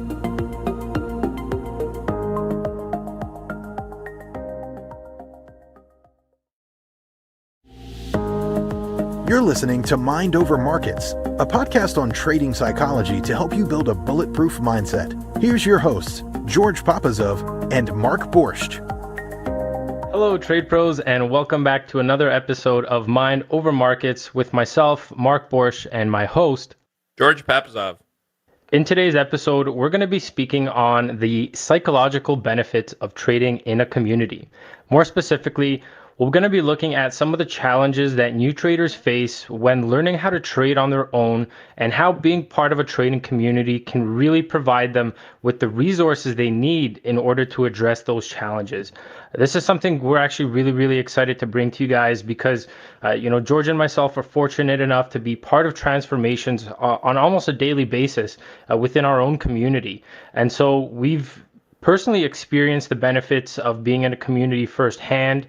And, we've got a lot of network in this industry, a lot of successful traders. And, in discussions with them, they often mention that having a community to lean on when they started was really one of the key influencing factors in their own path towards consistent profitability, right? A lot of prop traders were saying that they, the prop environment, the group environment really, really helped them develop. And even when they left the props, in the case of our friend Anthony Drager, he was mentioning that he tried to keep a network of traders around him all the time. He still went to an office with a bunch of traders.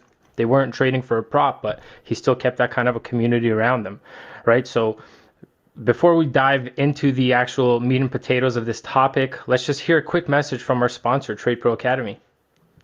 All right. Awesome, Marky. And today's message is going to be this. Look, community is probably the single-handedly most important aspect of your development.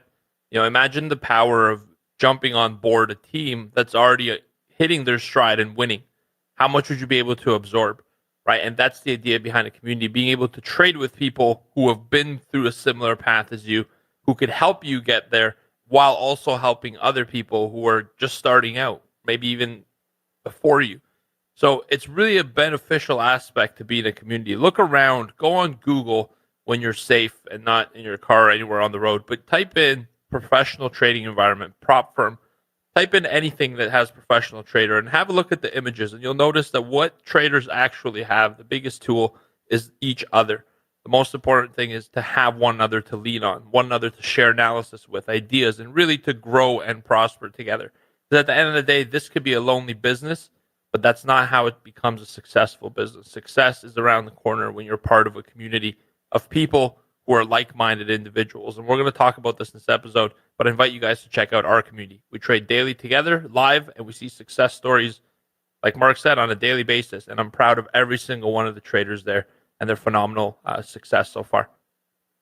Exactly. Awesome. Thanks for that great message, Georgie. And it really is true that we're really, really fortunate in the sense that we've got a great community, and it's been built up a lot over these 2 years that at least that I've been with Trade Pro, and it's been really awesome to see a lot of encouragement, a lot of progress, a lot of development, and it's really awesome. The one thing that I really enjoy seeing is people getting their aha moments, that switch that flips for them when they start seeing things more clearly, and then how they kind of give back to the community once they find their stride.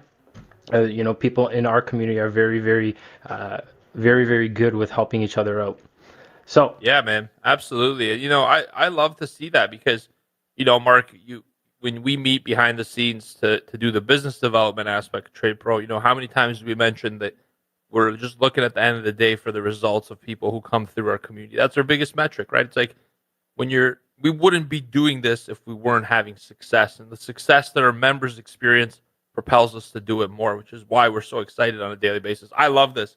I would call this anything but a job. It's a passion, a calling for me. So happy to be part of the community too. Exactly.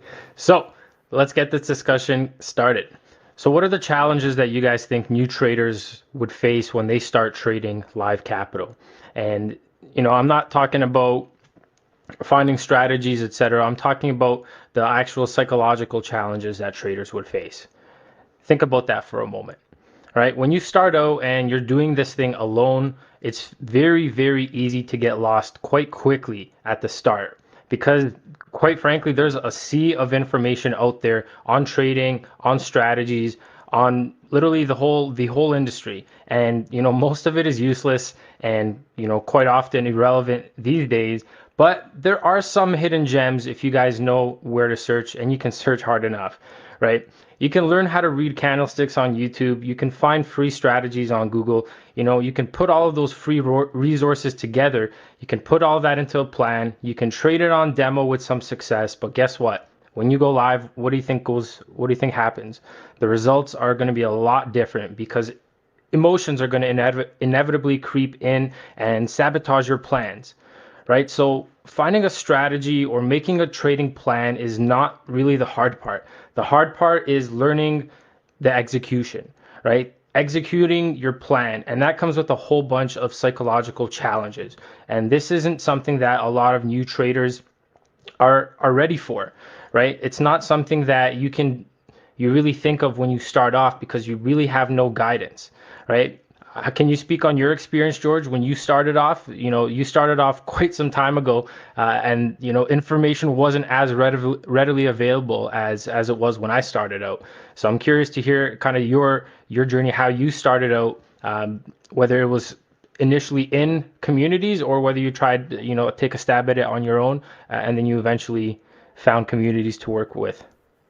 Yeah, I mean that's awesome. You're really taking me back. I mean, I'm just kind of going back and thinking to it, and it's like, damn, I'm getting older. But I'll say this: That's not what I meant. Yeah, I know, but it's not what you say; it's how somebody interprets it. So it's my responsibility. I chose to interpret it that way. But and I look back at it with fondness too. So in 2001, I remember when I first started getting interested in it. My dad got me into it, and then at the time there was a lot of, there were a lot of books out there, and that's primarily the main method of learning trading. And we all know that you're not going to learn how to trade from a book. You're going to learn about trading, but you're not going to learn how to actually trade. It's like you can get all the recipes, you can get all the ingredients, but at the end of the day, you got to make that cake, and it's going to taste how you make it. And so I really was scattered everywhere. I was reading a lot of books, trying things, but nobody would really give you a development plan. They would give you a system, a strategy, approach, a way of looking at the markets. But Yeah, that's indicators. indicators, exactly. That's such a small piece of the whole puzzle. It's like you're not ready for indicators by the time you start searching for them. So to me, that was part of the reason I had a little bit of struggle at the beginning, is because I wasn't really prepared to get started. I went to college in the financial field thinking I'd learned something about capital markets at least, and I learned nothing. And so I had to search a lot. I read a lot of books, Marky. I remember I checked a few online resources, and there weren't really as many communities at the time. Just think back to it. There was no Twitter, right? Google was just kind of coming up at that point. There were an idea in the garage. There was no Facebook. Picture a world where we're not as connected and information doesn't flow freely. So you either had the library, okay, or online. It was like the very early stages of it, because most trading still wasn't done online. And so, I remember struggling a lot, and it wasn't really till I fell into community that I really, really started to see the benefits and value of it. And I'll tell you this, looking back, if I could have joined a community right from the beginning, I would have shaved a good 3-4 years off of my development curve, like right away. And, that's why I'm impressed with what's happening. Today, we're almost at the opposite end of the curve, though, Mark. We have almost too much info. Info my overload. goal was, yeah, exactly. My goal was like to find a community from the few that were available, where now it's like disqualifying communities because there's so many of them. Yeah, exactly. I think that's the last point that you mentioned on, if you had started with a community, you would have shaved a good couple of years off of your learning curve. I think that's an interesting point that you bring up, because that's what I wanted to bring up next, really. So I mentioned earlier that finding a trading plan and putting together a strategy isn't really the hard part. The hard part comes with the actual application of trading. And when you decide to go at it alone, you're really new and you don't have much guidance. So you're going to be prone to making those mistakes that newbies are prone to make, right? And in making those mistakes, it might not be clear to you where you're going wrong. Right. And this is as a result of your experience. You're new. You don't know exactly where those mistakes are coming from, what's going wrong. So what does that lead to? It leads to making it more difficult to find a solution. Right. How do you find a solution to something that you don't know what the issue is? Right. And that's as a result of doing it on your own, and going through these things by trial and error, not really having a mentor there or having a community there to kind of guide you through the waters. And so being in that kind of a situation, that can lead to a lot of confusion, a lot of frustration. And, it's unfortunately the case that this is where most new traders remain in their trading career, right? They either get stuck in this kind of a phase where it just leads to more frustration. They don't know what they're doing. They're switching strategies around, not really keeping any data, and it's just going sour for them. Well, I was going to say, I think a lot of that, Marky, also boils down to people starting in this industry for the reason of trying to run away from something, right? The away motivation. It's like, I don't want to work this job. And so this sounds like something, but it's not necessarily something you do want, or you haven't thought of it in the context of wanting it. And so now it just seems like the shiny object. And that's what kind of leads you to, I don't want to be a part of a group. I don't want to learn with anyone else. I just want to do this myself. So it's really misaligned expectations and actions that cause people to not even think of community. And that's the sad part, is a lot of people go out without even giving a community a shot. And that's kind of what we're here for. We want to make sure that doesn't happen. Yeah, exactly. And, ironically enough, those same people that kind of jump into it because they see the potential for, overnight millions, those are the ones that can't really handle the drawdown. They're not the ones that are ready to experience the psychological challenges that the market is going to bring to you, right? And those are really the people that they end up quitting after a streak of losses, after some drawdown, and proclaiming that, it's impossible to make money in the markets. It's pretty ironic, right? Very ironic, right? Like for me, I remember getting beat up early on in my career, like a lot, like not physically, but by the market. And it wasn't that I won eventually. It was just that the market stopped handing me an ass kicking, because it's like, look, this guy keeps falling and getting up. I'm going to just leave him alone. I didn't force my way in by winning. It just gave up. The market gave up fighting me. And that's been my journey. I've literally beat my head off of every concrete wall in your neighborhood before making it to the place where I could even have a chance. So, it takes persistence. Definitely. So, you know what? Your journey doesn't have to be that way, right? If you're listening to this, your journey doesn't have to be that way. You don't have to go at it alone. You've got us here at Trade Pro. You've got, plenty of other communities, and there are really plenty of benefits that you guys can have from being part of a trading community. So before we really get into those, we kind of wanted to look at some interesting quotes and some discussion on community impact, how community impact, impacts humans at almost a basic tribal level. Yeah, but as we get into that, Marky, I wanted to mention one thing here that's interesting is that, like you just said, the community, right? With the community, it doesn't have to be a tough journey. So it's like when I see some of our traders who are just doing it for 2 or 3 months and saying, I'm learning, but I'm kind of break even, and like I wasn't where I expected to be by this point. I kind of think about this like, man, you have no idea how lucky you are to be at that point within just 2 months. You know what I mean? It's like they sometimes miss the progress because it's happened so quick and they have nothing to compare it to. And that's the beauty is when you start in a community, you're going to have a way better chance than doing it alone, but you might not even respect that or appreciate it. And so I want you guys to think about this. If you were lucky to start a community, if you're looking for one, think of it really deeply of what we're saying here. So let's talk about community impact. As humans, we surround ourselves with people who have the biggest influence on our behavior, attitudes, and results. Everyone around our circle, like it or not, has an influence on who we are, and we are who we hang out with as well. All right.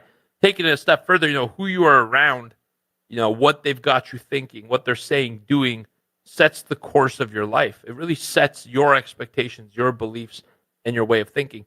I always say the most, helpful or hurtful thing somebody could give you is an opinion that you accept. Be very careful because you could shift your entire reality and who you are as a person to the core by accepting one small sentence, one small belief. And I want to tell you this, one way to do it is to become a rational thinker yourself and always think, hey, should I accept this? Should I not? What do they mean? Another thing is surround yourself by people who feed you positive statements. All right. Because you are the average of the 5 people you spend the most time with. That's a Jim Rohn quote. It says you're the average of the 5 people that you spend the most time with. Right. I love that quote because take an inventory right now around your life. Who are the 5 people you spend time with? Think about it and ask yourself this. Are they feeding you empowering thoughts? Or are they feeding you lacking self-doubt thoughts? Because if somebody isn't building you up, they're ultimately breaking you down. And, it's hard to come to that conclusion because, let's look at community, right? I love this quote. So, according to research by social psychologist David McClelland of Harvard, okay, the people you habitually associate with determine as much as 95% of your success or failure in life. It's not really a quote, it's just a stat. This is a Darren Hardy written in the book, The Compound Effect. All right. According to research, 95% of your success is determined by people you habitually associate with. All right. It's massive, right? And then now you get to thinking, well, look, the things that I'm doing, how much of my outcome in the past has been affected by things I've accepted from people around my circle? And it sounds cold and it sounds, calculated. It sounds non-humane to say, I'm going to have to change my circle.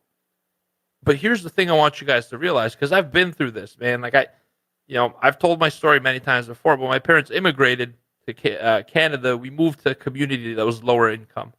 And, in that lower income community, things got a little bit rough when the night set, all right, or when the sun set, nighttime. And so through those situations, those people that I had known in the past, it's not like you eliminate people from your circle cold-heartedly. You give them a chance to move forward with you. Are the people around you at the moment people that are going to support you in your progress? Do they believe in you? Remember, if they're not building you up, they're breaking you down. Life is too short and you're too great of a person to let somebody break you down. All right? You have to be around people who build you up. And this is a community aspect in general. This isn't even regarding the trading. We're going to get into that in a second. This is just general. I look at the 5 people I spend most of my time with. And it's changed now with COVID-19, I don't have 5 people. Yeah, I was gonna say. But I'll tell you guys the 5 people right now. It's my wife, Reese, who is very empowering. You know, we're having a child together. She's the woman of my dreams. You know, we love each other deeply. We have a great relationship. All right. She's awesome. Thank you, brother. And, you know, we've grown together a lot. Yeah. Great lady. Very positive, very inspirational. You know, she's helped me a lot. We have Victoria. We have Mark, who are in the office every day. 2 great people with, you know, terrific opinions. They're always giving you positivity. And none of these guys are out there slamming you where you're down. They always give you opportunity to improve. They ask questions rather than give you opinions. They make suggestions, all in the name of improvement. And part and parcel, that's why the community's grown so much. There's no way I could have done any of this by myself. This is beyond me at this point. But there's another 3 people. So thank you, Marky, for, you know, being a positive influence in my life. Who else do I got? Great pleasure. Yeah, it's like my mom, my dad, obviously, you know, my wife's family. What I'm trying to say is I hang out with very few people, but those very few people do a lot for me and empower me. So that's what you got to think about community. Take an inventory as an exercise of this podcast of who are you around? Who are the 5 people you spend most of your time with? Map out their values. You want to know how to do that? Look at one of the episodes early on, the first 5, how to elicit your own values. Elicit the values of them. What do they value? What do they believe? Because guess what? That's what you're becoming to believe as well. That's who you are from an external perspective. So I love that quote. Here's another thing. This is from Martin Van Doorn. So he's a blog author. He has a great blog and came across some of this research on his blog, actually. He said, the dream in your heart may be bigger than the environment in which you find yourself. Sometimes you have to get out of that environment to see that dream fulfilled. All right? And that's so incredibly deep. On this alone, we could do an episode. Yeah, that's speaking to me. Right? Extreme. Yeah, that's you want to talk about it, Marky? Yeah, that's a really good, and it's relevant quote. I feel like for a lot of people that have made the jump to full-time trading, going out of the corporate career, or even doing something like starting to learn how to trade. This is relevant really for any part of your journey. And it's crazy, you know, I think it's around almost 2 years now. It's going to be 2 years in May since I left corporate 9 to 5. And the growth in the last 2 years compared to, you know, kind of the pace of growth that I was doing in the corporate 9 to 5 is just, it looks like Bitcoin, you know, pre the bubble, pre the bubble popping. But yeah, it's you really have to get yourself outside of your environment, right? I was in that corporate environment, you know, surrounded with negativity. I'd come in on Monday morning, hey, you know, how's your day going? Oh, can't wait till the weekend. You know, and you're hearing that all the time, you know, starting from the beginning of the week, and just constant negativity. And it's not comfortable to kind of change your environment, change your network, right? But sometimes it becomes a necessary evil in order to kind of to get to where you want to be. So yeah, that's the first time I hear this quote, and that's really speaking to me. Yeah, I love it. When I read it, I was like, wow, we're going to have to discuss this. But Mark, you didn't start that way. You know, you didn't start out going on Monday hoping it's Friday, right? We all started with passion and desire. Yeah. And then we got burned down. And, you know, this is interesting for corporate culture. That's why there's so much research and science behind building like a type of corporate culture. But I don't think you could build it. I think it happens naturally through aligning with people who are like you. And so, you know, I agree. I felt that too in the 9 to 5. I remember that environment was very wearing down to me, to the point that like it was causing dissatisfaction. And that's the thing. You start out with this flame, and then new people are like, oh, you're new. Wait until you settle in, you know. And eventually, guess what? Their negativity starts to weigh you down. You say, oh, geez, they were right. And now somebody who brought you down becomes a role model. You know, I think it's absolutely disgusting in 2 ways. Number one, that we allow ourselves to be brought down by people. But number 2, and most importantly, is that we allow other people to do it to us. You know, that's the part that's just baffling to me. It's like we are so interested in negative opinions that we accept them much quicker and with less doubt than positive ones. And, you know, this goes to the next point. Human beings, from going back to like, you know, to our inception. I don't know where we came from. Maybe we're aliens. Maybe we just were apes that started to learn how to walk. We don't hope to open. We don't hope to open a can of worms here. Yeah, exactly. We don't want to go there, but there's two paths. We were either Yeah. apes that learn how to walk miraculously, or we were just dropped into this planet for whatever reason. I don't know what's going on any more than you. Okay, but here's what I do know. I do know that if you look back to how we started, there was like a big land with fewer people. Now there's a small land, but it's the same size land with a lot of people. But back in the day, we used to be secluded and separated by distance, and we formed tribes, we formed groups, right? And you might think, we're not tribal anymore. Globally interconnected with Skype and Facebook and Zoom. But let's take that down for a minute, and I want you to understand this. I want you to understand how tribal you are. All right? What sports team are you a fan of? Marky? Like Your the favorite Leafs. sport? Me too, baby. Go Leafs, go. Like I haven't the watched Leafs. any hockey in a long time. Yeah, it's been a long time. Started watching F1 though. Did you really? Wow, I that's started good. watching F1 replays. Yeah, after that show. It's kind of cool once you learn about. It's like trading, right? You look at traders like, we think we know what they do, but then once you learn more about it, it's fascinating. The art form isn't in watching the performance; it's in watching the little pieces, the detail.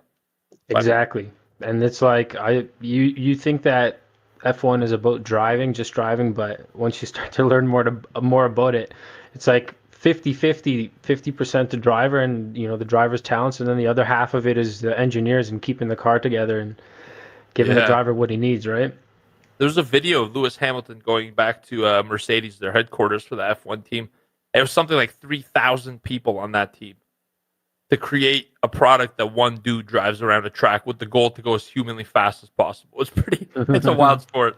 But and look, we're tribal. You're a Leafs fan. I'm a Leafs fan. That's common ground for us. That's the only reason that I like you, Mark.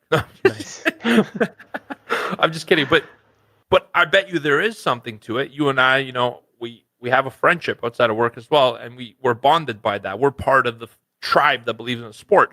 But look at this. Now that you're part of one tribe, you dislike another one.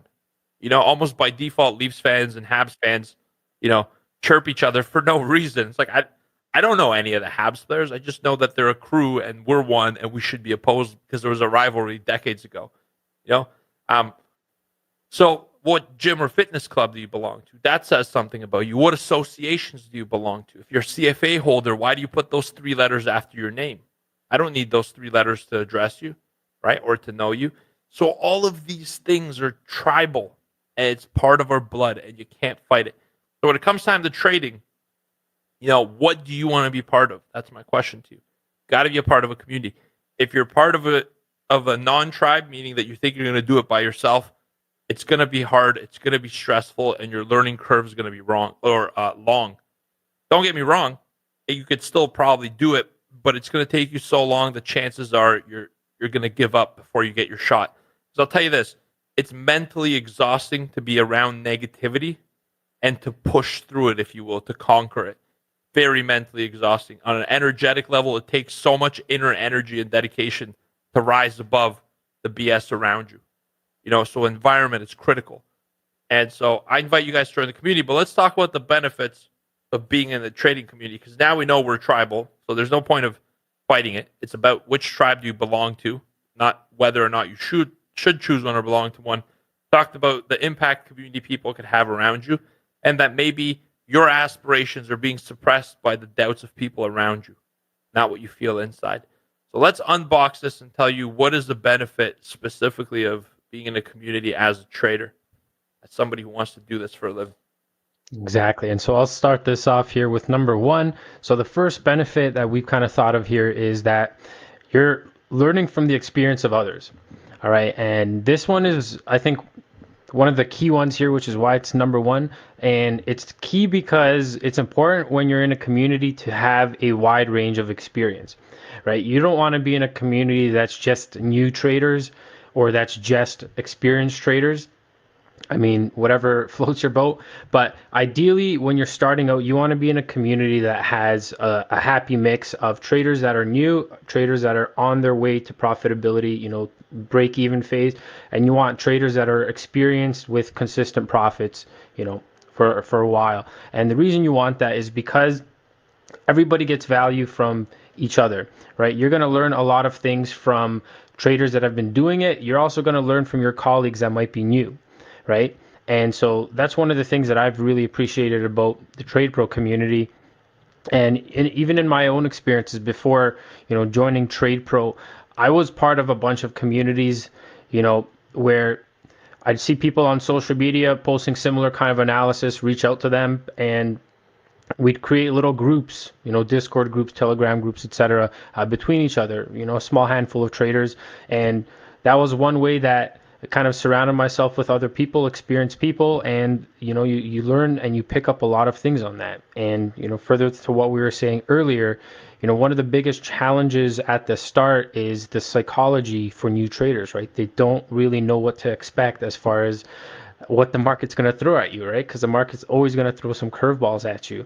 And so having traders that have gone through those kinds of experiences will help you when you start out. And then you can always help out by providing your experiences to others once, you've hit the next rung of success on your journey towards profitability. I love that, Marky. And I just had a thought as you're mentioning this. We all learn, everything we learn is from somebody else. What is a combination of everything you've learned from everyone you've ever met in your life and everything they've told you. Right? Isn't that a cool thought, right? Because like you people often email me and say, "Oh, George, wow, I'm fascinated by how much you know." I've been in this game for so long that, I'd have to know something about it. And there isn't anything that I've, started. I wasn't born with any of this knowledge. Order flow, I picked up that from Anthony Drager. So I remember being part of Anthony's community. And, big shout outs to him.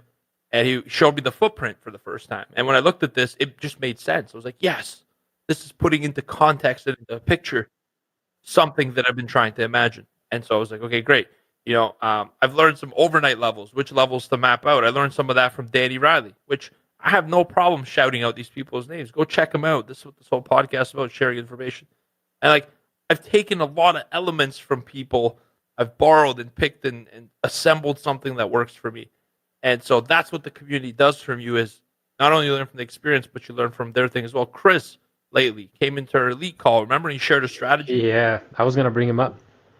Where are you? Oh, sorry, I didn't mean to steer it down. No, go on. I want to hear where you're going.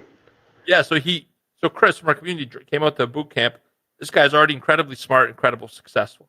I don't take credit for people's success. I do take credit for helping them, but I don't take credit for what they create ever. And so he's created a lot of success for himself, but he already was successful before on a different level. Now, what do you think somebody like that does? We look at somebody who's like, oh, successful people, they never share. They're all about themselves. The guy comes on our elite call and shares his entire strategy for our whole team, with absolutely no compensation. He's like, I just want to help. My only goal is to help somebody. If they got something out of it, great.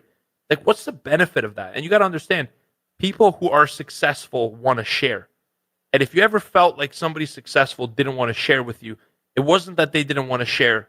In all honesty, it's that they didn't want to share it with you because the way the approach was.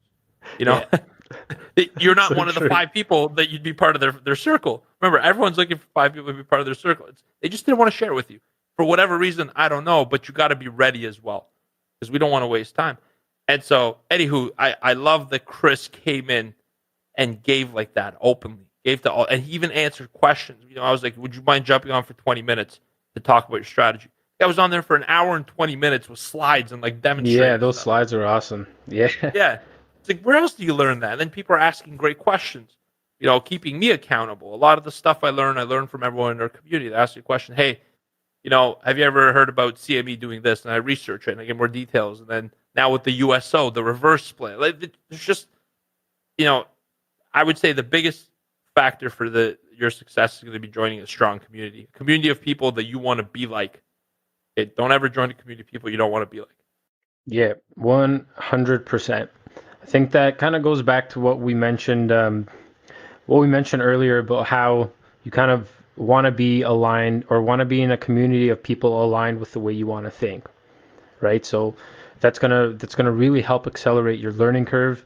And your learning curve can be, there's really kind of two facets of your learning curve as a trader. It's going to be your actual execution as a trader, right? The psychological component of it.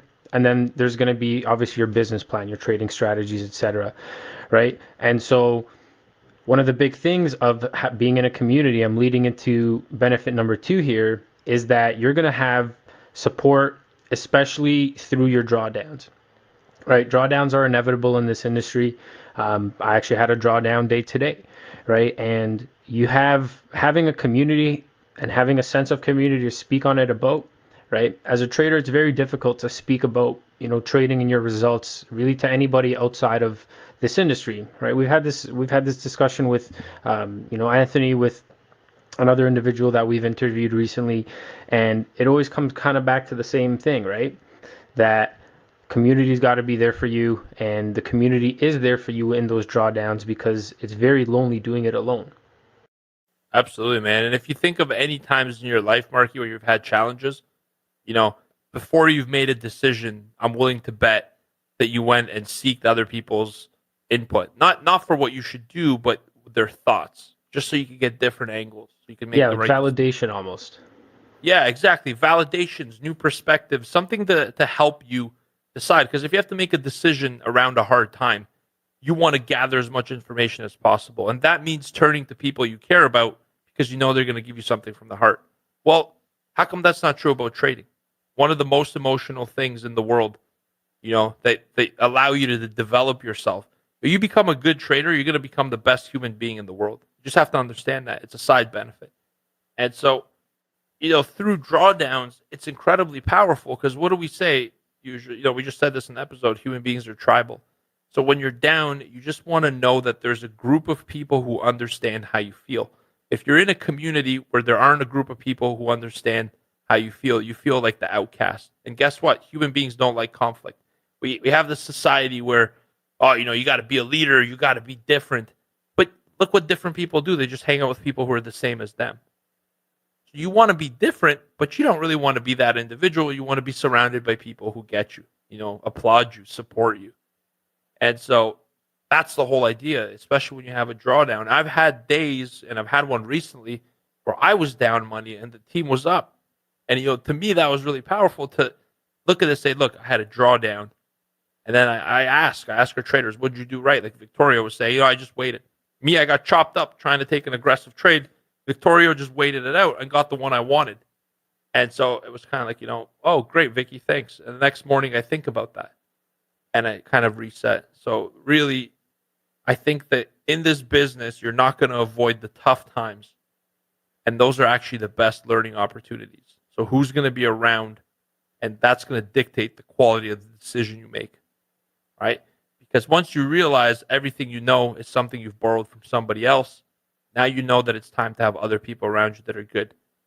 I challenge you to give me one thing in the comments of this episode, one thing that you didn't learn from somebody else.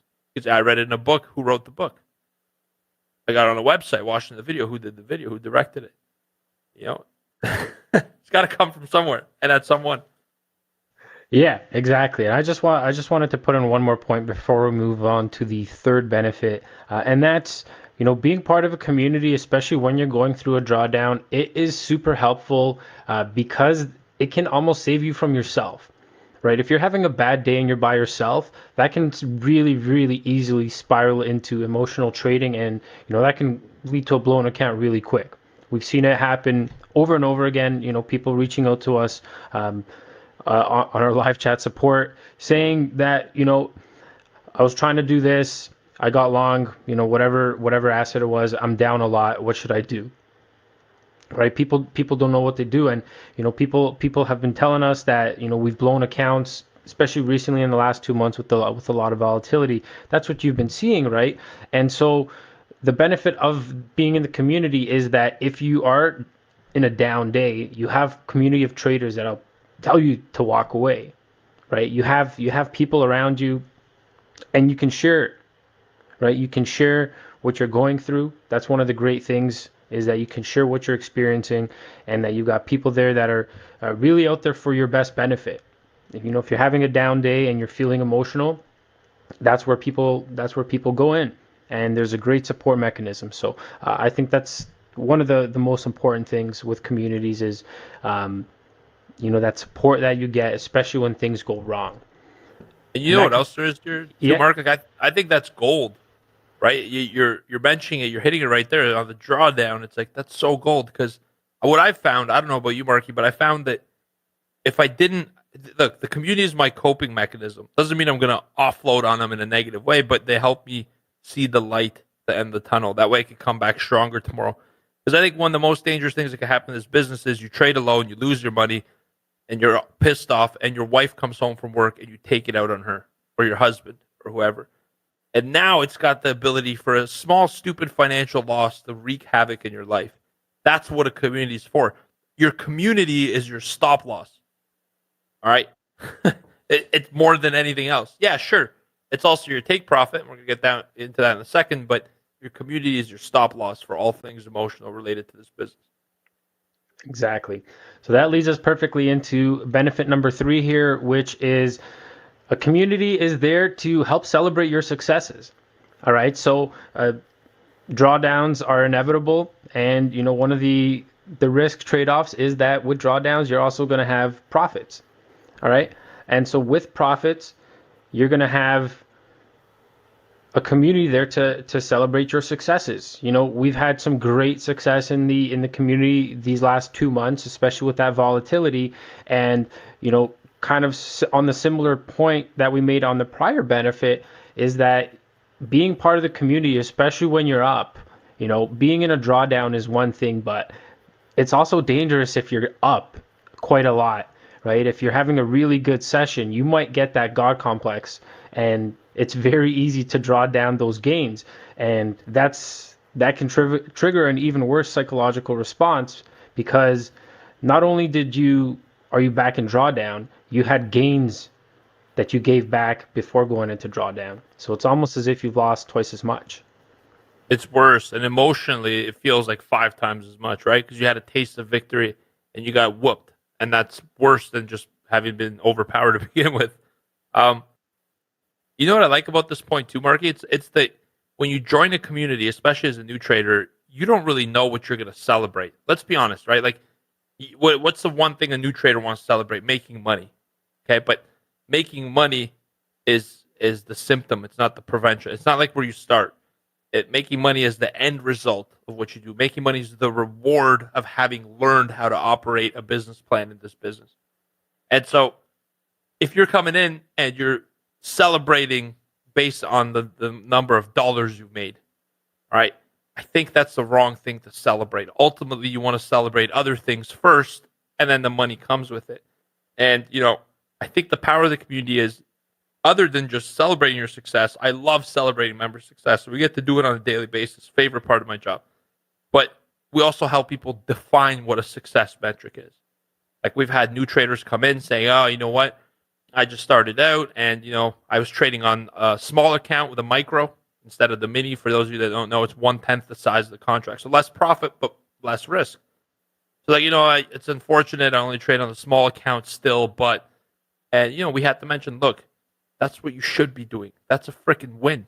And I gave him the analogy, if you got a chance to hit a pitch from an MLB pitcher and it was just in a park that nobody saw, would you still be happy and would you tell your friends about it? Of course.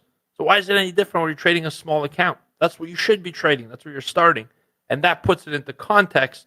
And rather than walking away in a negative state over a positive experience, now your communities help you reframe your experience as a positive one. Tomorrow you come back excited for what you're doing. That's, to me, the biggest benefit, is that the community, because they've been through this, allows you to define the right successes, right milestones and metrics to shoot for in your development. Yeah. And, kind of further to that point about, a lot of people, they define their success with monetary results, right? And I think it's an important point to bring up that, just like you mentioned, it's a process, right? At the end of the day, this is a process, and being part of the community is going to help you get through that process, through the ups and downs. And I think that really leads us nicely into this next benefit, which is benefit number 4, and that's providing a sense of accountability. And I think this one is really important as well. And that's because being part of a community, you now have a sense of accountability, both to yourself and to the community in a sense, right? In our community, we do daily polls, right? So it's not a competition to see, who's green and who's not. but it's a good indication of where the room is at a certain part of the day. And just knowing that you got a pull at the end of the day may have you subconsciously start thinking about scarcity, making sure that I'm taking good trades that I'll be proud of, so that I can get that green result for the day, right? I remember a couple of members mentioning, once they had their first live trading day, and it was a green day, sorry, their first green day on live, in the comments, they'd message, "Oh man, I'm so excited to finally be able to submit a green result up for the day," right? And so it's one of those things that gives you a sense of accountability. And, further to that point is, you can have a poll, which is one sense of accountability, but you can also have the members, the individual members in the community, right? We've got a lot of traders now that have built up great relationships with each other. They trade amongst each other. They trade, we have a lot of traders that are overseas, that are out in the West Coast, different time zones. So they're trading together. They're coming together on Discord, jumping in our elite room, trading together. And it's been really, really awesome. Yeah, today I just found out that two of our members actually trade together in the morning. They're like, "Hey, I hope you don't mind that we do this," because I'm like, "Why would I mind? That's the whole benefit. Amazing." It makes me happy to know that people are not only joining a trading community to learn from one another, but also like building personal connections, becoming friends. I think that's important. And I love the accountability, because at the end of the day, if you're accountable to just yourself, you're accountable to no one, because you're going to be able to change a lot of, in your head, that you could change reason and ration on the fly. People you're accountable to will need an explanation as to why you're changing what you're doing.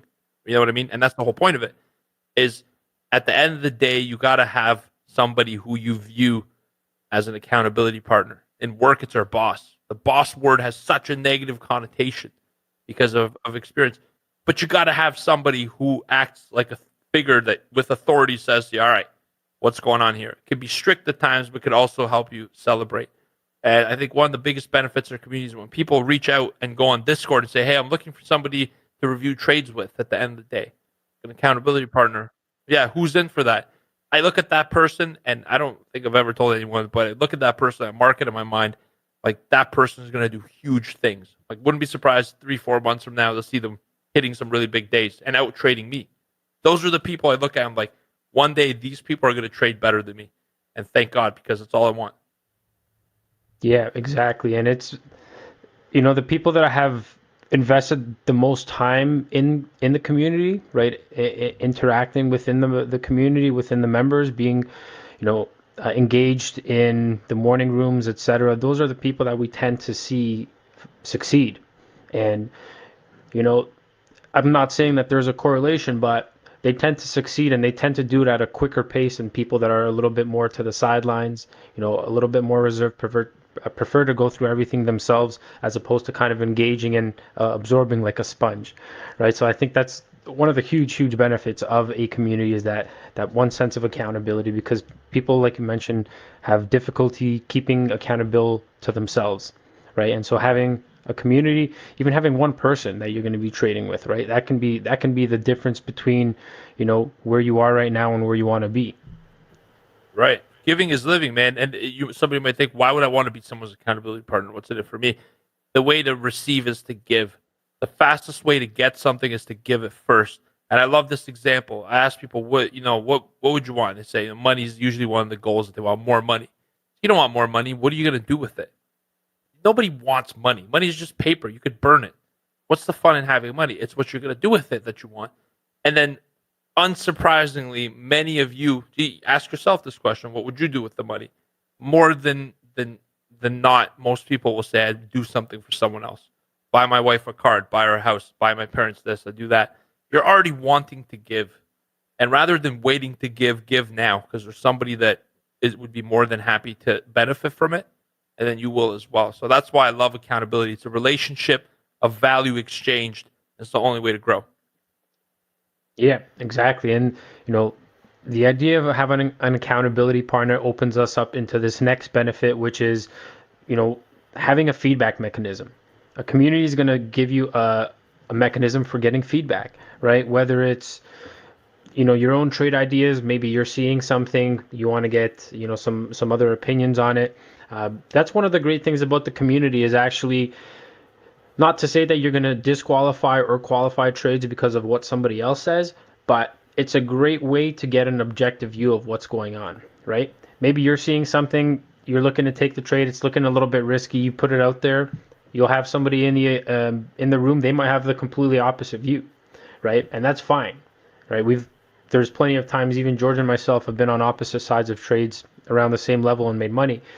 But having that feedback mechanism is very big, especially when you're a newer trader, because it kind of helps you to validate what you're learning, right? We see that a lot with newer traders, is that, at the start, you learn about these concepts and then you start applying them, but because the market is such an uncertain thing, or so it looks random, right? When you're new, you want to get validation that what you're doing is correct, if you will, right? At the end of the day, you're going to get feedback with regards to the process, right? And the process and the psychology is also huge, right? Because you can have, let's say, some trades that you're looking to take, but you don't take those trades, and then you have your accountability partner, and then you tell them, I had this trade line up, everything, all my qualifiers were met, but I didn't pull the trigger. Maybe that's something I have to look into, right? So you've always got a sense of feedback, and constant feedback is going to allow you to grow. And at the end of the day, that's what we're looking to do as traders. Every single day is looking to grow, be 1% better, ideally be 1% better than what you were yesterday, right? And at the end of the day, at the end of the week, at the end of the year, you should be further along your journey than where you were when you started. Love it. I love that 1% a day too. And I think one of the important things of feedback is just break that word down. Feed back. Something's being fed back to you. Is that you also have to remember that you got to put something out to get feedback on. And I'll give you a quick way to test if the community you're in is the right one. You go to community and say, what should I buy right now? And somebody gives you a symbol, run far and fast. There's got to be more questions asked than answers given when you come in and you say that. And so for feedback to be possible, you have to apply the stuff, but it's so imperative to have feedback, to have somebody to be able to provide you the feedback that you need.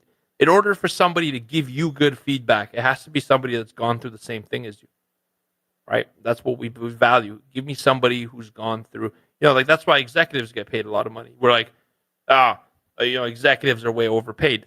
I'm not here to argue that point, whether they are or aren't, but I'll tell you this, they deserve a high paycheck because what they're getting paid for is the experience that led them to make quick decisions. In the heat of the moment, they get paid for decision making, and they're accountable to it. Same thing with the feedback mechanism. Somebody who's there to provide you feedback, that's walked the path before you, is such a positive thing, and that's a big part of our community. But remember that once you receive the feedback and you learn something, now you become a more valuable asset to somebody seeking it as well. That's how it works. It's a loop. You receive and then you give.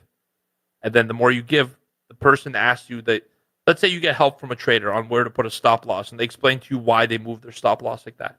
Then another trader asks you and says, hey, where should I put my stop loss? And you say, I'm not going to tell them. This is a secret now. What if that one person that doesn't know what you're doing asks you one critical question that helps you change your whole strategy and make a ton of money? And you'd hold yourself back from that for hoarding information. So that's why it's a free flow. The feedback mechanism works great when you're giving and getting. And look around anywhere in a circle, in a tribe that's successful, you'll find that that's being encouraged to the highest level. Yeah, I think that's an important point that you bring up. And just one step further, when you're giving feedback, rather when you're teaching other people, right, you're learning. It's another sense of learning, and that's actually the step into mastery.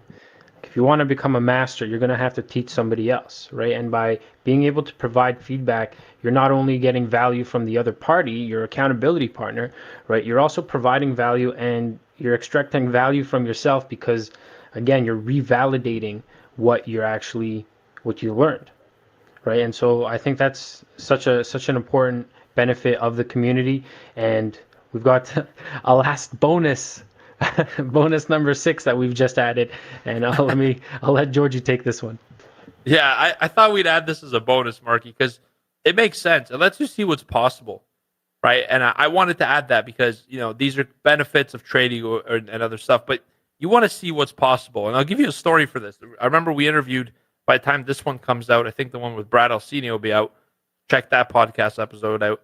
And I remember he was saying, George, you're a good trader, but you're not Ray Conman, which is like to him is the guy, the Michael Jordan of the industry. And it really makes you think. It's like, look, here I am 20 years into my career, and then somebody on our podcast says that, and it has an effect because it's true. Like, I know that. Like that you could be a Pippen, you could be a Dennis Rodman, but you ain't no Jordan. And so you got to know that somebody is always a Jordan in your world that you could look up to. And, to me, it's empowering to go into a community or in a new circle and see the possibilities. Sometimes there's possibilities above and beyond what you could comprehend. And that goes back to that quote that we read. Where was it? The dream in your heart may be bigger than the environment in which you find yourself. Sometimes you have to get out of that environment to see that dream fulfilled. What if your dream in a community is something smaller than that's capable? What if somebody awakes you to something that's way bigger and more exciting? And you realize, wow, my peak satisfaction is just getting started in what's possible. That will literally open up the matrix for you. And that's what our community does because, look, people think traders are unicorns, especially at the beginning for the ones who want to learn everything by just going on the internet and reading a million things. Like, this isn't possible, and they get flustered. And, what they're really saying is, I just want to see somebody do this. And the thing is, people that do this successfully do it with each other. Remember I said the quote earlier on, Marky, you had a good laugh. It's like, if somebody doesn't share something with you, it's because they don't want to share it with you. It's not because they don't want to share it. So that's what I'm saying. When you approach a community, approach it in a way that you're there to absorb and you'll get the maximum value. It'll open up a world of possibility. I'll give you guys this. Knowing that some of the members will hear this, I have no problem with it. I remember doing the boot camp. It wasn't this past one. It was the one in September. Was that the one where Will and those guys were there, Marky? Yep. Yes. So September. Yeah, we had a high vibe group of people there in person. I remember that at the beginning of it, we'd go around the room, people tell us a little bit about themselves and what they do, like what their past experience has been, blah blah. There came a point where I was like, let me just get some slides out of my bag. And I went in there's a little room in the back that kind of takes you out of view of everyone. I sat there and I was like, wow, why the hell are these people here to listen to me? You know what I mean? It was a very special moment to me because, look, I know that I'm good at this industry, but you meet such highly accomplished people and they're there and you're like, wow, this has really grown beyond what I thought was possible. And I would have known what's possible unless these people came into our life. Not just the September boot camp, but there's a lot of really successful people in our community who started way more successful than I could have ever hoped to be at one point in my life. And the value of being around those people, forget about trading. You're going to learn a lot about trading from them. Remember the 5 people you're around? The life skills and the thought processes you'll pick up, the energy that's required to succeed from them far surpasses anything trading related that you could learn. That's what I mean. I added on there, let's see what's possible, because even myself to this day, I'm being inspired by other people to go bigger. Because in this industry, you hit a point where you get comfortable. It might sound nuts to somebody, but if you're making $2,000 a day consistently, $3,000, $5,000 a day, it's a wild dream, but when it becomes your reality, it is your reality. And now it becomes a feeling like it's the same thing that you feel now with what you're making. You know what I mean? It's like, well, all right, great. Is this all there is? And you constantly got to push for more. And that's what the community does. Lets you see it's possible and motivates you to go for more constantly. And that's what life's about for me. I think one of the that's a great point that you bring up. I'm happy you put that bonus one in there because for me, I think being part of the Trade Pro and, being part of the team and seeing the actual, the community and the quality people that we have in the community, for me personally, it helped me think bigger. There was, like you said, I think the September boot camp, we had a really, really, really established group of people. And, Yeah, like you think that your dreams are big, and then you meet somebody who, has a whole nother set of of dreams and accomplishments that they've done, and it just shows you what's really really possible. Right? It gets you thinking, man, am I like kind of underestimating my own abilities? Like this person's dreaming out here and they're achieving these kinds of things. What's holding me back? Right? And I think that was kind of huge for me. Is like I thought I had pretty high goals, and then meeting these people, in our community every single day, hearing the successes, and it's been something that's been very inspiring to say the least. Yeah, it's like, you remember? Did you watch the movie The Social Network about Facebook? Yeah. Remember when the guy with Justin Timberlake was imitating the founder of Napster? Yeah. It's like, that's not exciting. You know what it is? $1 billion. Yeah. It's like, that's how you got to think. It's crazy, but I love our group. Every time we sign out from our community, every webinar I do, I always tell the group, I love you guys. I send you love, joy, and happiness. And I say I love you like 10 times a day on the webinar, I think. And, you gotta know that's 100% authentic. And when you experience it, you'll know why. It's such a great group of traders. And, in all honesty, they push me as well, Marky. I'm being pushed every day as well to be great, because we got, like, when a guy like Roger, comes. I wonder if he'd be interested in being on a podcast. But when a guy like Roger comes to our boot camp and says, "Hey, I used to manage a $500 million, $500 million portfolio of bonds," you're like, "Geez, the pro in Trade Pro stands for something here." It's very motivational and inspirational, and I love stories like that, and I can't wait to see what yours is going to be like. And so come on out and see what's possible for you. Awesome. So there you go, guys. That's what we've got for today's episode. Thank you guys so much for taking the time to listen. And if you can think of one person in particular that might find today's message helpful, please share this with them. Also, if you guys are enjoying this podcast, we do a lot of work behind the scenes, and hopefully you guys do enjoy that. If you do, please jump on over to iTunes, drop us a rating and a review. We'd really, really appreciate that. So until next time, everyone, good luck and good trading. Take care. Thanks for listening to the Mind Over Market podcast. You can find us at tradeproacademy.com.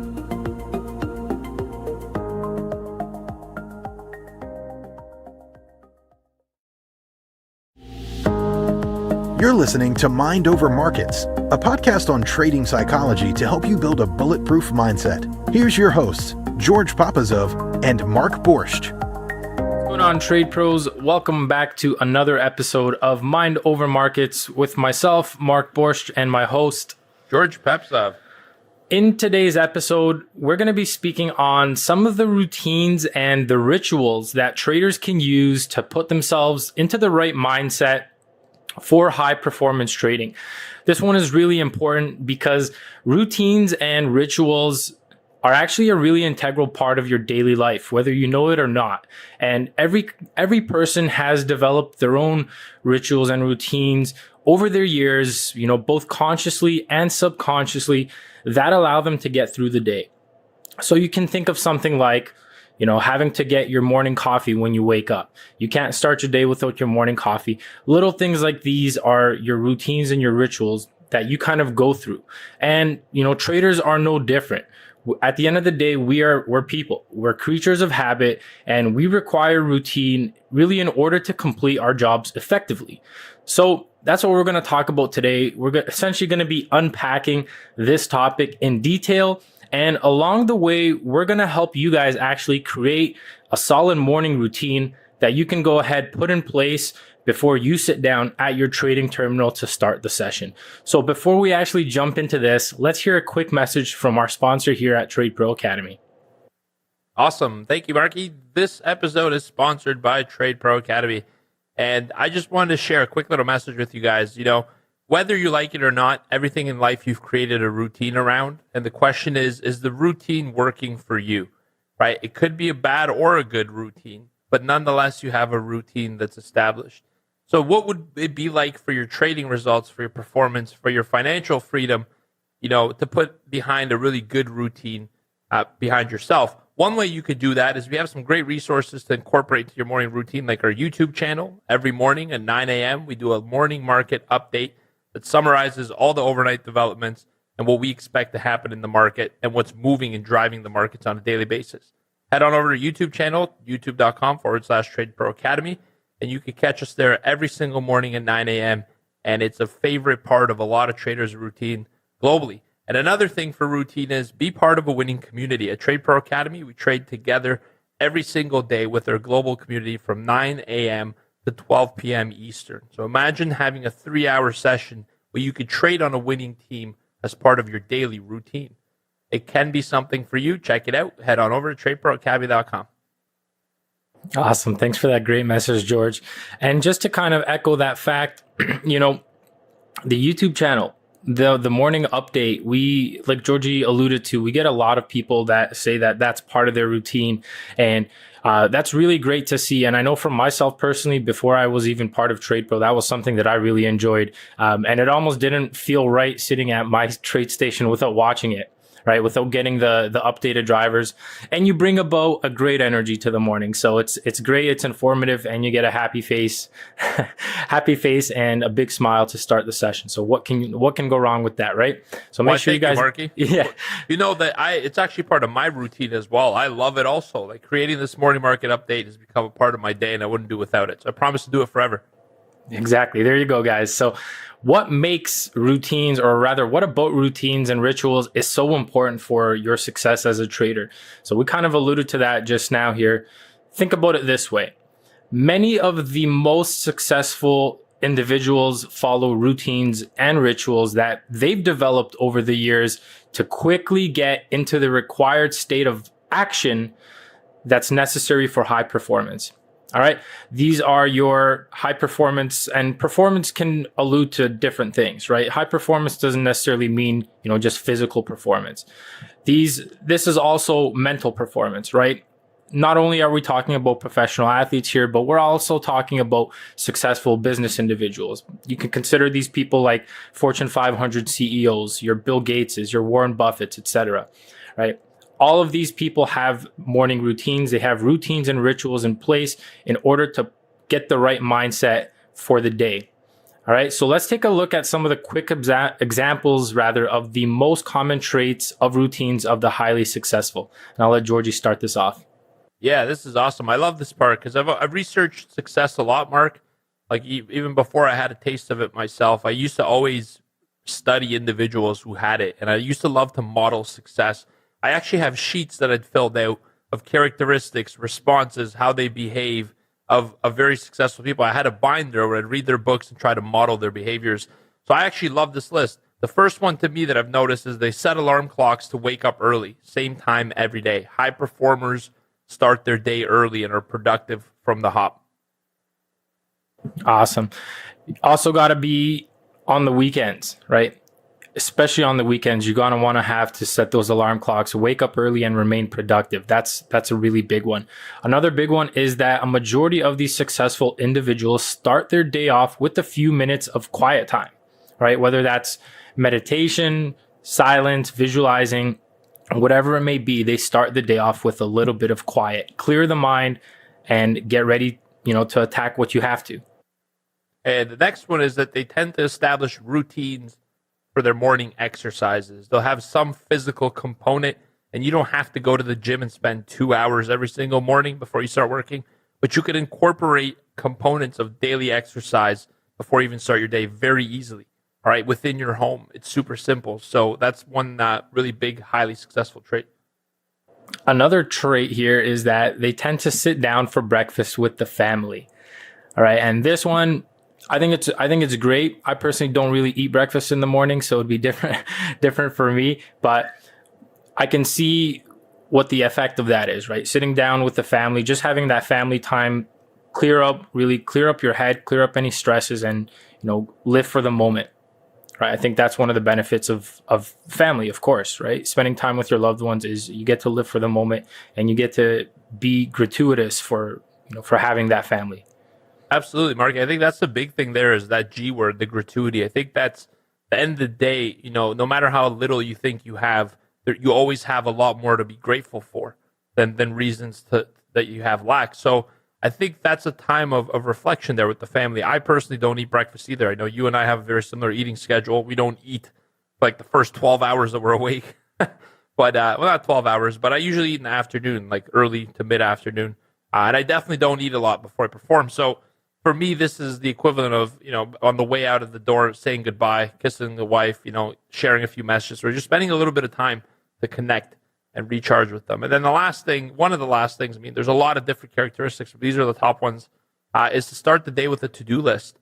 And I used to just show up in the office, in my corporate job, definitely not as a trader and business owner, that wouldn't fly, but just show up and wing it, if you will. And that would do relatively well. But when you have a lot of things to balance, you need a checklist. So a lot of top performers start the day with a to-do list. And I could do a whole episode on to-do lists, but it's out of context for trading. But I'll give you this. Follow the MSN criteria: mission critical, should do, and necessary. And so throughout the day, you list a couple bullet points. What's mission critical? This absolutely has to get accomplished. Should do, be like, I should do it if I get around to it. And the last one is it would be nice to do, not necessary. I apologize. So it's mission critical, should do, and then nice to do. And if you complete the list, great. But you should always have a to-do list, because how many times do we start the day and get distracted, and before we know it, we waste 3 hours in a YouTube wormhole? It all started with one video that led us to a cat video that led us to, and, you look at comments sometimes. I've done this too. I get in the wormhole on YouTube Market. I look at the comments and somebody's like, I don't know how I ended up on this video, but but I'm enjoying it. And I'm like, yeah, me either. So yeah, have a to-do list so you can have a focus for the day. It's very, very productive. That's one of the actually most effective habits that I have. Yeah. And, even further to that point, you can simplify it even further by just, one mission critical. What's one thing that you'd be proud of if you accomplished today, and kind of go with that. Right. So those are so those are some of the most common traits of routines of the highly successful people, of highly successful individuals. So how can this kind of relate back to trading? Right. So as a trader, it can be very, very useful to establish some similar kinds of routines, right? Because if you're seeing successful individuals, performers in sports, performers in business, performers in the arts as well, right? If you're seeing them using these kinds of methods, using routines, using certain rituals in order to get themselves ready to perform, wouldn't it make sense for you to do the same? Right? So in order to really put yourself in the best position to perform at a high level, when you sit down at your screen, you're going to need to have these kinds of routines in place. And, focusing more specifically on the aspect of trading, when you think about what we can control in the universe of trading and what we can't, the obvious is we can't control the market, right? There's nothing that we can do about the market. There was a great press conference from Berkshire Hathaway that you alluded to this morning on this morning's YouTube update with regards to something that Warren Buffett said, right? And he said, nobody knows what's going to happen tomorrow. Nobody knows what's going to happen next week or a couple of years down the road, right? And I think that's super important, because if somebody like Warren Buffett says he doesn't know what's going to happen tomorrow, then why would you think you have more control or know that something's going to happen in specific, right? So the market in itself is out of our control, but the one thing that we can control really is how we think, how we feel, and how we behave, right? So at the end of the day, the thing that we can really control is ourselves, right? It's yourself at the end of the day. That's the one thing that you can control in this market, right? A lot of traders, they look for consistency, right? When you ask them what they want to do, they say, I'm looking for consistency, right? And consistency to some people might mean I'm looking to make X amount of dollars a day.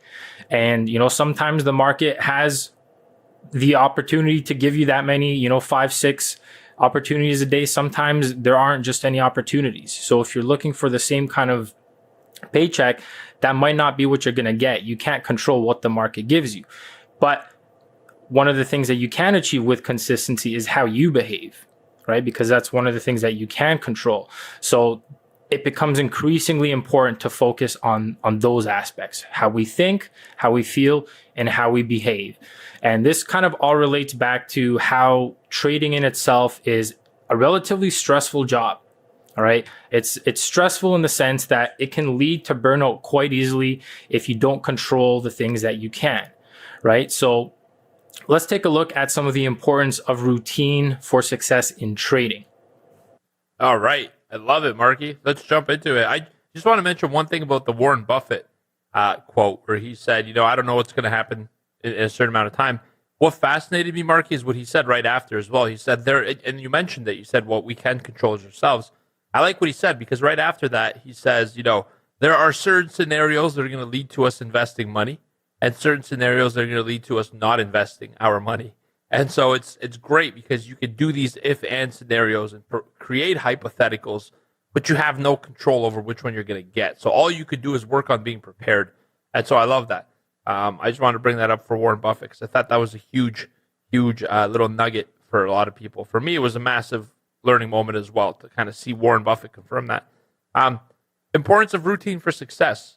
Trading is a high-performance sport. We say that a lot. We use the S word, sport, in these podcasts. And, while you don't have to be physically as capable as an athlete, you are an athlete, and you have to view yourself that way, right? We exert a lot of energy and resources in order to win. Whether we're an athlete, whether you're a trader, it takes a lot of energy to succeed, all right? And, overcoming any obstacle, winning in every kind of environment requires energy. And so the reason we need a routine and the importance of a routine is that we need to replenish. We got to kind of recharge those batteries. All right? I think that it's a constant balance between how much of your energy source are you depleting and how much of it are you recharging. And there's a kind of fine balance that you have to hit for optimal performance.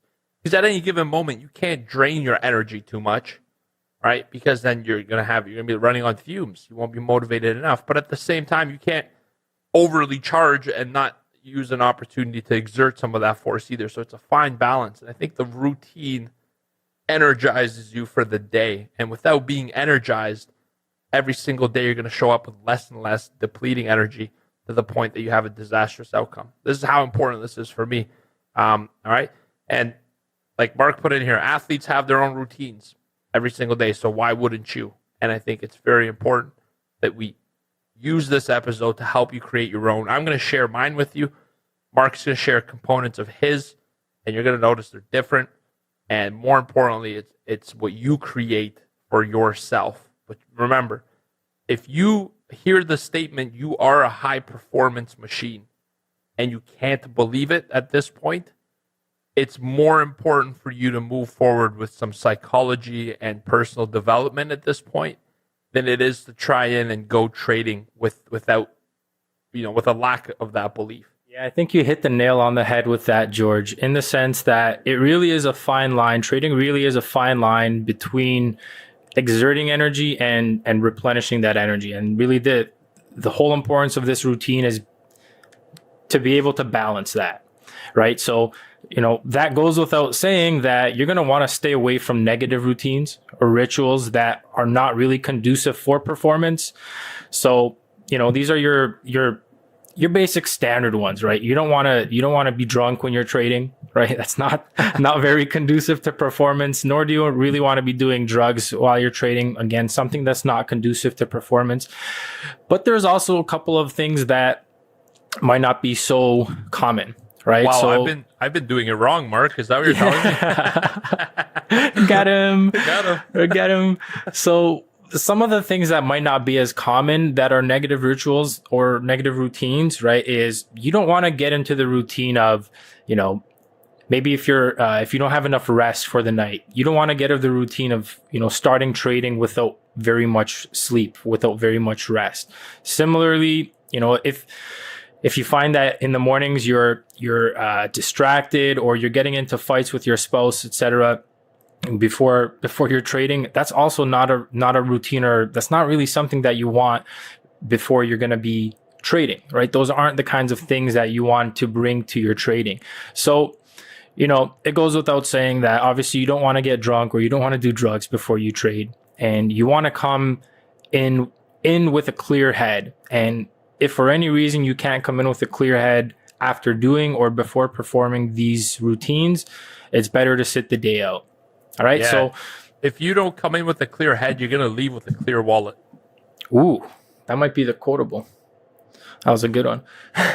So with that being said, let's go ahead and take a look at some of the healthy habits of higher performers. All right. And so we kind of mentioned here that there's two kind of aspects of performance. There's almost physical, there's a physical aspect of performance, and then there's the mental aspect of performance, right? And so you're going to want to combine the two. You're going to want to have healthy mind and healthy body. So what do successful athletes and performers do? Well, first and foremost, they eat healthy food, right? They eat whole foods. They eat foods that provide nutrition and minerals to their body in order to be able to exert the energy and recover from, the workouts that they do. Number two, they exercise. Exercise is huge. I know an interview that we did recently with an ex-prop trader. He mentioned that exercise is huge. No matter how long you've been doing this, because of the industry that we're in, exercising is huge and it provides a variety of benefits. Obviously, if you're a high-performing athlete, you're going to have to be doing some form of exercise. So exercise is another one. Third one here is staying hydrated. All right. H2O, the source of life. I believe our bodies are 70%. There you go. Georgie's got his in the background. I got mine here. And what's the statistic? Water is like 70-80% of your body. And you were in between. I've read a lot of 70. Yeah. So we're mostly, no one disputes, we're mostly composed of water. Yeah. Mostly composed of water and grossly under consuming it. All right. And so if there's one thing you can do, stay hydrated. That's going to help you out. It's going to help your body feel in sync, right? And when your body feels in sync, so does the mind. And so moving on to number 4, high performing athletes, high performers, they get a lot of sleep. All right. Everyone needs different amounts of sleep. Obviously, somebody that's, doing marathon running is going to probably get a little bit different sleep than somebody that's doing sprinting, different sports. But at the end of the day, you've got to get enough sleep to feel rested, right? You need to recover. People can work on different amounts. I know my wife, she can't really work on that much. I don't really need that much, to be quite honest, right? So 5-6 hours for me, I can get away with. She probably can't get away with anything less than 8 or 9. Right. So know where you are, know where your performance is, and go from there. And further to what we just mentioned, a lot of high performers have minimal alcohol and drug consumption. In fact, most extreme accomplishers don't even drink. And Georgie's got some notes on here. I can't say that for myself personally. Yeah, well, I mean, look, this is a special time. So I don't want people to be like, listen, I'm having a beer every couple of days, or like I'm drinking. This is a difficult time, but even though it's a difficult time, it's a time of opportunity. I personally, my wife quit drinking in January of last year, so she hasn't had a drink since, which has really been helpful because, the first few, we didn't know she was pregnant until the first 7 weeks.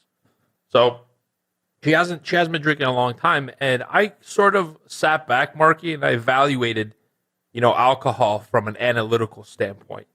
Like the benefits to rewards. And I honestly can tell you that I haven't drank much. I've drank twice, literally in months. And I remember the one time is with you guys in the meeting. Remember we had a celebration drink, and then I had a beer somewhere with my friends. And, I would get you guys to think about consumption of anything. And I was going to talk about this, healthy food as well, because from my personal experience, the first 2 weeks of this quarantine, because of the coronavirus, I gained 12 pounds. I'm not going to lie to you guys. I had grotesque eating habits. And you have to understand that a lot of the reason that we ate a lot is because of the stress. All right. It's a stress on your system, on your body, because it's an unknown. There's a lot of fear in the world. There's a lot of uncertainties. And so you're stressed. And one of the most, raw, longest forms of satisfaction for humans are eating calories. All right. It gives you a big. I love calories. Yeah, there's nothing like eating a good meal, right? You feel safe. You feel like everything's going to be okay. I've never had a problem I couldn't eat my way through. But here's the thing, is that creates danger because, and about 18 months ago or so, when we stopped drinking, Marky, we did a little hypnosis for me because I have problems with eating. I'm not overweight, but I'm not also in the shape that I want to be in, And And I've long kind of battled with this. I've hit an area where I've gained so much weight, so I had to pare it back with exercise. And I almost start going to the gym because I've become a shape I don't like versus going to the gym for becoming one I want to be. Like an away motivation. Yeah. I was gonna say that sounded away motivated. Totally away motivated. It's like, why do you have to hit a certain thing you don't like in order for you to go do something healthy? And I'm going to tell you when it changed for me a lot. I used to eat a lot of food in short periods of times and really junk food. It changed for me when I realized it's just fuel, right? So every single time I ate food, I asked myself, is this the fuel that I want to put in? And if you remove the joy out of eating, if you just look at it as a fuel source, you immediately begin to make better decisions. And for me, I eat less now. I don't go to the gym as much. I got resistance bands. I'm working out during coronavirus. But I feel fantastic because I eat fewer times a day. I eat no more than twice a day. Sometimes I get by with just once. Last week or so, Marky, I've eaten once a day. And, and I feel fantastic. And I'm going to tell you guys this. Look, this is a very important relationship with yourself and food. And you're probably surprised to hear that in the trading podcast, but you're a high performer. I remember when I used to eat a lot of breakfast. I used to be a big breakfast person. I'd eat a ton of food. I'd show up at the desk and fight sleep because I'm lethargic. Yeah.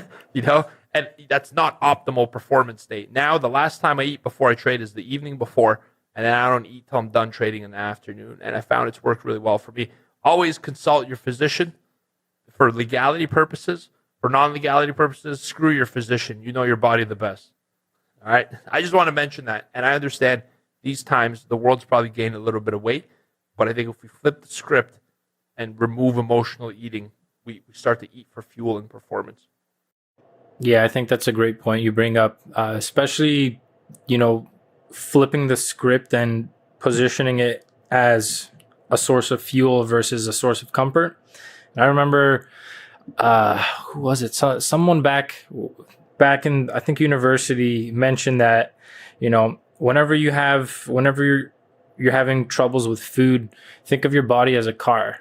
And he's like, what do you consider yourself to be? Are you a Ferrari or are you a Honda?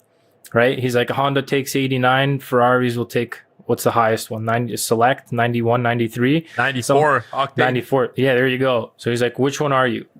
If you're putting in good stuff, like if you consider yourself to be a Ferrari, you're going to be putting in the 94. If you consider yourself to be a Honda, you're going to be, you're going to be eating the junk. Right? Not to say Hondas are junk, but you guys get the reference. It won't perform as well as the Ferrari. Exactly. We're talking about high performance here, that's for sure. Exactly. It won't perform as well. Right? And so similar thing would happen if you put the 88 or 89 into the Ferrari, you're not going to get the same kind of performance. Right? So make sure that you're putting in the right things. Right? So bottom line is, bottom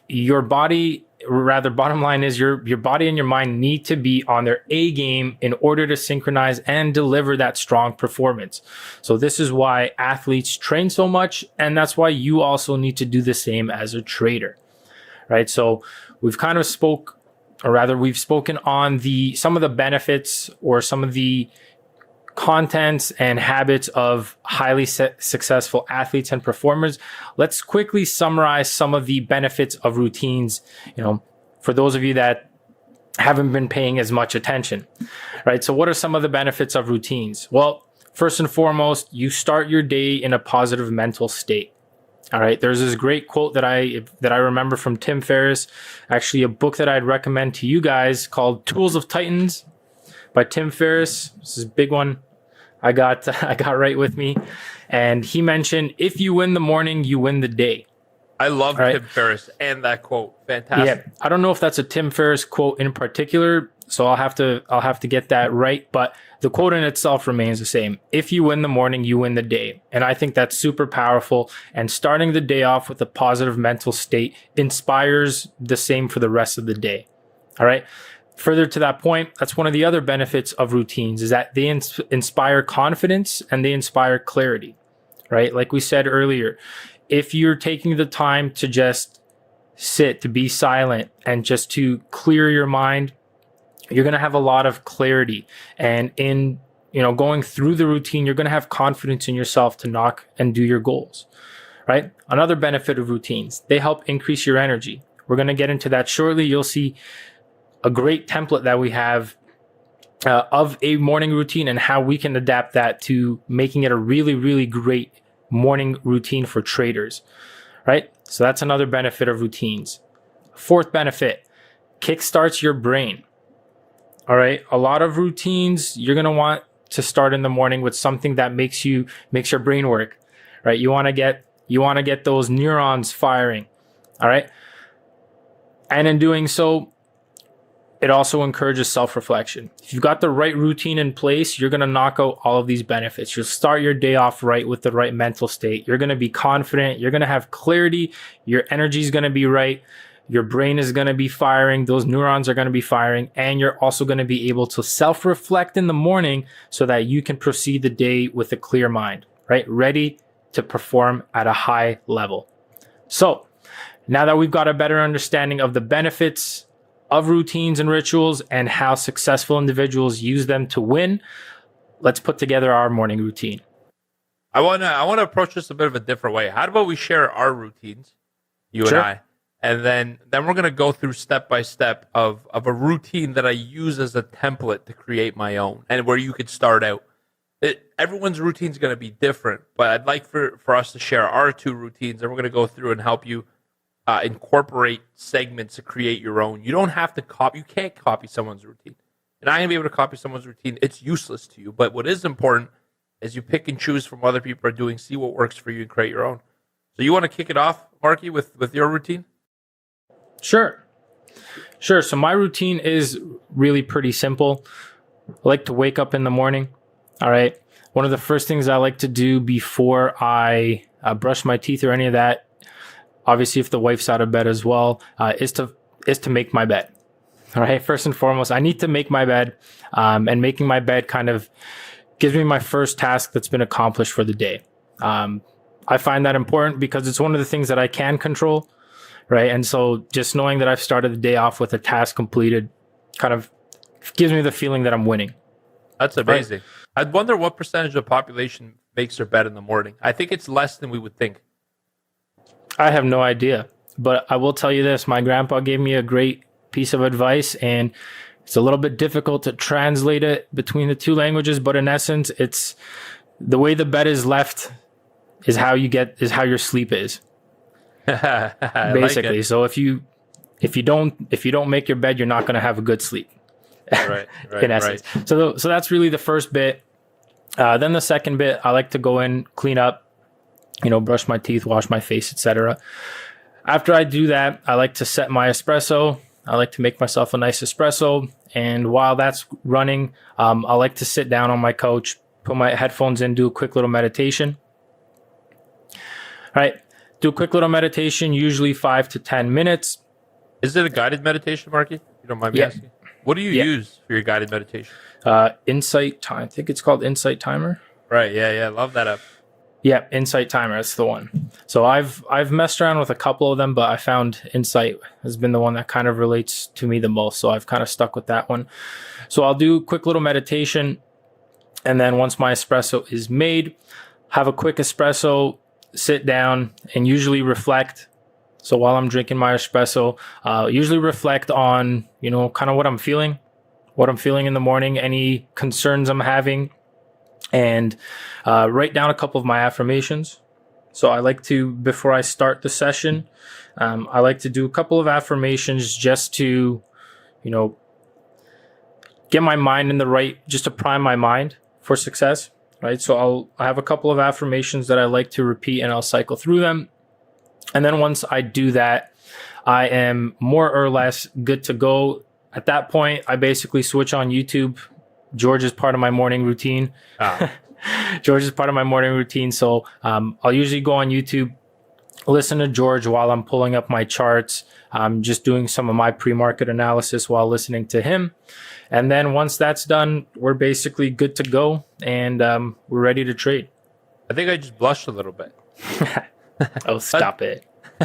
That's awesome. So how long after you wake up do you sit at the computer to do the morning market update and do your zones? Probably like half an hour, 45 minutes after. Awesome. That's cool, man. I thought I'd ask you about yours because, to be honest, I know some components of it, but I've never really got a chance to hear out your full routine, which is ludicrous. Yeah, I mean, it's kind of changed around with this whole coronavirus quarantine thing. It took a little bit of time. I mean, I'm a creature of habit. I'm not going to lie. It takes me a while, not a while, but it takes me some time in order to really brush things up. So it did take a little bit of time in order to find this new routine. But that's kind of what's been working for me recently. Man, we're all creatures of habit. You know, it's like you either acknowledge you're a creature of habit or you're a little bit delusional. And let me, speaking of delusional, I mean, that's a fantastic routine, Marky. Not you, but my routine. What I do is I wake up, brush my teeth with a bottle of Jack. I pray to the Marky gods, and they send me an email with trade signals, bro. And then I just race Ferraris, models. No, I'm just... And then you wake up. And then I wake up. And then, and then the day begins. And then the day actually starts.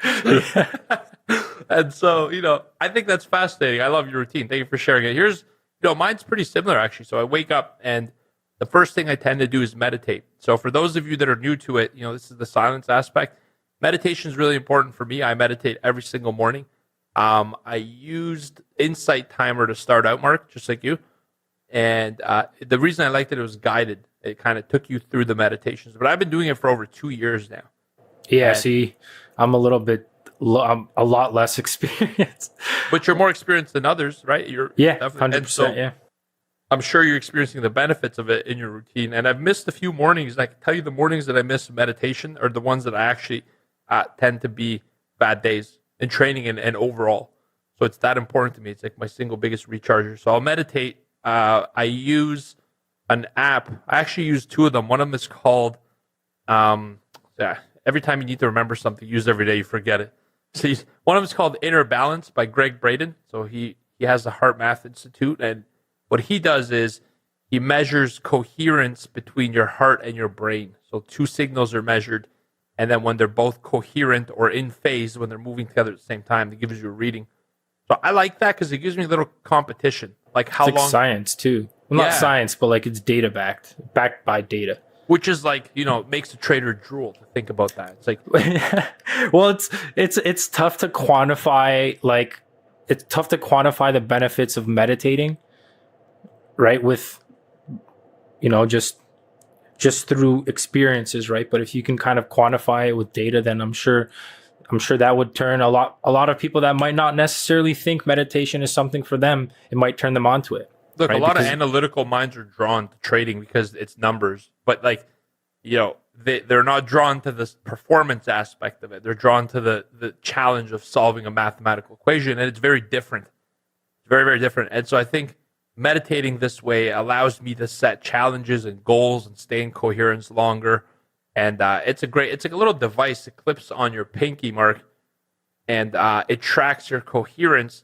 And I've been thinking about trading with it on. I thought it'd be really interesting to see what would happen. And that kind of develops further ideas that we've talked about, Marky. But so I meditate with this thing that clips onto your pinky and gives you a signal.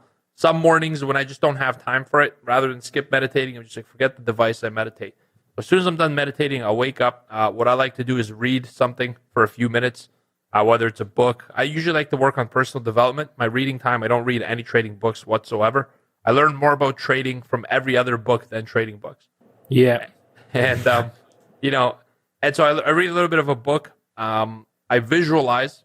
So I sit there and visualize how I want my day to go and then why I'm doing this. I like to visualize me accomplishing the goal that I'm after. It's not money you're after when you trade. It's what you're going to do with the money. So I like to spend a few moments in the energy of achieving or having those things that I'm working towards already. Just getting a taste of it, if you will. Imagine being able to taste pure motivation. What would that do for your day? And so that's what I try to do. I visualize that. And then I'll get up I usually do all that within my bed or on a chair sitting. Then I'll get ready, get dressed, go to the office, and then my trading related stuff begins, reading a lot of information, etc. I don't usually exercise in the morning. I'm not going to lie to you. And furthermore, I drive like 300 meters to the office. So Yeah. So yes, things have definitely changed. I mean, not doesn't sound like it for you, but Definitely, right? So it's like back when we were still going to the office, I have to do a little bit of walking to get to the office. So I kind of consider that my exercise. And, when I was still going to the office, then that was a time where I was not necessarily doing the meditation, but I was listening to kind of guided meditations as I was walking to the streetcar stop. And I'd be listening to it on the streetcar. And then that would get me into the office, basically to do the pre-market stuff. So yeah, things have changed around a little bit, but the main components stay. Adapt Right. and adjust, baby. That's what we do, right? Exactly. Keep the foundations. You just got to keep the fundies, and everything else takes care of itself. Yeah, can we talk about meditation for 1 second? Because I think a lot of people have a hard time doing it. Then, we'll give you the routine. The routine's easy. It'll take us less than 10 minutes. But, I think meditation, we can do a whole episode on this. In fact, we should, Mark. Meditation's hard for people to comprehend because they think there's a whole, approach. The hard part is knowing if you're doing it right or not, right at the beginning.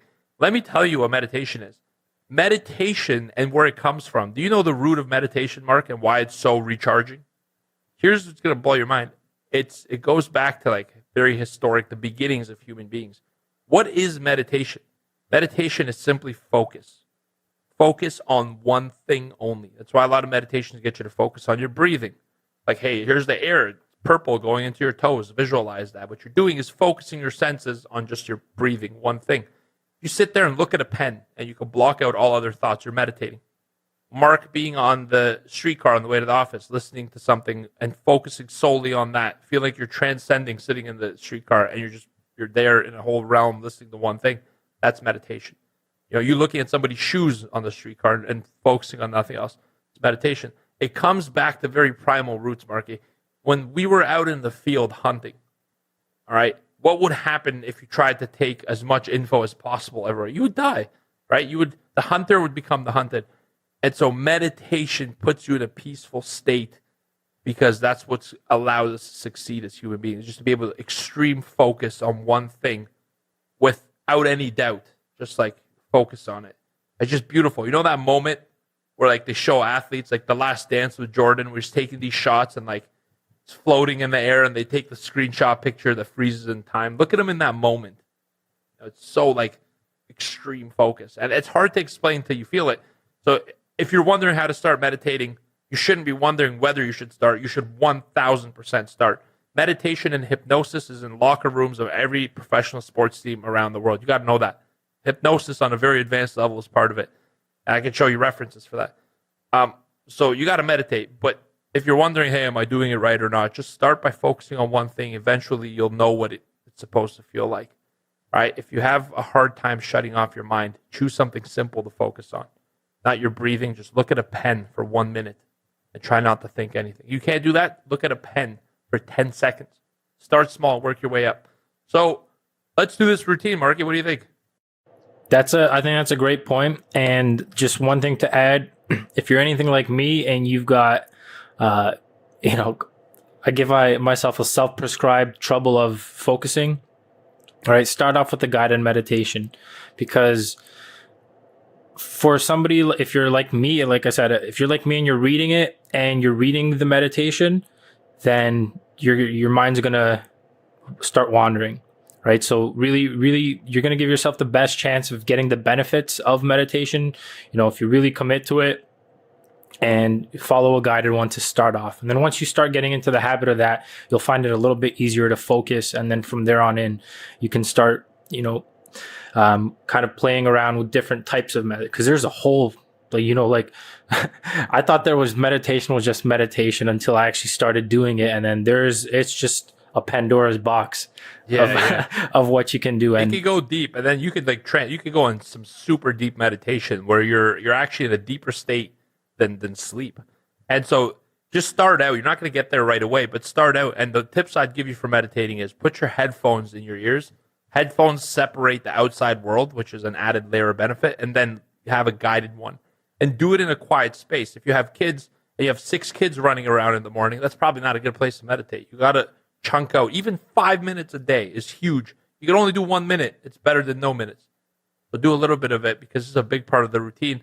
And Marky, do you have your phone nearby? Yes, I do. Would you be comfortable telling people what your favorite one is on Insight Timer? Like, which one was your favorite when you first started that helped you kind of get the benefits of meditation? Sure, let me find it for you. I like to do ones on affirmations. Oh, that's powerful. Yeah, those are really nice ones. And what time frame usually? Like, what do you enjoy? Like 5 minutes? I'm just curious. Like I like 5-10. Yeah. I've kind of flirted with the longer ones, and I find myself a little bit wandering. My mind starts wandering towards the end. So like 5 to 10 minutes is really my sweet spot. 5, 10, 15 minutes. Which one was this one? There it is. This one's actually 30 minutes. All right. I don't really usually listen to the full thing, but it's called Positive Affirmation for Prosperity. All right. Who's to buy Um, on Insight Timer? Because it should be. read more. Ayana Nelson Freeman. Let's send her some love. So you guys check it out. This is, like Mark said, you don't have to finish the full thing, but because in our routine, the first thing is going to be meditation. We wanted to really dig deep into the art of meditation. And again, we do a whole episode on just this topic alone. Styles of meditation for traders. I mean, I can even write you one. And so, Marky, thank you for sharing that with our listeners. I'm sure they're going to enjoy it. I'm going to check it out too. I wrote it down myself. And awesome. So let's get into the routine. What do you think? I like it. All right, let's go through it. So here's a morning trading routine. This is the concept of it is called savers. Do your savers. Basically, it'll save you and give you a great morning. This is a concept that I did not develop. This is from Hal Elrod in the book Miracle Morning. I love this book because it combined 6 aspects, all right, from all different morning routines of very highly successful people and combined into one super, concise routine that should take 60 minutes a day. If 60 minutes is a lot, because he says wake up at 5 a.m. and do this for an hour. Some people are going to be like, what are you talking about? I believe that the greatest power is in creating things that at the beginning are doable. You know, a lot of people jump in. Yeah, I'd love to do 60 minutes a day. How about you start with something with low activation energy, something 10 minutes, then work your way up to it. So he recommends doing 10 minutes of each of these things for a total of an hour. If you just do 1 minute of each of these things for a total of 6 minutes, it's going to be way better than what you're doing now if it's nothing. Okay, so number 1 is silence. And the S in Savers stands for silence. It's basically meditation. It's focus on just one thing, allowing yourself to exist, by just focusing on a single thing. There's too many thoughts in our mind, and when we clear the slate, we give our power back. So number 1 is silence of the Savers. I guess it's not really a number. The S in Savers. That's how numbers focused I am as a trader. Marky, all my life, man, I feel like I've been battling, like not battling, but I have an analytical George and then like an empath George. It's not really an empath. It's like self-talk. Like I'm auditory digital. Most people are visual people. And I'm mostly auditory digital, which means self-talk. I'll talk myself through a lot of things. It's kind of been always a battle, like analyticals. It's funny that I look at Savers, I'm like, number 1. Just automatically goes to numbers. Yeah, I did like the S. You want to pick it up? Yeah, sure. So just kind of to Georgie's point there, silence is really the whole idea is to quiet your mind, block out any chatter, any distractions, and start your day off with calm thoughts. All right, that's really the idea behind the S, behind silence. Number 2, you guys have heard me mention this, as part of my routine, affirmations. The A stands for affirmations. All right. So if you guys are not too sure what affirmations are, these are essentially some encouraging words you can tell yourself to achieve your goals. Right? Achieve your goals, overcome fears, be happy, healthy, etc. Live out your purpose. So this can really be anything that you want it to be. You want to make sure that you word it correctly, right? I am, 2 of the most important words in the English vocabulary, right? A couple of examples of affirmations that traders can use would be something like writing down 10 times before, you start the day. I'm a consistently profitable trader. I'm in control of my emotions. I am a successful risk manager, right? Little things like that. If you repeat these affirmations, they will eventually become your reality. All right. So affirmation is, again, I was going to say the second one. Affirmation is the A in savers. Yep. That's awesome. This is your number focus too. Yep. Oh, yeah. Go figure that we're traders. Oh, yeah. So you know what I love about affirmations is that they're statements of things that you are. The way that we use I am in life, we're misusing it. We use I am and then attach negativity to it. And then you create that state of negativity. When you use the words I am, they're the two most powerful words in the language, of any language, because anything that comes after it happens. Okay, so be very careful. It's an identity. Remember, there's logical levels of the mind, and identity was at the top, environment at the bottom. Remember that, Marky? We talk about that one of the episodes. Yep. We'll have to. I don't remember which one off the top of my head. Me either. We've done like 26 and I'm lost. But so there's environment and then there's identity at the top. And from the environment, it's the least important one to create change. Identity, if you shift that, everything else shifts below it. It trickles down. And so, when you look at an I am statement, it's so important because it could shift your identity. Before you say an I am statement, make sure it serves you. It's very easy to ruin the satisfaction in your life by attaching the wrong words after I am. Be very, very careful. All right. If you just apply that, your life changes super drastically. So I am a consistently profitable trader. I love that. I am successful. I am in control of emotions. Let me tell you how not to use affirmations, because I see these mistakes done a lot. Something like this: I am now closer to my goal. Okay. Why is that a bad affirmation? Because if you were indeed closer to your goal, is that your goal? That means you actually haven't accomplished your goal. So you're affirming that you haven't accomplished that which you want. How is that serving you? All right. And I know a lot of people will say, I am successful. I'm losing money on a daily basis trading. How the hell am I going to believe I am successful? All right. I'll tell you this.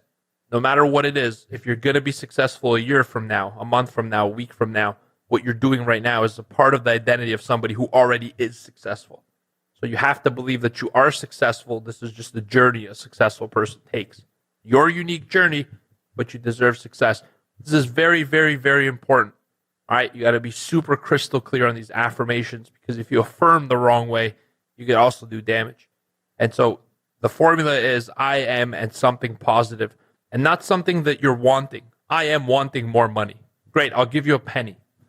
You should never ask for more money again in your life.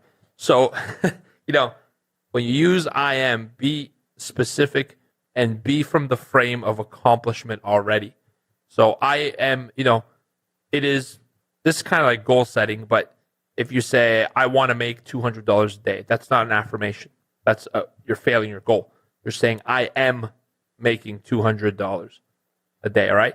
And don't make it a numbers goal. Make it like a qualitative thing. I am full of love. I am successful. I am in control of emotions. I love the ones that Mark wrote, because those are much more important than trading. Exactly. And so that is the affirmation, right? So next one here is the V, that is visualization. That's what it stands for. And so visualization, in this step here, you're going to want to imagine yourself doing each thing, step by step, that you need to do in order to accomplish your goals, right? Then you're going to want to imagine what it feels like when you succeed. All right. And one of the great examples that you can use to relate this back to trading, because we are building a great morning trader routine here. So one of the ways that you can visualize is visualize yourself having the perfect session. All right. Visualize what it would feel like sitting down at your trade station and having a green day. Visualize or recall the last time you had a green day, what it felt like. Most days when it feels like, you just can't miss. What did that day feel like? Imagine playing that day out again in your head before the before the session starts. Another idea is you can have a Hall of Fame, right? Hall of Fame is especially as it relates to trading. Hall of Fame would be a case study, if you will, of all of your best trades. All right. If you're visualizing what those trades looked like, what those trades felt like, it's really important. This is something that you want to anchor when you're going through that emotion, so that you have something that you can recall when you're going to do your visualization. Right. So that's another big one. Using your Hall of Fame, looking at trades that made you some good money and replaying those in your head. Imagine getting or catching another one of those trades on today's session. How would that feel? What does that feel like? Right? Get yourself in that frame of mind, and then you're going to attract what you're seeing. I love that, Marky. And I'll give you a 1-2 punch of how I used to do it. And I'll even tell you how it changed. So, Marky, for the visualization, what I used to do is just visualize trades, right? The problem sometimes was, I'm going to be honest with you, is that, I know how to trade. And so it's not a surprise for me to have a good day some days. Some days it's more challenging. I'm not saying that from a cocky standpoint, but I'm not surprised to have good trading days. And some days I found that even though I was super motivated or super positive about the trading experience, I wasn't really motivated to show up. It sounds odd to say that, but you would show up, it's another day, another dollar. And what really changed it for me, and I haven't had an unmotivated day in trading since this one shift, I started visualizing what I'm going to do with success, and as if though I have it right now.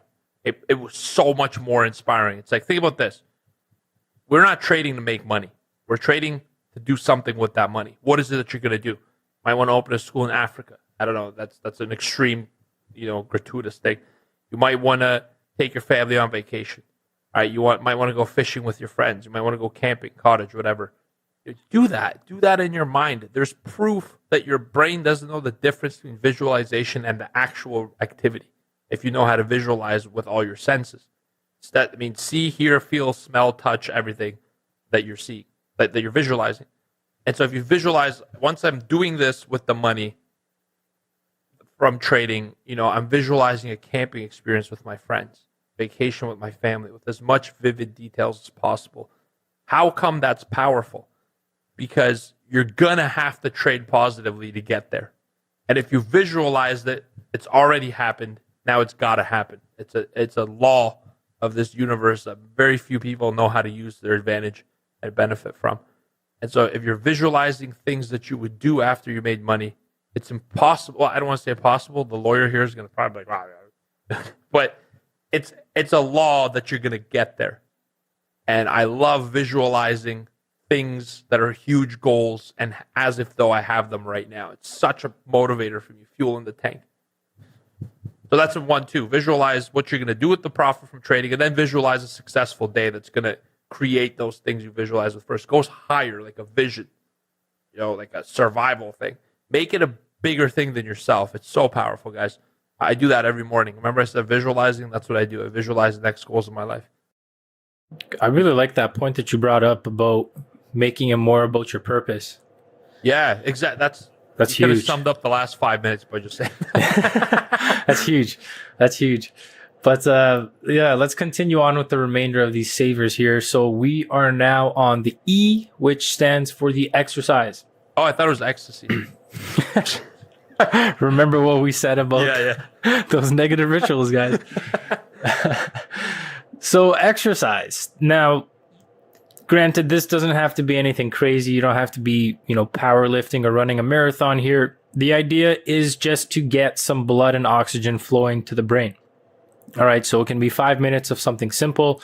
You can run in place. You can do a couple of jumping jacks, and you can just get your body moving. All right, this is not something that's directly related to trading, but in doing so and getting, blood and oxygen going to your brain, you're going to clear up some of your mental clarity. You're going to get the blood flowing, and you're going to get yourself in the best possible mindset to accomplish your trading goals. Right? So exercise, this one kind of summarizes itself. Just get moving, couple of minutes in the morning, and then move on to the next one here, which is R. Like a pirate. R. R. R is what? It's reading. I don't know. Do you read a lot of stuff, Mark? I do. What percentage of it is trading related stuff? Let me guess. 0 or no? Yeah. Nowadays, yeah. Like for the morning, for my morning routine, 0% trading based. I'll still look at some trading based stuff, but that's more like economic reports and stuff like that. So yeah. majority of it is actually personal development books. A lot of stuff that you've kind of put me on, from The Office. I like to read, I'm just looking at my bookshelf. I've got a couple of things. I can't really see the names, but just off the top of my hill, we have, The Power of the Subconscious Mind. We've Joseph got Murray. Think and Grow Rich, Napoleon Hill. We've got Tools of Titans here by Tim Ferriss. This is a big one. Rich Dad, Poor Dad, Robert Kiyosaki. Yeah, we've got a lot of books. And one of the things that I like to do with the reading, the way that I kind of look at it is I want to do something that I want to rather read something that inspires me to do something, or it helps me develop in a certain way, right? I think there's a time and place to read, if you prefer whatever, fictional books, non-fictional books, etc. There's a time and place for that. For the morning routine, because we're in the interest of getting our brains in the right place, I think personal development books or things that are going to inspire you are going to help you achieve that a lot better than, reading a book about aliens or something. I don't know. Yeah. So to me, it's important to do something that inspires me. And, whether it's something that inspires or gives me a moment to kind of reflect and have some gratitude for, then by all means, that's kind of the path that I want to be on. I do the same for reading. I read things that inspire me, help me grow. And oftentimes I'll let manifestation bring the next book to me. If you just keep, if you're alert, aware, and present in the moment, you'll often be told what the next step is. So sometimes I'll discover it in one book that leads me to another, or like some research I'm doing, or an email. It's very miraculous that comes about. But at the moment, I'm reading something that wasn't manifested. I'm reading the Wonder Weeks about babies. Like, what are the developments that babies go through at certain points in their life? It's pretty phenomenal, man. The growth that they go through in such short spurts. It explains why they're fussy at certain weeks since they're born, and almost to like the day they predict fussiness, new learned behaviors, and how to apply them. I find that book fast. It's teaching me a lot about trading. Ironically enough, huh? Yeah, go figure. More than any trading book, even my own. And my trading book, spoiler alert, isn't really a trading book on strategy. It's more like a journey, a story, which is what we learn from. And the S on savers, we've come to the last second one. S. Oh yeah, the last S. It starts with an S and ends with an S.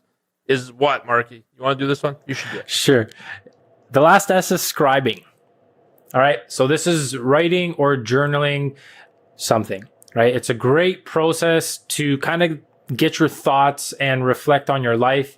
And it's really going to help you be a lot more self-aware and more articulate.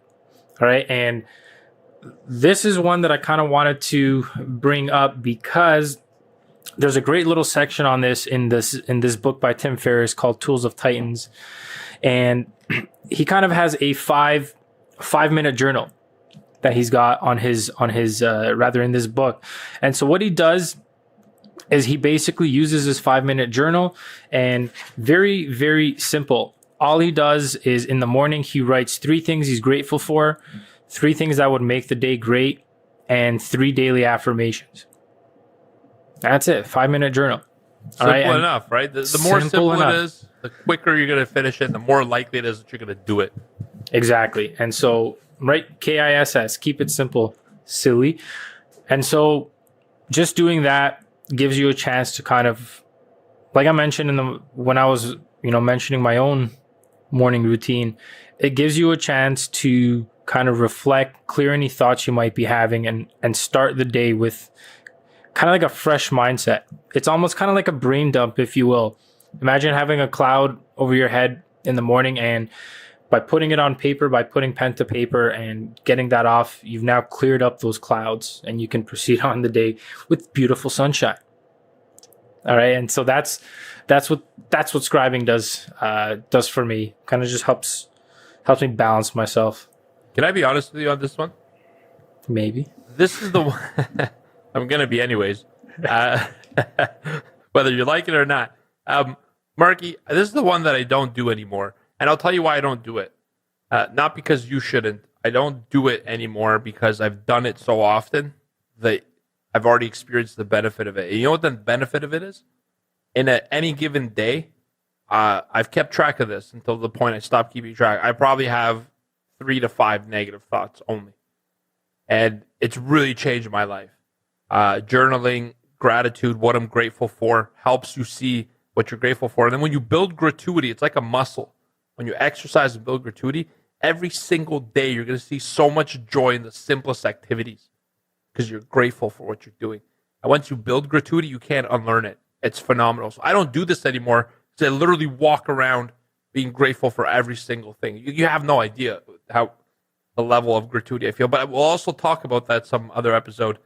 I think sometimes gratuity can be taken advantage of by other people, and how not to let that happen. But anyways, I love this one. Scribing, journal something, write. It's very important. And I used to do it on the computer on Evernote, but when I did it on pen and pad, I had the best benefit of it.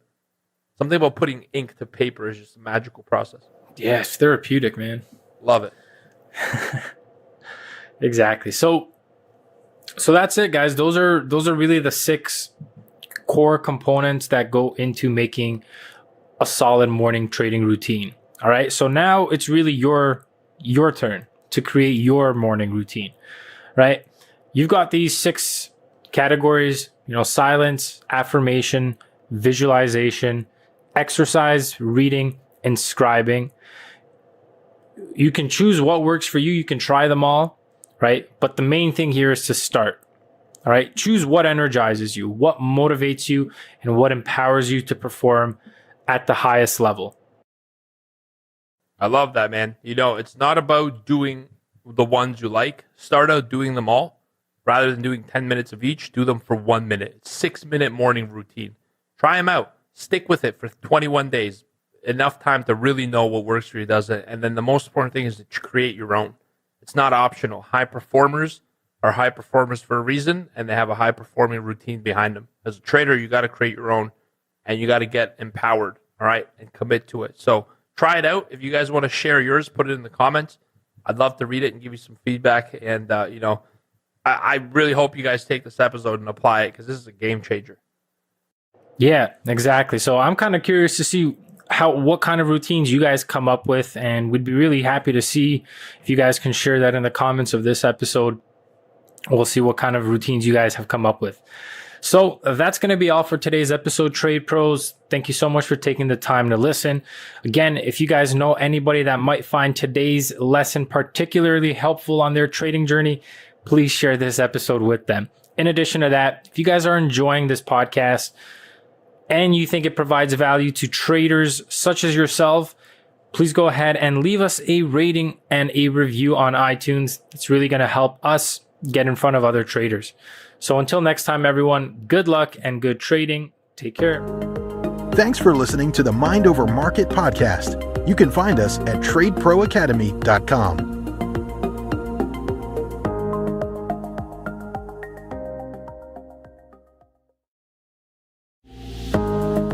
You're listening to Mind Over Markets, a podcast on trading psychology to help you build a bulletproof mindset. Here's your hosts, George Papazov and Mark Borscht. Hello, Trade Pros, and welcome back to another episode of Mind Over Markets with your hosts, myself, Mark Borscht. And George Papazov. Awesome. Welcome back, guys. We've got an exciting one planned for you today. We're going to be speaking on breaking down the components of a high-performance home trading environment so that you guys can set yourselves up in an environment that's conducive to accomplishing your goals. All right. So we speak a lot about, having your trading plans, working on yourself, having the right environment is also important for your success. So that's exactly what we're going to talk about today. Now, before we jump into the topic, let's hear a quick message from the sponsor of this podcast, Trade Pro Academy. All right. Awesome, Marky. This episode has been brought to you by Trade Pro Academy. And today we wanted to share a special message and tell you that the following. The most important aspect of your learning is the community that you belong to. And so join a winning team of traders. The important part of being in a community, we've covered a lot throughout this podcast. We're going to talk about environment today, but one environment you can't really, it's not a question of if you should have as part of your environment, but it's definitely necessary, is to belong to a group of traders online and be connected with like-minded individuals who are learning at the same time with you. All right, people you could learn from, people you can help give information to, and that's really the true message and meaning of growth. So one of the key aspects of your environment as we go through this is the community that you belong to. You look at any picture of any professional trading environment, you'll notice that people have one another, and that's irreplaceable, unsubstitutable. Come on out, check out Trade Pro Academy, join our community. Awesome. Thanks for that great message, George. So let's go ahead and get on with this episode. Now, I kind of wanted to touch on what you just mentioned as far as the community and how that is part of the environment. So you can kind of break down environments into two different types. Really, you've got virtual types of environments, which is where your community would be, right? That's the type of virtual environment. It's the community that you decide to take part in, all right? And then there's your physical environment. This is things like your home office, where you're going to be trading out of, etc. So we're going to be spending a little bit more time in today's episode focusing on that physical environment. But don't you guys worry, we've got a great episode on the benefits of the actual trading community, which is your virtual environment, coming out for you guys. All right, so let's jump into this one. What are the two environments that we've got in the physical sense? All right, so the first one is your office environment. All right, this is your work and life separation. You've got a separation between your time at work and your duties outside of work. All right, and the other one you have is a little bit more flexible. This is your home office, right, where you can work in your PJs. And in this kind of environment, you can find that your work and life balance tends to not be a work-life balance, right? Yeah. So I know you for sure, George, can speak on that. And I know, we're still in this COVID quarantine here in Toronto. So we've experienced a little bit of both of those environments over the last quarter. Would you not agree? Oh, 100%. Like, this has been a prime example of experiencing a home environment, for a lot of people who have been wishing for it, right? A lot of people wish that they could spend time working from home, but I don't think that they think about it in terms of, I'm going to sit at home and work. They think more, I want to be at home more, which is a whole separate issue on its own. But I've been in that situation, and now we're going through this. I can tell you that working in home, if you don't have the right environment set up, the lines blur between where your personal life and work life is.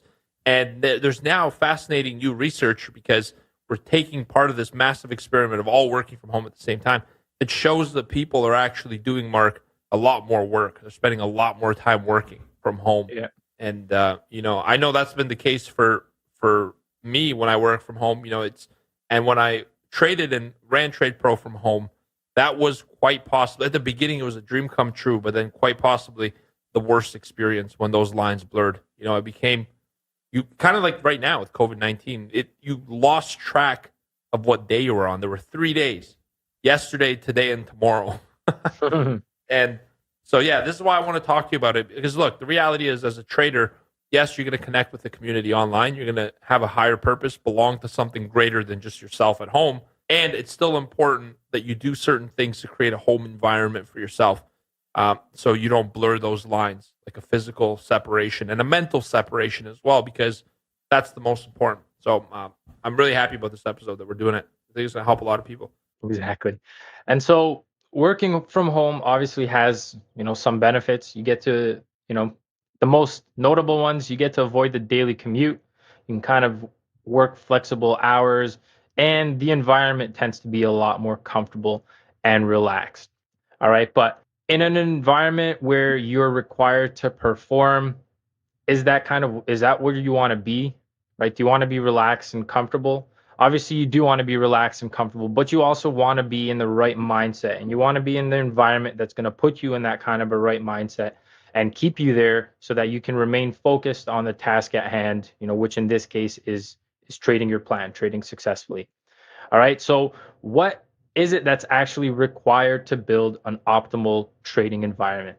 Right? It's not enough to say you just need to have a high performance home environment and you guys go off and try to figure out what that is for yourselves and build it, right? There's several components that make up a high performance environment, and that's kind of what we're going to be digging into now. What are the exact components that make a high performance trading environment? I love this, Marky, and I've had the benefit of really experiencing the full curve of changes, if you will. I've traded mobile while I've been at work full time, trading on the side.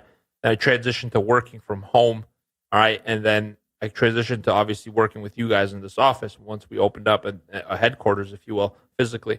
And I think that these are all components that have had to at one point come to the conclusion about, and so we're going to share all the value that we have on this topic. So for once and for all, you could build a high performing home office.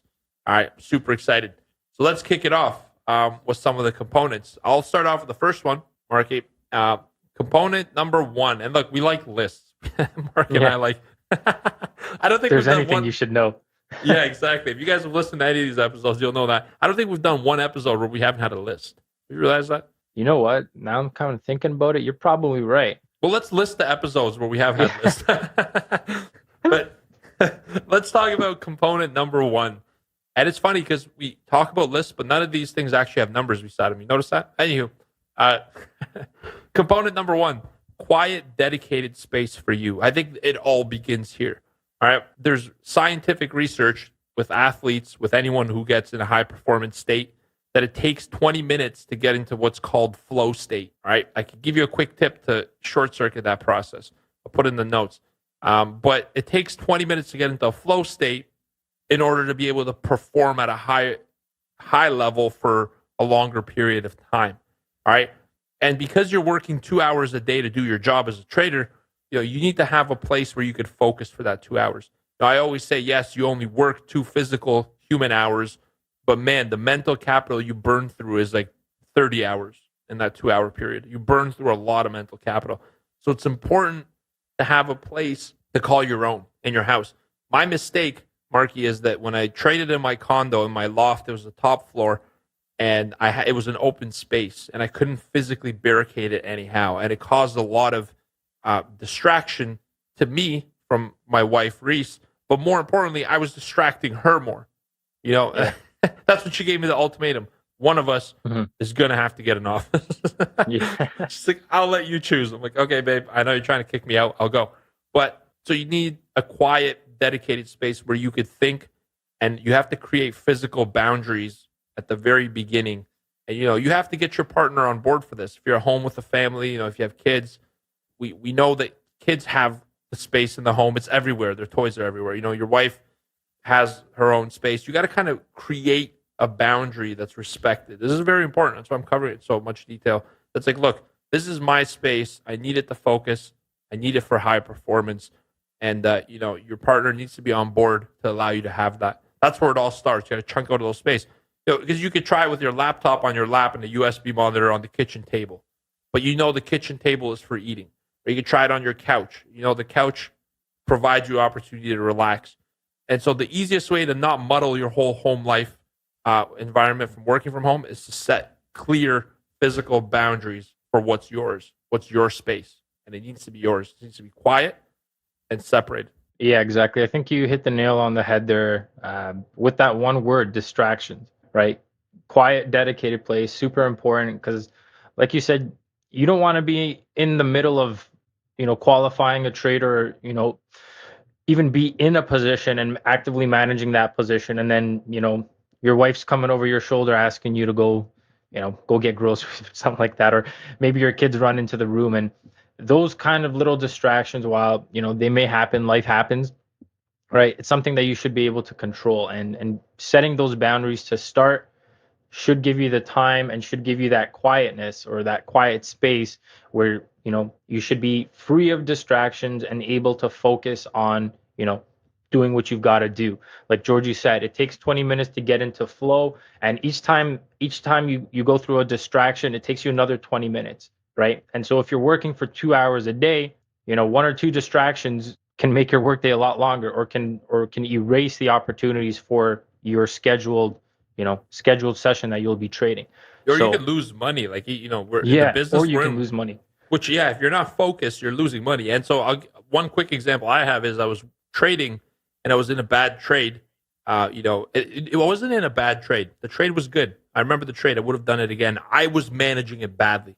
I wasn't disciplined. It's very important to distinguish between the two.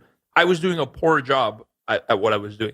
And, naturally I got a little emotional about it. I got a little bit upset. And then Reese saw me being upset. Your spouse loves you and they're in it with you. They want to see you succeed. And she was like, what's wrong? You want to talk about it kind of thing. And by the time I turned around and looked back at the computer, I had a discussion with her, looked back, I missed the opportunity to make it up. It totally threw me off my game.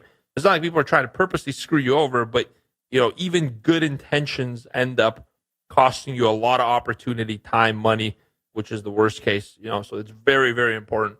That's when I realized I'm going to have to make some changes here because I need time to focus. And when you're distracted, it's hard to learn.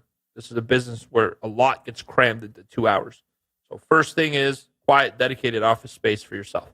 Yeah, exactly. And you mentioned the good intentions. Sometimes your spouse or your kids may have good intentions, and I know in my own experience recently with this Rona working from home, you'll have situations. I've had situations where I've been looking for trades, and something as innocent as my wife asking me if I want tea, Right. throws me off of the opportunity, right? And so, right, like Georgie said, we're not going to really speak on this much more. Quiet space, very, very important.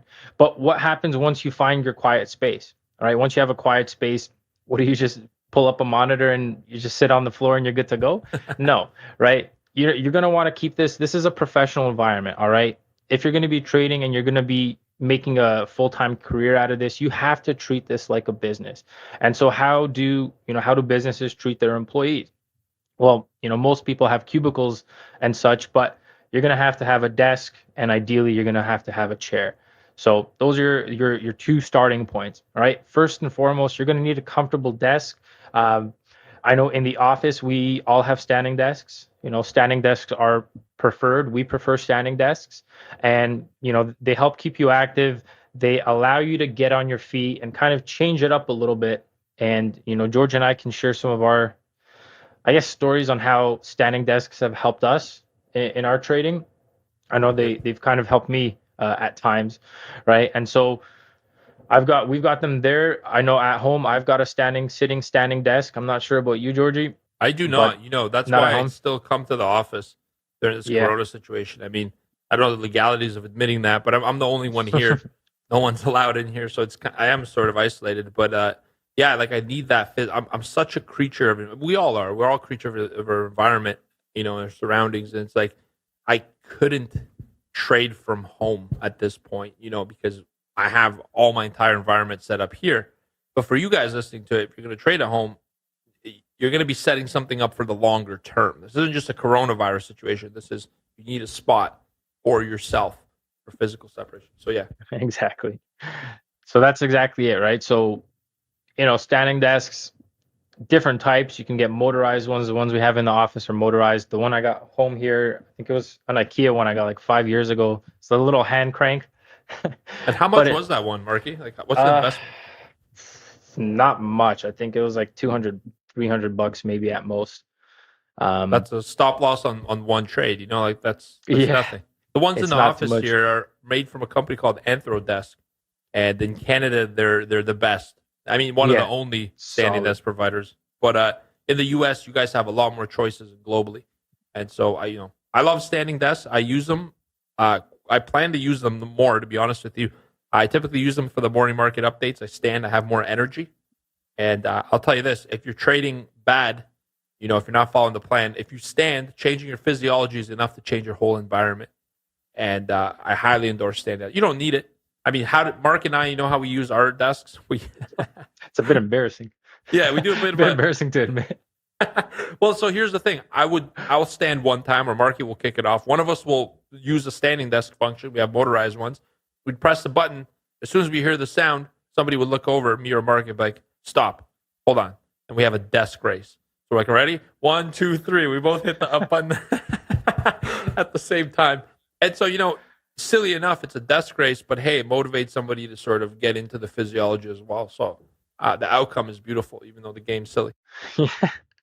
Yeah, and you kind of mentioned how you can use a standing desk to help you along with your trading as far as changing around your physiology, and that's pretty much how I like to use it as well. So if I find I'm kind of out of flow, I'm not seeing things, maybe I'm not in the right headspace, then it could be as simple as cranking up the desk or just doing the desk race with George, standing up, and that gives you enough time to kind of reframe your mind, reframe your psychology, and once the desk is all the way up, you're more or less good to go, and continue on with what you were doing. So comfortable desk is a big resource for you. It's a great investment, and another big investment for you is going to be a chair, right? So as much as we'd love to stand, it's kind of difficult to do so for, I mean, 2 hours is not that bad, but if you're going to be sticking around for longer doing work outside of trading, you don't want to be standing for 12 hours at a time, right? So you're going to need a chair, right? And again, this is a business, so you're looking for ergonomics. You're going to want to be using equipment, and you're going to want to have desks and chairs that you're going to be comfortable using, and that you're not going to be thinking about it while you're trading, right? You don't want to be thinking about how your lower back's hurting on your chair, right? While you're looking to qualify something, right? So all of these things come into play. They're little pieces of the puzzle, but all of these little pieces of the puzzle help to build up, your edge at the end of the day, because you are your own edge, right? And so if you're not comfortable, you're taking that slightest little bit of edge away from you, because there is somebody that's likely comfortable, right? And they're not thinking about, whether my lower back's hurting or not. They're thinking about taking their trades, right? So comfortable chair, comfortable desk are important. Like I mentioned, you're going to want something that's ergonomic and fit your body. It's pretty funny. We all have different chairs in the office, and I think George's is the most ergonomic by definition, just because of the brand. You've got which one do you have? I have the Herman Miller, Herman Miller's. the Aeron chair, and it's kind of Yeah. like the golden standard for chairs. But you don't need that one. And you mentioned it, Mark. There's different office chairs. I hate seeing, not hate, strong word, but I see offices have the same chair, and I just look at people who are uncomfortable in my head. I'm like, why do people need, like, all of our bodies are so different, and you find the one comfortable that's like a fraction of the cost, and that works for you. It's not really a budget decision here. I think there's like a mid-tier chair, expensive chairs, and then the cheap ones at IKEA. And so what you got to do is, first of all, don't cheap out on any of this stuff. Environment desk, because you'll say, oh, I'd rather put the money in the market. Yes, but you need to feel good as an operator of your strategy. So don't cheap out. You don't have to go for the most expensive. Go for a value buy. Go sit on these chairs. Figure out how it feels. All right, sit on it for a few minutes. I remember when I bought the one that you had, Marky, the Racer. I was That's a solid one.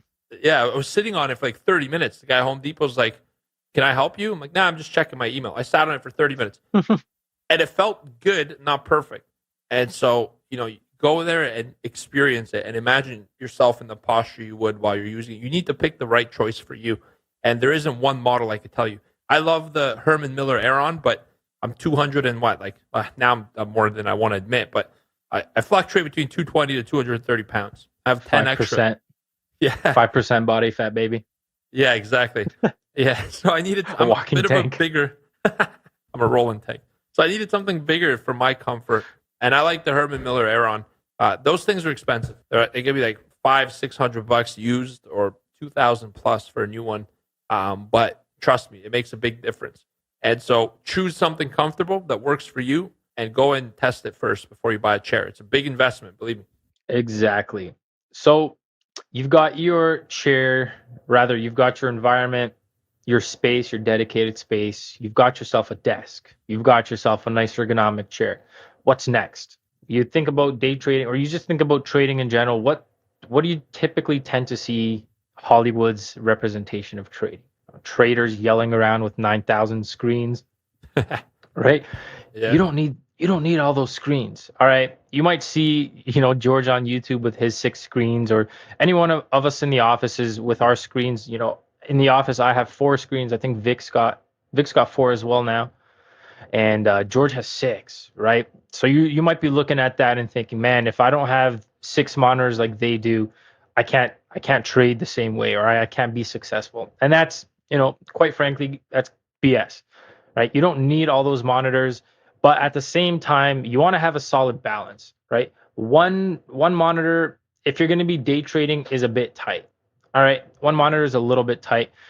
First thing you can do is, if you're kind of in a space where getting more equipment is a little bit tight, there are a great number of options as far as portable monitors. All right, so you can start off with a laptop or with a single desktop, and you can expand first using a laptop monitor, not a laptop monitor, a portable monitor, and then you can expand your monitors as you start making money in the markets. All right, so this again is something that is highly dependent on your budget, but these days, you can get some of the monitors that I think the first monitors we've used for our boot camp were the AOC ones, which were I think like $100 on Amazon, and the most recent ones, the Asus monitors, really nice ones. Those ones are a bit pricier. They were around $400 or $500 US, but again, it's based on your price point. You don't want to have too little, but you don't need to have too much. You can get overwhelmed quite easily. So you're gonna need a nice balance. It's a fine line to walk, right? What do you think about that, Georgie? I mean, I love it. Yeah, like for the monitor matrix, I have 6 monitors, and you got to remember that when you're doing webinars as well, how much of that space is dedicated to setting up the webinar, putting parking things, like having a portal for the internet. So what I would say is start out with 2. 2 is a good start for a day trader, and it's always easier to add more. All right, and as you watch markets, as you master one market, and then you add a second market to your repertoire, maybe now you become a good S&P 500 trader. But hey, I'd like to learn bonds, or I notice oil's moving very volatile lately. I'd like to follow oil. You're going to start to have a need for more monitors. Like 2 is not going to be enough for your long term, but 2 is a great start. The beginning, start with 2. I don't have the most amount of monitors. There's people who have like 24. Type in Google. There's people with rooms full of monitors. Yeah. I saw that one guy on YouTube. His trading room was literally all 4 corners from the floor to the ceiling, wrapped around, all monitored. Yeah, and just at the end of the day, here's the other wild part. You can have as many monitors as you want, but you only got 2 eyes, and both of those eyes look at the same point. Yep. So remember this. There's also the ability to be in an analysis paralysis, where you have so much information you can't make decisions. So it's a balance. Pick the amount of monitors that makes sense to you. Start out with 2, and then great, you can add some later on. That's not a problem. And also remember that depending on the number of monitors you get, that might impact your desk decision. How much weight will it need to support? And so now you're starting to kind of build a picture of overall what you'll need. But yeah, that's it for me on monitors. Pretty simple. You don't have to get some crazy 4K, super expensive monitor. If you don't want to get 4, you can even get 1 curved big one. Those like one guy brought it to our boot camp. Remember Freddie? Yeah. Showed up with his own monitor. So this is something that isn't a right way. I know that we look at people who are successful trading, we try to replicate everything. We don't have to replicate their monitor setup. Personal choice. Have a go at it, experience it, and make a decision.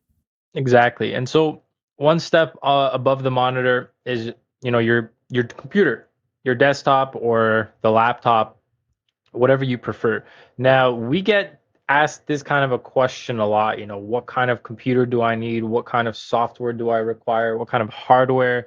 Is my current laptop good enough for this? And, the answer, it's not a clear-cut answer, because different platforms require different system requirements and different software requirements. So really the best advice we can give you here is to double check the platform that you're going to be using and check what their system requirements are.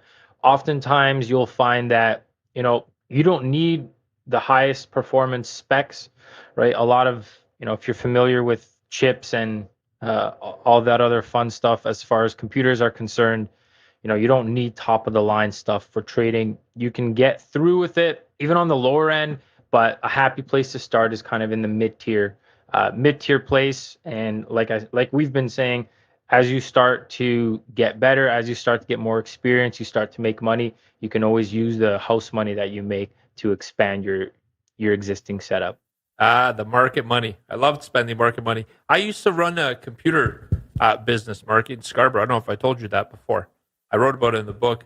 I used to actually do computer installation and computer builds. People tell me what they plan to use it for, and I'd build one for them. And yeah, back then it was frustrating because you have like 800 megahertz processor. By the time you put it in the computer, deliver it to the client, Intel announces a 1.5 gigahertz. Right? Damn it! Yeah. They used to double up like every couple months. Now it's slowed down. Like it hasn't grown. We can't pack that many transistors into the boards as we used to. We need nanotechnology. I think it's just kind of the pace at which they put it out. It's kind of outgrown how much people actually need.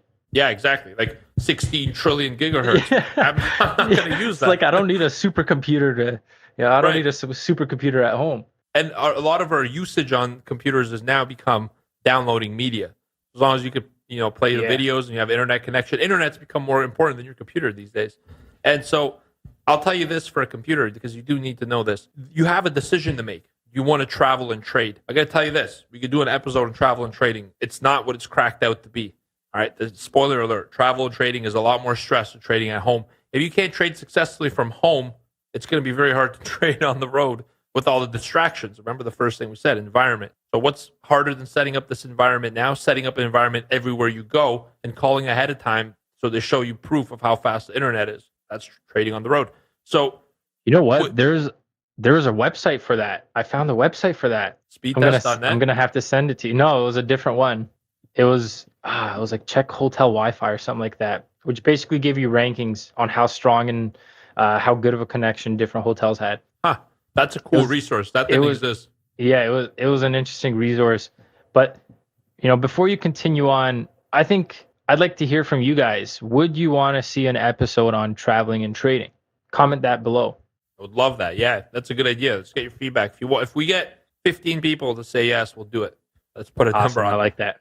Yeah, we'll give you some incentive. So ask your friends to comment as well. But so you have a laptop where you could travel with it and a desktop. Laptop is more expensive because you're packing a lot of technology into a small unit.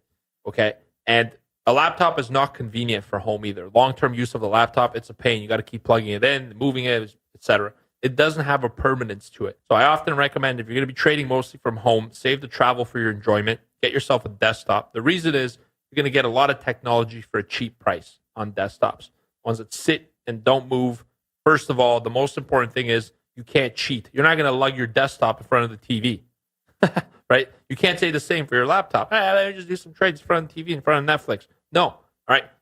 This is part of the environment. So go with a desktop to start, all right? Especially if you have a Mac. A lot of these trading software require a PC, and you don't want to load parallels on your Mac. You don't want to take it. It's not designed for that, okay? So that's your option, desktop or a laptop. If you do get a desktop, the most important thing is going to be a graphic card. So this is where I do recommend a little bit of research, because how many monitors do you want to connect? If you're going to get a desktop and say, well, George, start out with 2 monitors. Yeah, for sure. Start out with 2 monitors, but you want to have the option to add more.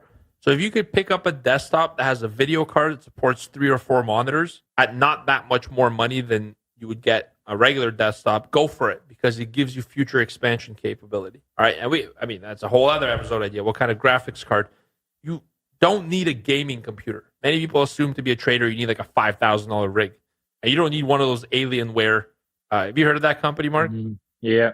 Man, I wanted one so bad. I don't want it anymore. They're too bulky. But so you don't need this huge rig. You just need something that'll run your software. So the way I recommend is decide what software you're going to use, find out their system requirements, and go a little bit better than that to allow you some time. This is going to be something you update every 2 to 3 years. You're not going to be using the same computer till the day that you die. So yeah, that's how you choose a computer. Are you going to travel and trade? If yes, go with a laptop. Remember, laptop comes with a lot of challenges. I don't recommend travel and trading at the beginning, but if you're going to do it from home mostly, get a PC. If you have a higher budget, get both. Start with the PC and your first time traveling, then use your laptop to trade. Awesome. Great words of advice. So guys, that's basically the physical hardware, if you will, that you require in your high performance environment, right? So just a quick summary. First and foremost, you're going to need a dedicated quiet space. You're going to want to fill that space with a comfortable chair, a desk, preferably a standing one with monitor, and a good computer. All right. So outside of that, what else can we control about our environment? Marky, All right. Yep. before the next point, can I mention one more thing about the computer? Yeah, if you ask nice. Please, Of course. Marky. Okay, so I think there's a lot of companies that market themselves as trading computers, and they sell you this overdone rig. It'll be like liquid cooled. Like if you're moving around a one lot, no offense, you don't need a liquid cooled computer. Okay, like you're not an algorithm. What are these multiplications? Inside joke with Marky. But you don't need this big massive rig. Most people overspend on a computer. You don't need liquid cooled, all this high tech technology. Right? There is no such thing as a computer built for trading. It's just a computer you're using. All right. So I just want to caution you against being advertised a computer only for trading, built for trading. That doesn't exist. Right? It's a computer meant to do stuff. That's it. I'm done. Let's move on. That's great.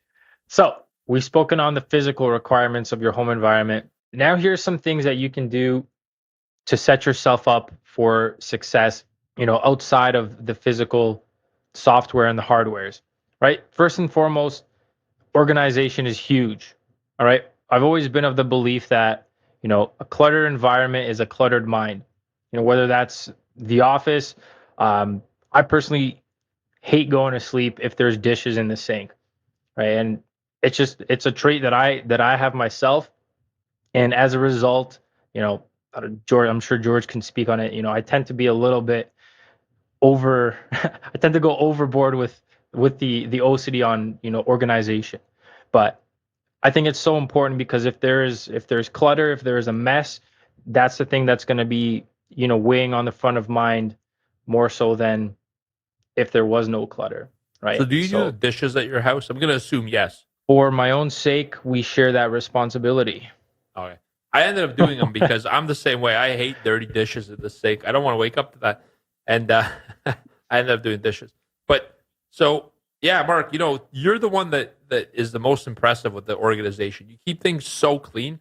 I'm not going to lie to you. The first time you joined Trade Pro Academy, I was like, I don't know if he's coming back. I was like, you know what? My bosses at the corporate also used to say that. Like, we never know if he's on vacation or if he's going to come back. Yeah. Or if he's on lunch. Your desk, it's like, it's like, wow, like he's gone. He's not coming back. And he shows up next morning. So after a couple of months, I was like, okay, he's going to stick around. But he keeps it so clean, like immaculately clean. Like not even a coffee mug on it. And if there is a coffee mug, it's clean before he leaves. So I'm inspired by that, Mark, because I like a clean environment as well.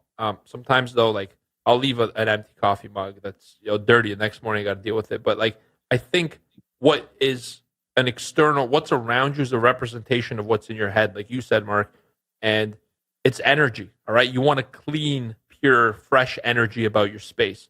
I saw a computer on the internet with like cigarette butts ashed out on the table and like old, 100 Coke cans. I was like, wow, I'm gonna find that image and send you a link to it. It was like, wow. And he was trading, he had charts up. I'm like, that must be a sloppy trader. Like, I don't want to pass judgment on people, but it's got to be clean. And I find that the energy inside you is changed by the energy around you. And so I love to keep it clean, organized. Everything has its place. So get an organization system, guys. It's so cheap. Get a cabinet, put your papers away. I'm not saying don't have resources, have them, but have a home for them and send them home every night. You need to go home and get rest. Your resources do too. So like have some shelving units. IKEA's got some good things that you could pull out, storage with little bins, super cheap. Organize your desk from the beginning, because if something doesn't have a home, it's going to be on your desk, and that's not a good look. I don't like it. Exactly. So that's one of the steps you can take towards creating that high performance environment, is to really organize the space, keep it clutter free. And you should, if you are somebody that is trading with a messy office, try it over the next week. Clean up the office space and see the difference in the environment. All right, don't take our word for it, give it a shot. So that's one of them. The next one here is kind of similar to what we spoke on earlier as far as distractions are concerned, right? If you're going to be in an environment where you've got an office, we live in the 21st century, 99% of people have phones on them, have smartphones, etc. So one of the things that you want to do is you want to put those things on silent or airplane mode, because, like we said, you don't want to get distracted in the middle of a trade or while you're trying to qualify something, or worst case, while you're managing something. So while things happen, it's best to put a cap on it and just put yourself in the best chance of success, right? Put it on airplane mode. If you don't get distracted by it, it's not going to hurt you, right? You can also set yourself up times, right? So maybe that's one of the things that you do to get yourself back into the right state of mind is you can give yourself a break. Maybe give yourself a 5-minute break to recalibrate. Maybe check your phone then, right? But while you're at your trading station, while you're looking to trade, while you're within your schedule, whatever it is, for us, it's 2 hours. You shouldn't be on your phone. You should be focused on the opportunity in front of you. So you keep I think yours on silent, Mark? I keep it on vibrate, but the surface that it's on doesn't really. I usually keep it in the office. I usually keep it on our mouse pad. Nice. So it doesn't vibrate. so it doesn't really vibrate, and I'll flip it over, right? So usually like that. Right now, as we're recording, it's on a different desk here. So I generally tend to keep my phone away from the desk when I'm trading or when I'm doing any work. Try to, at least. Yeah, me too. I keep mine on silent to the point that like people are like, how come I can't reach you? So I'll put it on silent in the morning, and then sometimes I won't even turn it back on the ringer till like in the evening sometimes. And I get like, oh, I tried to call you 6 times. And I think that phones are so helpful and useful, but not how the society that we're in uses them. We use them as a distraction tool, and I don't want to use them as my phone. Yeah, we use them as a dopamine hit. Exactly. It's like we're addicted to our phones. Like it's scientifically shown.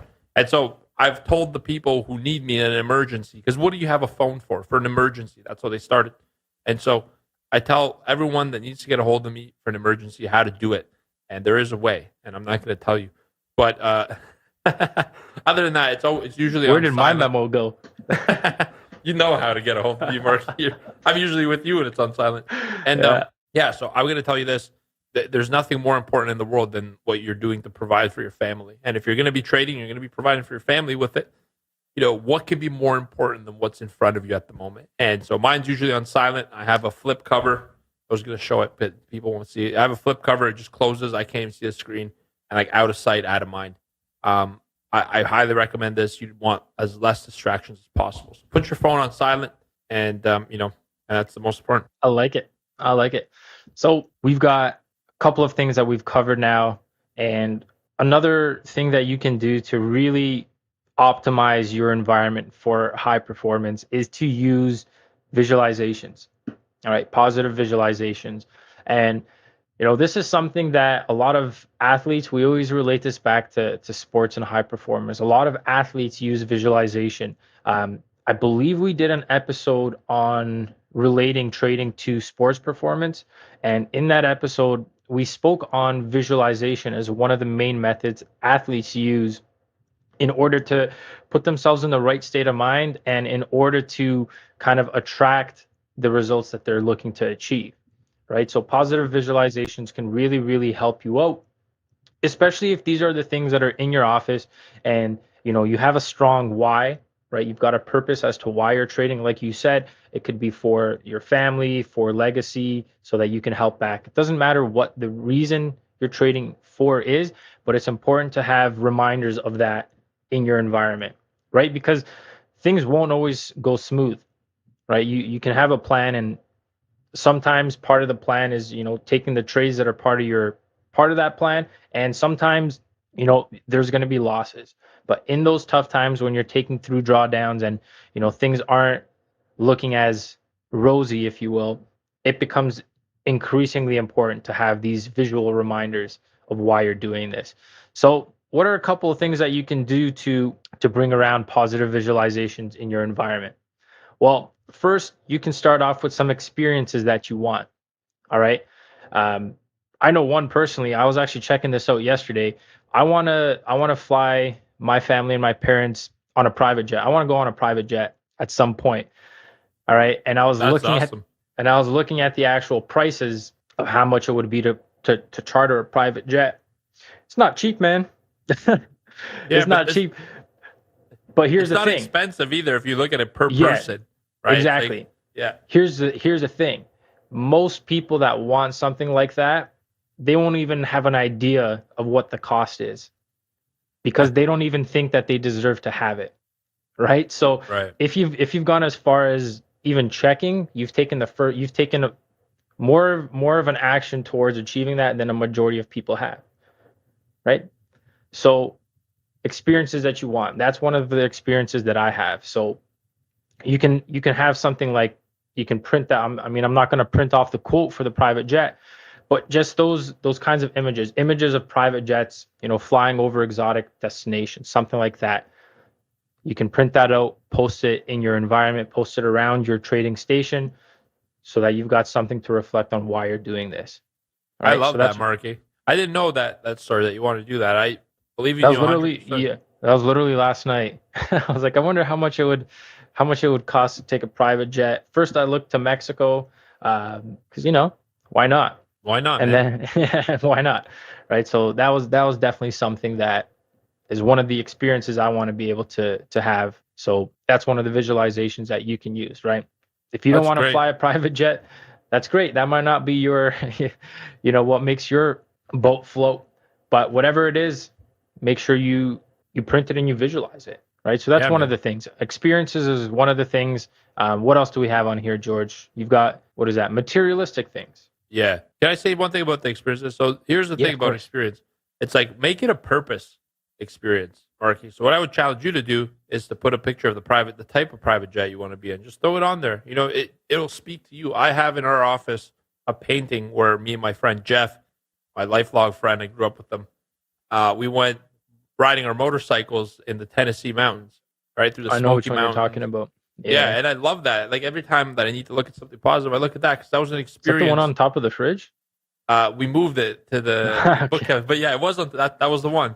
Yeah. And so that's you look at it and you just think it's just a dude on a motorcycle, but it's a picture of me on the motorcycle and Jeff behind me, and we're riding through these mountains that as kids we're like, we're gonna do this one day, and we did it. So to me, it was like, this is what you're doing it for. It doesn't mean anything to anyone. It's like, oh, cool, Yeah. you have a motorcycle. What do you ride? But it's more important than that. It was the accomplishment. So put visuals of things you want to achieve.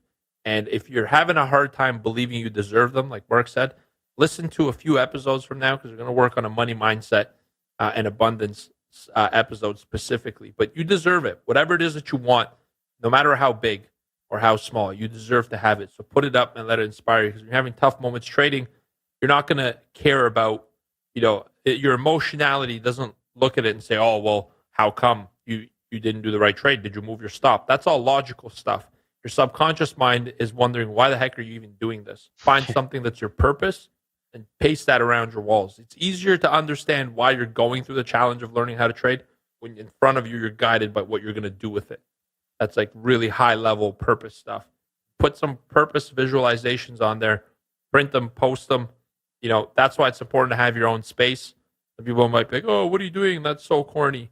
And then be like, well, you know what? Like, I'm sorry you feel that way, but this is my dream, And here's the thing. Most people love to give judgment about what you're trying to do, but have no opinion of themselves either. Like, you don't want to do this. You shouldn't do this. What do you want? They have no clue. So forget about what people think. What people think is a reflection of them, not you. Put anything on there, as crazy as it is, as long as it's motivational, throw it on there. If you want to put one of those like swimsuit calendars, just make sure it speaks to you, though.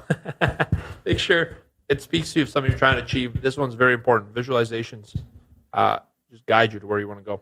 Yeah, exactly. So on top of experiences, you can also post, materialistic things.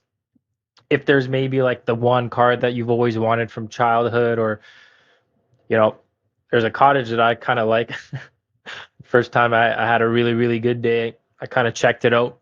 And so that's one of the things that I have on mine, right? And so materialistic things, you can also have positive messages for yourself, affirmations, posters, reinforcements, whatever it is, it's going to be unique to you. But like Georgie said, it's got to motivate you. And as long as it's positive and directs you, to the place that you want to be, that's something that you're going to want to have in your environment. So yeah, don't be afraid that it's shallow. Like if you put a picture of a Ferrari up, it's not like you want the Ferrari. You want the experience that Ferrari is going to give you. And so you deserve it. In life, all we get is experience. Materialistic goods are irrelevant. It's experience that they give us. So go crazy. I'd love to see some of your pictures. If you guys want to tag us on Instagram once your setup is done at Trade Pro Academy, we'll repost it, give you some words of encouragement. I'd love to see what you guys set up. This is my most exciting part. I love to see people's positive visualizations. One of my friends, Marky, had a picture of Jesse Livermore by his trading station. Oh, wow. Yeah, and I'm That's like, cool. like, what does that speak to you about? It's like, I want to be like him kind of thing. Like, he was epic. Mhm. I'm like, Jesse Livermore committed suicide. It's kind of dark. It didn't end well. And if you look at his life, it was just a life full of struggle. It's like, is there something else you could put up? Like, what did he achieve? Something, not to knock the guy. I'm sure he meant well. He's legendary in this business. But be careful what you put up. Because I'll tell you this. No matter what you do, your subconscious mind's always listening and accepting what you put into it. So just go with that. Exactly. And further to the point of positive visualizations, you can also do, populate your environment with certain, could be memorabilia, could be trophies, could be success symbols, anything really that reminds you of times where you've won, where you've succeeded, where you kind of felt that rush of winning, right?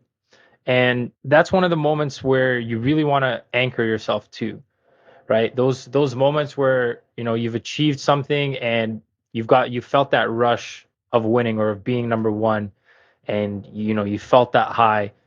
That is something that you're going to want to kind of relate back to in your trading environment. You're going to want to replicate that same kind of a feeling when you're going into the trading session.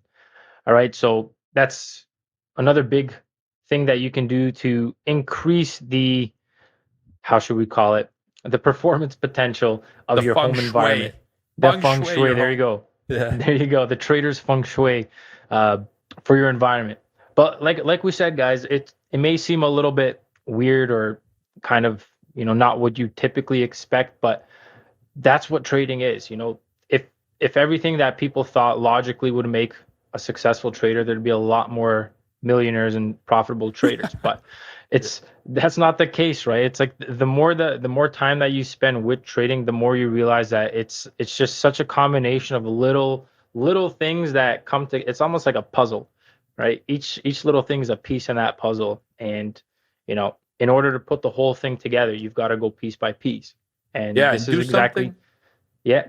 Sorry, I was gonna say, like, this is just do something that's comfortable to you. Remember, you're gonna have to perform at a high level, so make it fun enough that makes the experience good, but make it productive as well. I mean, we've seen so many setups, Mark, from the most basic to like Riker, who trades with virtual reality goggles. It's like, do what suits you. You know what's right for you, and surround yourself by examples of success, something you've achieved in life, memorabilia, something you want, like the experience, the visualization.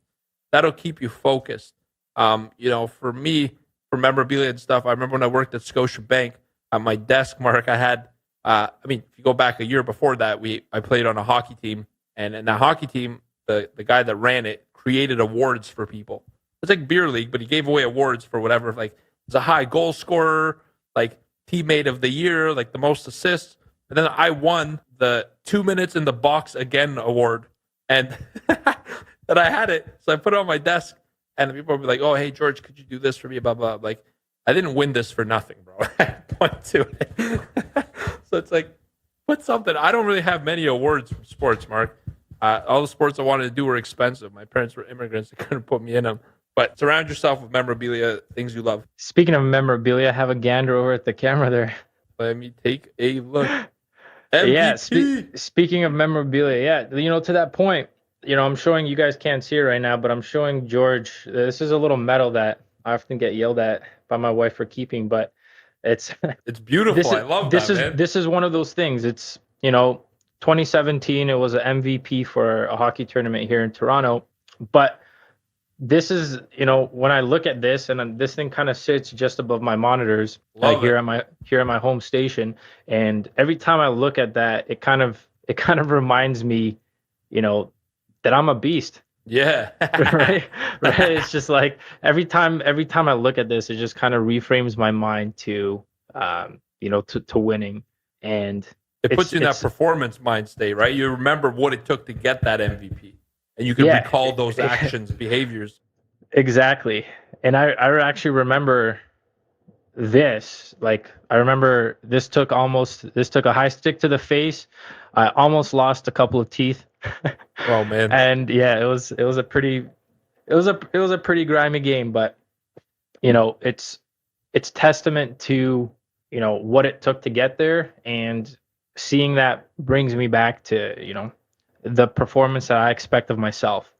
So I think that's super important. You know, whatever you have, memorabilia, trophies, etc., any symbols of success, that can also help you guys get in that right winning mindset. Huge benefit for you when it comes to your environment. And the fact it was a chippy game, and like, you know, I'm happy you have all your chiclets, but the fact it was like, you know, a chippy game, there was a challenge, it makes it worth even more. You know what I mean? It's like overcoming, winning, and not only winning, but being the damn MVP while winning. Good for you, Mark. Yeah, love man. it. The only thing better would have been if we won that final. We lost that game. We lost that game, but I was MVP, so take the wins where you can. See, those are the things I would expect you to have in the office. If you had like one of those, then I wouldn't have assumed that you're leaving. But I'm like, you know, you brought nothing with him, and there's nothing on the desk. Chances are he's not coming back. It's funny. Yeah, so that should give you guys a pretty good idea of, you know, I almost want to call them requirements, because without it, you're really not giving yourself the best chance, right? So what we're going to talk about now is, you know, some of the, you can also almost call them like added benefits, or some of the added things you can do to really provide that positive ambiance. And I'll let Georgie start this one off, because the first example is something that he's very, very well known for, especially in the office, for using. So I'll let you kick this one off. That's so good. So this is good. So first of all, these are the finishing touches. The cherry on top, if you will. Yeah, I'm not suggesting you go out and buy this stuff, especially this first item, but it's up to you. You know, put the finishing touches on what comfort and productivity is. So this one's a foot massager, and this is, so I put my feet into this like big device. It's got like 2 holes you insert your foot into, and it makes this like sound, and it's intermittent too, like and Mark was like, what is going on? Yeah, I thought that was an espresso machine at first. Yeah, it's like, how many coffees do I need? I like the foot massager, you know, once in a while I like to stick my feet into it and get a foot massage while I'm queuing up a trade. Why not? It helps me. Another thing I like is I have an essential oil diffuser. You don't have to get these, obviously, but I like it. It's made by a company called Vitruvi. You can throw the link in the description if you want, and it diffuses different scents, like sweet orange, peppermint. I love peppermint. Peppermint gets me calm, you know, and it might not matter to you, but it does to me. It makes a difference. And so find the difference makers that relax you. At the end of the day, you want to be in a peak performance environment, but also you don't want to be on edge or stressed. It's a fine balance. I just wanted to add, you know, we've got one of those at home too. The diffusers. Yeah, we got diffusers. We ran yesterday we were running lavender. Today we're running some peppermint. But yeah, we enjoy them as well. There's a lot of scientific benefits to it too, like, you know, but it's just, those are the things that seem fluffy to people. So do your research. This is why it's the cherry on top kind of stuff, right, guys? Like, this isn't absolutely required, but you know, it doesn't hurt. I love it. It actually changes my mood. Peppermint gets me really like opportunistic. It's weird to explain. It does something for me. And so the only way to figure it out is to try it out, do some research. If you want to give it a shot, go for it. They're not very expensive. And the last one here that I use, this is like, if you thought the foot massager and diffuser is out there, that is like out there for some people, like way out there. Even a GPS, it's like an uncharted road. I like natural stones. I have 2 of them. I have hematite, which basically is a stone that allows you to, it's black. It's a very polished, shiny kind of stone. It absorbs negative energy, and it really helps you calm in times of stress or worry. It's a protective stone, and you know, this keeps my vibration positive. And there's research to this. You know, you might be like, oh, it's just a rock. You keep rocks on your desk. What happened to having a clean desk? Right? But it helps me cleanse the energy and keep me, you know, on point in times of, if there is stress or worry. Another one I like is selenite. It's like a white stone. It's a calming stone, and it's for deep peace, and it's excellent for meditation. for spiritual work, etc. It assists judgment and insight, clears confusion, and aids in seeing the deeper picture. So imagine being able to do that while removing stress or worry. I like those two stones. They're small and they're not really visible. Most people don't notice them. Most people notice other weird things on my desk. Cool mouse pad. Mm-hmm. But I keep them handy, and I always trade with them around, and sometimes I'll hold them if I need a little bit extra kick. I found it makes a difference to me. Now, whether it's psychological or not, that's for you to decide. But I like to have them handy, and that's sort of everything that's on my desk personally. Yeah. So I think that pretty much. Sorry, Murray. I mean, cut you off. Do you have anything like that, like any cherry on top, or? For me, it's really mostly just the essential oils. Yeah. I mean, I don't really have too much else here. I mean, in the office, we're good. We have the essential oils. We've got a gong that George likes to ring. We've got the stones. Is this stone? Is that the one that you've got on that little chain? That's a pendulum, but there's smaller ones. I usually put them right by the monitors, underneath, like where the stand is. I'll show them to you. They're not here at the moment. They're by my desk, not in the podcast studio. But yeah, the chain one is like a pendulum. That's. I mean, if the stones are out there, that's like another planet. It's a Pandora's box here. Another episode. But yeah, that's essentially what it takes to create a high performance trading environment. All right, guys. So if you guys want to see some examples of setups, we're going to make sure to post some on the show notes page. All right, as well as some images of both of our setups. So that's what you'll get on there. But we're also interested to see what you guys come up with, right? We want to see what setups you guys come up with. So make sure to tag us on Instagram at Trade Pro Academy, and we're going to make sure to feature your setup with a shout out to you on our Instagram page. So that's what we've got for you guys today. That's today's episode. Thank you guys so much for listening. Hopefully you guys took some value on this, and you're going to take this time to put together that optimal trading environment so that you guys can start pumping out at a high performance rate. And don't forget the foot massager. And don't forget the foot massager. All right.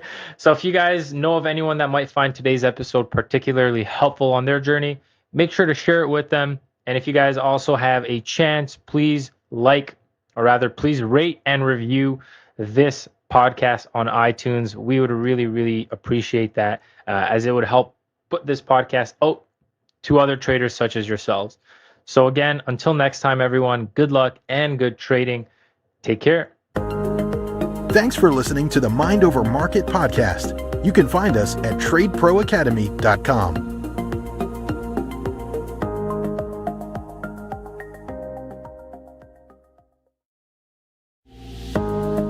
You're listening to Mind Over Markets, a podcast on trading psychology to help you build a bulletproof mindset. Here's your hosts, George Papazov and Mark Borscht. Hello, trade pros, and welcome to today's podcast. In this episode, we're going to be interviewing a really exciting guest. His name is Brad Alcini. Brad was a consultant to Rand Squawk, a professional live news audio for traders in prop firms around the world, and is now a shareholder of this business. Brad, Mark, and myself go into the depths of what it's like to be a professional trader. Having started from the trading pit and working his way to electronic trading, Brad, Mark, and I discuss a number of very exciting topics, including how big traders stay alive, what's required to be successful in this business, and examples of seven-figure traders and what they do to win. Plus, I asked Brad the question, what would you need to see in a trader to provide them your capital to trade? And what's one thing you would absolutely not want to see? It's a phenomenal discussion, and let's jump right into it. Brad, thank you for taking time of your busy day, and welcome to the show. Thanks, George. Thanks, Mark. I appreciate you guys having me. Let's see. Geez, the quick intro and kind of, I guess, from when I started to where I am now. Graduated from college, came to Chicago. By 95, I was in Chicago, clerking on the floor of the Board of Trade, Chicago Board of Trade. In the Treasury complex, where all the 2s, 5s, 10s, and 30-year bond futures are traded. After clerking, got my first trading job with Goldenberg Haymeyer. They were an FCM, and they had customer business and proprietary trading side of the business. So I started trading prop for Goldenberg Haymeyer. That was early 1996. and I traded from 96 all the way through February 2001. I was at Goldenberg Haymire for a year trading treasuries, mainly floor based. Toward the end of that first year at Goldenberg Haymire, I started trading electronically on what the system was at the Board of Trade, which was called Project A, which is equivalent to what Globex was in terms of electronic for the CME. Board of Trade had a electronic trading platform called Project A. I was doing that, trading. So I was part of that group that could, we had our trading jackets on, and we could run from the 10-year note pit and if we were long one 10-year note, for example, we could run up after the session and go to the screen and sell that 10-year note, and we'd be flat. So fungible from pit to screen. And then from there, started seeing opportunities, at nighttime with what was happening in the German market, the yield curve there. And then that jumped me kind of after that year. I went on my own and, started self-cleared at Gelber. Gelber, I guess a lot of people probably would know that name. He was, had an FCM, proprietary trading and customer business like Goldenberg Haymire. Now the owner, Brian Gelber, he's, it's all prop, no more customer business in there. Gelber's just all proprietary trading.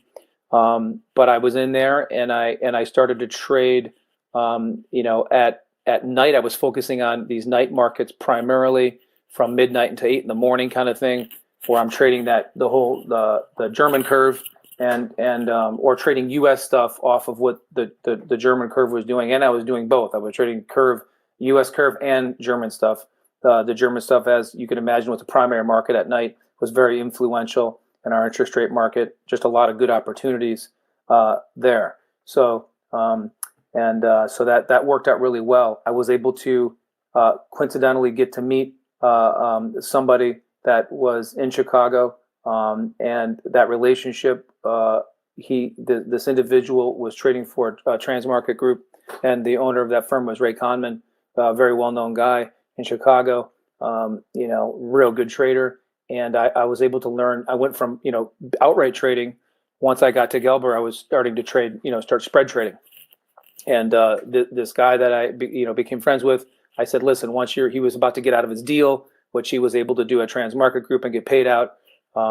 He did that. And then after, that was all done, he came and I said, hey, come to this office. I have an office in Gelber.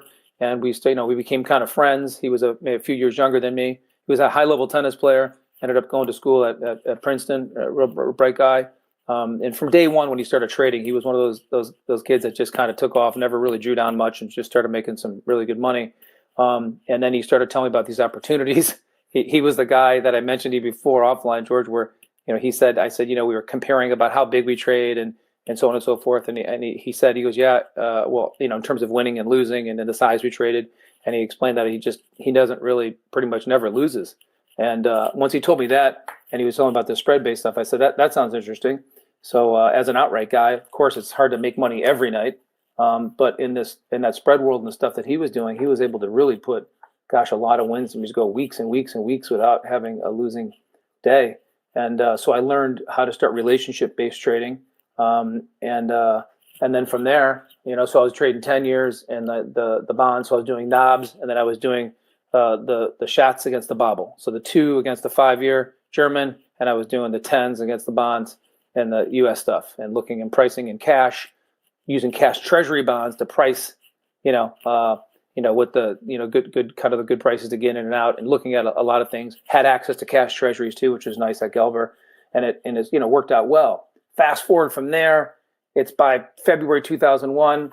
I knew a guy that was, some of the software I was using, trading technology software, TT, as everyone, pretty much knows it today. The guy that was the big angel investor, a guy by the name of Harris Brumfield, is somebody I knew from the 10-year note pit. He had a relationship, and he became, like I said, a large angel investor to trading technologies. He said, Brad, I need another, some more sales guys, because we're going to start to, become kind of the software of choice for as this all becomes electronic at the Board of Trade and CME. The timing was right. I knew the software. He really had a great position in terms of what he was doing in terms of innovating the software. Everybody knows now the vertical market dip trader ticket. That was, Harris had patents around the vertical market dip trader ticket. The price is static in the middle, and then the bids and offers moving up and down. So I jumped into that. I said, okay, I'll leave trading, and I got into the other side of the business, and I did that for 5 years at Trading Technologies. We had a lot of growth, big growth during that time. And by February of 2006, I got into this news aggregation business, which was kind of, all the proprietary trading firms that use TT software. As you can imagine, we pretty much had everybody. So, what I did was, okay, that started to flatten out like everything does in life. And I was able to, I heard about this RandSquawk and these guys that started a small little niche business out of London through a partner that I had. I was running a CPO as well when I left Trading Technologies. And so that partner, we were running a CPO, commodity pool operator, which is like a hedge fund in the futures and options space. And then also doing consulting to this business called RandSquawk. So what happened there was we were doing both there. My partner and I ended up splitting up. My partner went to become COO of a pretty well-known proprietary trading firm in Chicago. And then I took over the consultancy business with RandSquawk. That is now called NewsSquawk as of November 2019, that I'm now a shareholder in. And been with that business, from, going from, I guess that was like 2008 to current. So, and we provide, as we provide information we're kind of eyes and ears for active trading, and we have an analyst desk, and they get to, we kind of make sure people for all sessions, European, US, and Asia Pac, we're giving information to the ears of traders just to make sure that they can kind of focus on the screens and hear information to the ear and help people out that way. So, yeah, that's in a nutshell. That's what I've done to here where I am now at 48 years old. I know you had a very long career, and it's fascinating to get a chance to have you on the podcast, and for the listeners to listen to somebody who's pretty much been in this business on the professional side from the get-go. So what I wanted to kind of explore a little bit further, so I'm sure a lot of the listeners are also interested, is to take your career and go through the progression of it as it relates to trading, and then ask you some questions that some of our listeners could learn from you from. And so I wanted to start out, if you don't mind, from, starting in the pit. Like when you first joined the pit trading and you were on the floor for the very first day, what was the psychology like being a new person on the floor and finding your way through all the information, finding a way to sort of make it work for you? What were some of those challenges associated with it? I know it's a loaded question, so take your time. Problem. Well, first of all, I would say it was pretty intimidating, right? So you have the floor of the Chicago Board of Trade at that time, all pit traded at the time, right? So as you know, the transition was like 2002-ish, 2002, 2003 is when people started to migrate really to screen-based trading. So when we're talking 96, we're talking about, all the financials, 2s, 5s, 10s, and 30-year bond futures. These pits were packed. Very, very substantial traders in these pits that were willing to take a lot of size all day long, taking the other side of major banks every day, all day. And I had to get in there, and it's just, making your first trade your first WUD lot. You got your jacket on, you got your badge on. I mean, you know the R because you're down there, so you know how to communicate and trade with your hands because you've been down there as a clerk and you know how to do that. But it's kind of, it's nerve wracking. So, I ended up, starting to trade. I got in the mid-am. The mid-am is a bastard child of the 30-year bond pit where it's like a half contract size type thing, but it's essentially trading the bond. And, I was in there and able to do it. And I just, just started trading one lots. I mean, that's all I was doing in there. And I wasn't trying to do too much and just had my little game plan every day, go through my, what was going on in the markets, do my research, follow my stuff, fundamental, technical, and just trying to stay alive, okay, for the first few months as opposed to dying. I mean, meaning dying, meaning blowing an account out, not being able to make it. So really that's all it is at the beginning. And then also, and I mentioned before that, seeing, learning from people that are doing it right. So I got to see personalities of people, and I've kind of mentioned to you offline, the two types of people, and I think all the exchange floors, and it relates to now, which is a good thing to relate now, is that you have people that were spread traders and you have people that trade direction or outright, as we would say. And I got to see the personality types between those two groups who are, definitely different types of people. And I was able to learn from observation and having relationships with a lot of people down there about what path I wanted to take. That's awesome. I think that's really fascinating. One of the points that you mentioned there that really stood out to me is the idea of starting small, right? We endorse that a lot at Trade Pro Academy. It's like, no matter what business you were in prior to starting to trade, I think it's a new business and you should approach it with a small mindset while you sort of learn and feel your way around. So just wondering, starting small, what is the one thing that maybe helped you succeed to scale up from there? Because, it could be intimidating. It's very daunting, especially in this day and age where you have all this information online. So what was the one thing that you would say that got you over the hump to be able to scale up from there while you're in the pit? Yeah, I think having a game plan every day, going in with a clear head, and being able to just succeed and make money, and put days together where you're making money as opposed to losing money. Simply put, okay, right? So if you're a new trader and you already have these butterflies and people are looking at you, who's this guy? That you are in there able to at least feel good about yourself at the end of the day, where you were making some money. Right. So, whether I was making $150 or, having $1,000 a day, whatever. Right. To feel like I'm making money. Right. As opposed to, trading each day and having and consecutively losing day after day. You're going to have losing days when you're trading outright in direction, like I was doing at the beginning. But again, it's just sitting there and being patient, trying to find that edge. Where's the edge? And that's the thing you're trying to always figure out. Until this day, that's what trading is, right? Where is your edge as a trader?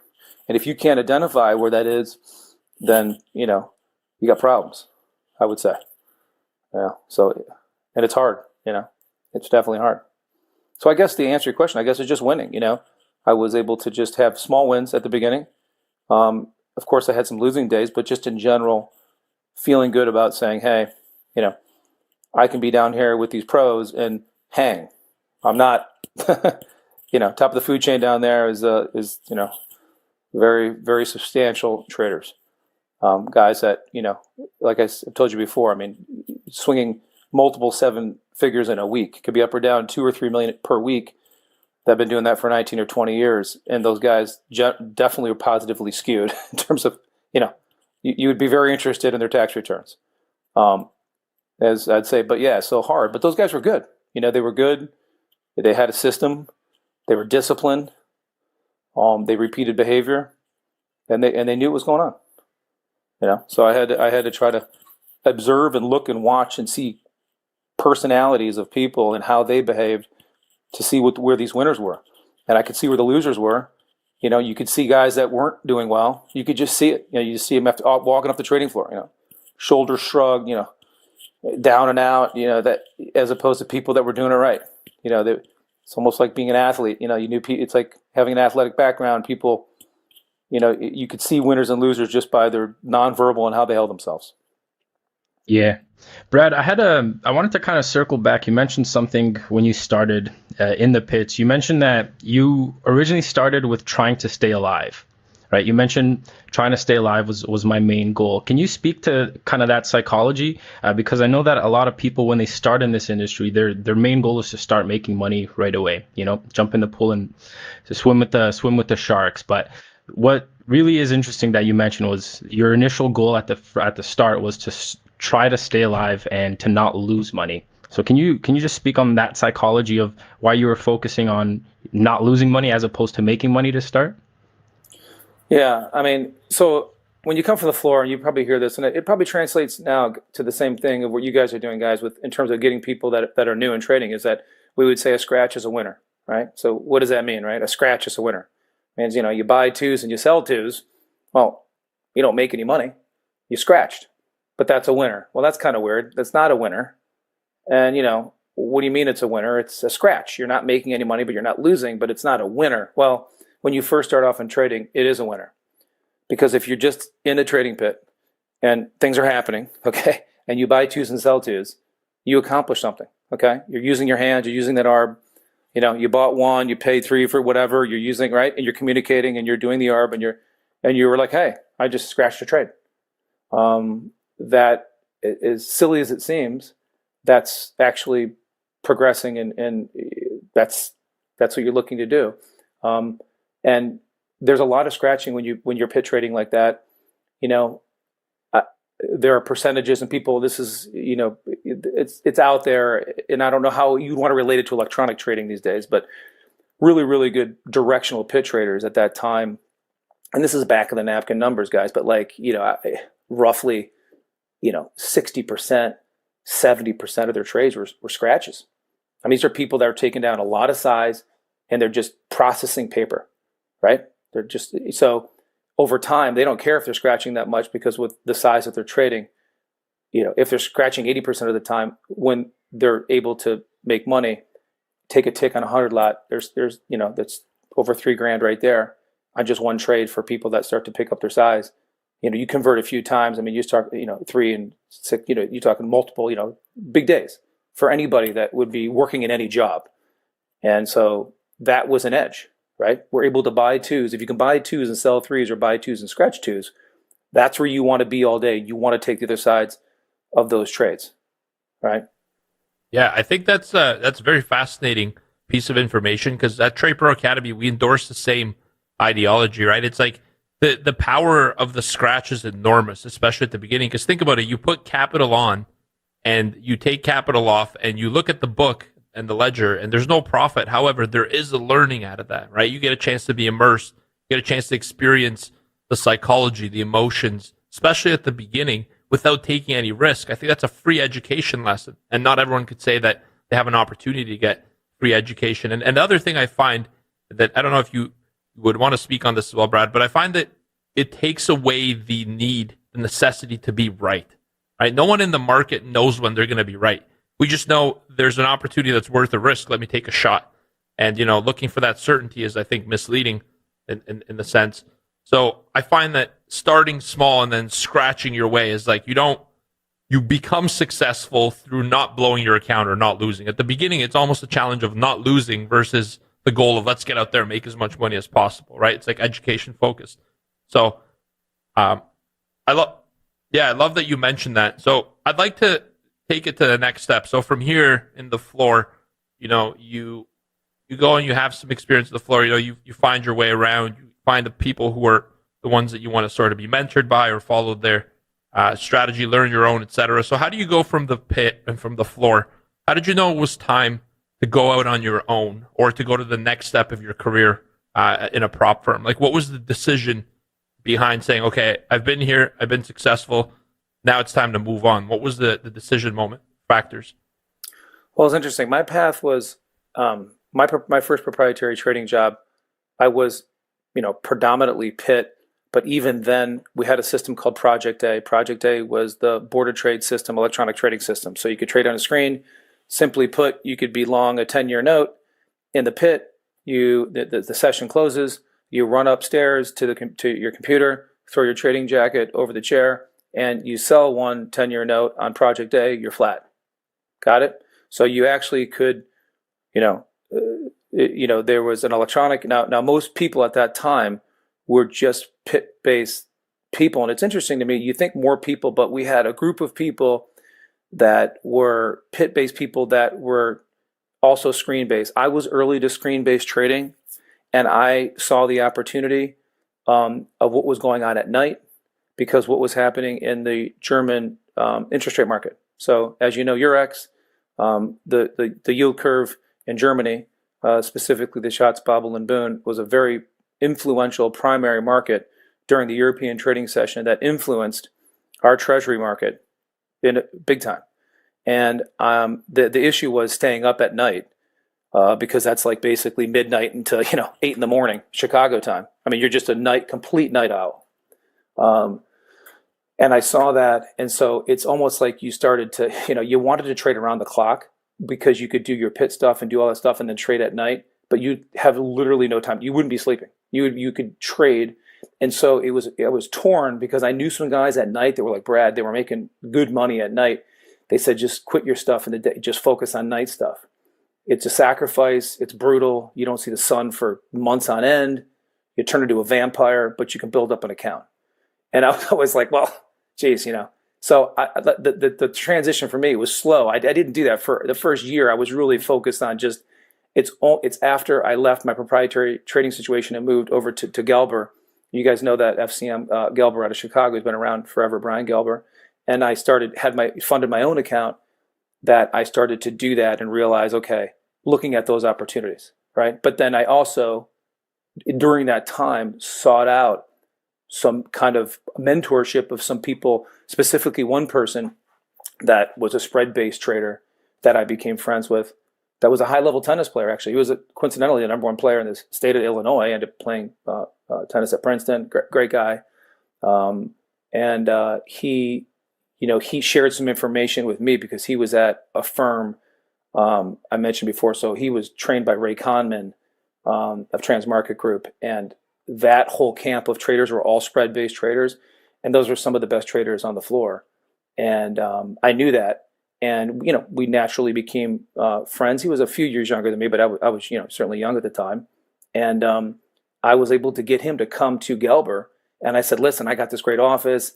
He was in the process of getting out of his deal, getting cashed out of his prop deal, and willing to come over, and it worked out perfect. And he came over to Gelber, and I was able to basically see what this guy was doing. I mean, I ended up meeting this guy, and the first thing we started talking, I told him about what I was doing a little bit, and I asked him about what he was doing, and then he says to me, he goes, I don't lose.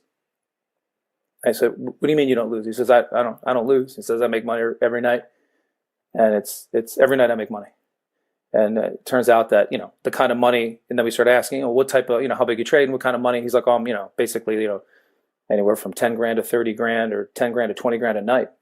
And I don't lose. He starts throwing these numbers out. I'm like, well, wait a minute. And sure enough, he ends up showing me some stuff, and it was true. It was accurate. I mean, he was, and I learned a lot, but again, it was all spread-based trading. So totally different than trading directional. I was spread trading, and that's a different game. And I had to learn kind of new skill set and think differently about trading. Brad, you mentioned something earlier on, with regards to how you kind of started trading versus where you kind of transitioned into. So you mentioned that you had started with outright trading, right? And then you switched over to the relationship style of trading. My question to you, or rather something I was kind of hoping to discuss, is, the topic of finding something that matches your personality in trading and gravitating towards that. So I'm kind of curious if at any point when you started learning about relationship trading, if you found that it kind of vibed a little bit more with your personality and what made sense to you, and if that's what kind of got you to gravitate towards that. Yeah, I think so. I let's put it this way: trading outrights, guys. I was trading outrights, certainly big enough where I was moving around intraday, enough money, where. I mean, I could swing, I don't know, if it was volatile, $10 and $20 and $30,000 any given day, depending on how volatile. I mean, that is not good for your health in terms of that day in, day out. And personality-wise, for me, it took a harder. I think it was, my personality type. I didn't like that as much. There were some guys I noticed that just could trade outright, huge, and swing, and they were so unaffected. But it was their personality type. It wasn't. I was more of a person that didn't like that direction and liked to spread trade. You got to know what fits your personality type. I mean, listen, there are some people that trade directional really well. I think you definitely need, relating it to now, you can still trade direction. Listen, just with this volatility, obviously with this virus and what's going on, I mean, geez, this volatility is probably not done with. There's definitely direction to trade, but you definitely need a game plan. You definitely need to trade with stops. Saying that, hey, whatever, I'm not, wherever the 10-year note is right now, 138.30 half I'm looking at right there. We got a 10-year note. So, if you're going to buy, 10-year notes right now, 138 at 30 half, hey, that's fine. You're long here, 138.30, because you think it's going, you're looking to make, you think it's positively skewed to make 5 or 10 ticks in that trade, fine. But where are you getting out? Okay. That means you're out at 138, 25. Okay. You're risking 5 ticks to make 10 ticks. Okay. but you have to know where you're getting out, and you need to be, willing to take losses. If you want to be a good directional trader, I'll tell you something that was said to me a long time ago from people, a trader that was a very, very good directional trader, made millions and millions of dollars.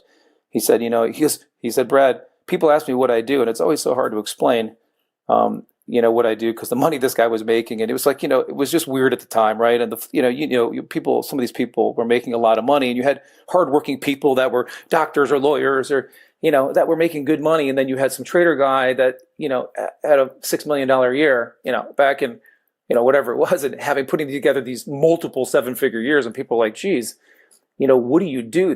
You're a drug dealer? It didn't make any sense. But this guy, he was a smart guy. He was an Ivy League guy, and he said to me, he goes, I tell people I'm a professional loss taker. I go, what do you mean by that? He goes, well, I just tell them I lose 70 or 80% of the time, all day, every day, and then at the end of the year I make millions.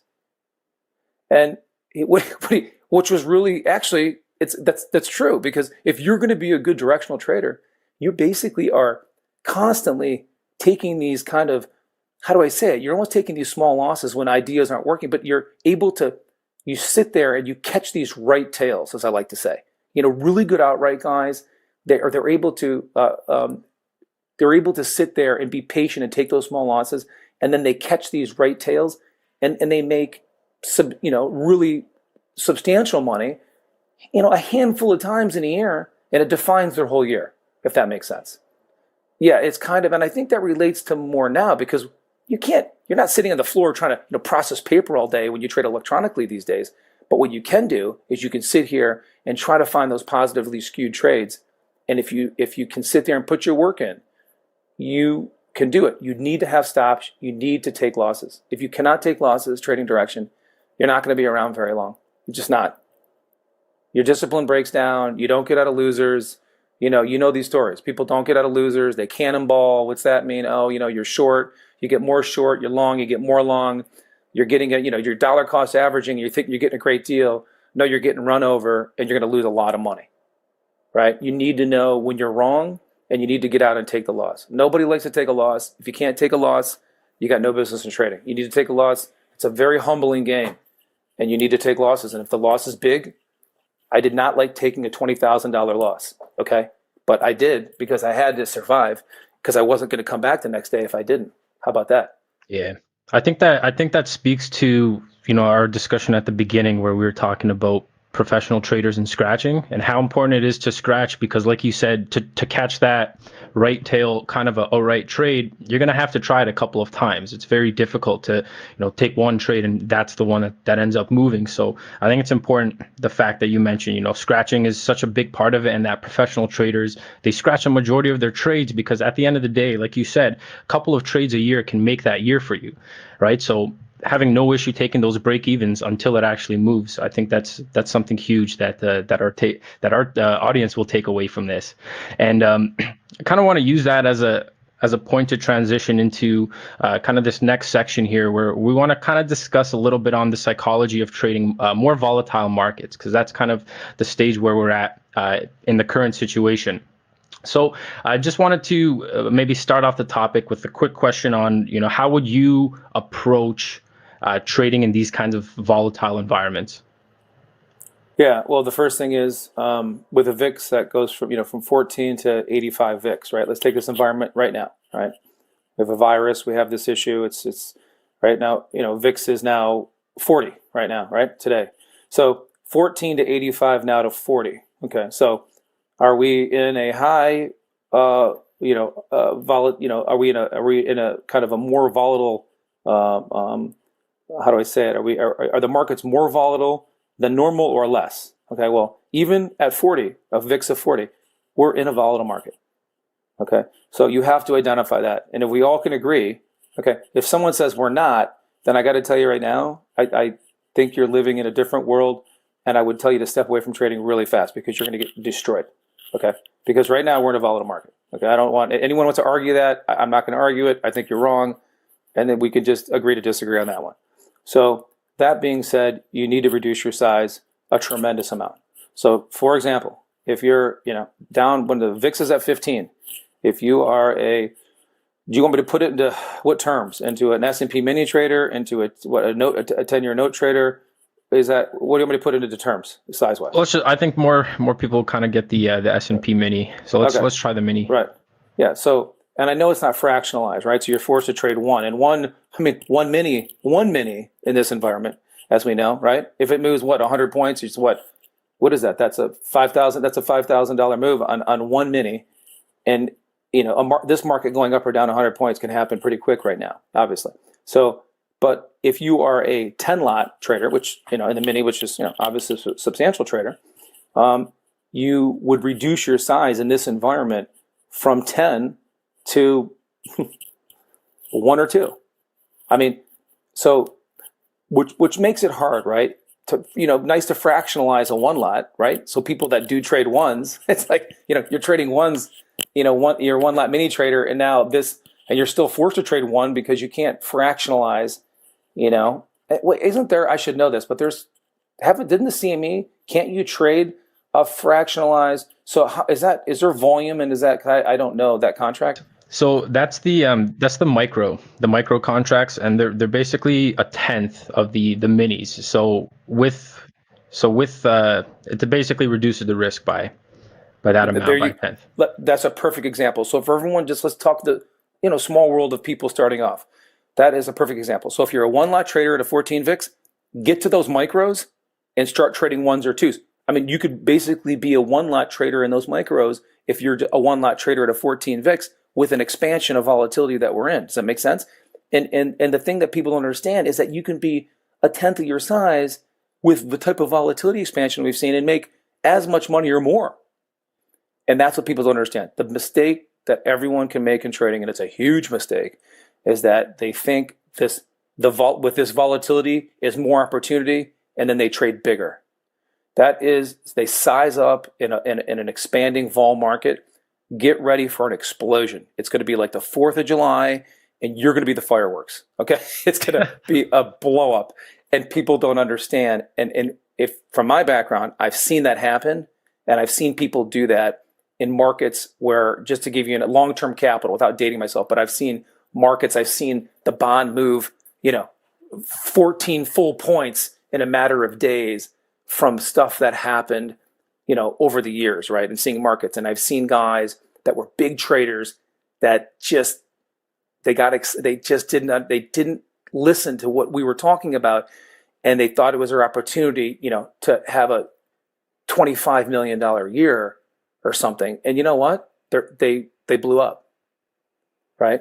So if you still trade, just reduce your size, and you can make a tremendous amount of money if your ideas are right and your approach is right. You have to back off your size. Those micros are a wonderful thing. CME, very smart for them to do, of course, because when you have volatility expansion, it's a great product for everybody getting involved in trading. And I would tell people to trade those for sure and to reduce your size. It's extremely important as well. So we kind of endorse that message as well here, Brad, at Trade Pro. Like we constantly have discussion with new members on this. And I think that for newer members who jump in with the goal of coming in and just making a ton of money right off the hop without giving themselves enough time to kind of adapt and learn the craft, I think it's to their detriment. I have yet to see one trader who started on day one and started clapping 10 lots and has finished with any kind of success. And I think in this industry, it's not that people, people are looking to make money, but I think the problem is they're doing it the wrong way in terms of scale. I think if you could catch 1 or 2 points a day, then you could scale out with experience. But I think people are blowing their accounts out, taking the incorrect approach altogether, and I think never really giving themselves a chance to succeed, which is why this industry's got a high turnover rate, but somebody comes in, they do it by themselves in the bedroom, the corner of their room, don't seek any other information and get themselves in a lot of trouble in days like this. So I'm very happy that you endorse the message as well with your career and background and knowledge that with high volatility, most retail traders assume they got to go bigger, but you actually scale down, because going back to that really quotable moment you gave us is I'm a professional loss taker. Coming from a person, who you quoted that is making $6 million a year, that's fascinating. And how do you take a professional loss? You do it on small size. You could do it 10 times, you could take a loss, knowing that 100-point move won't put you in the green with one shot. So I think That's super important part of the psychology. It's correct. A lot of discipline to do that. Easy to say, hard to do. But yes, and having access to information now with, the kind of the new world. I mean, there is access to information out there, and you need to know, how to get it at the right prices, right?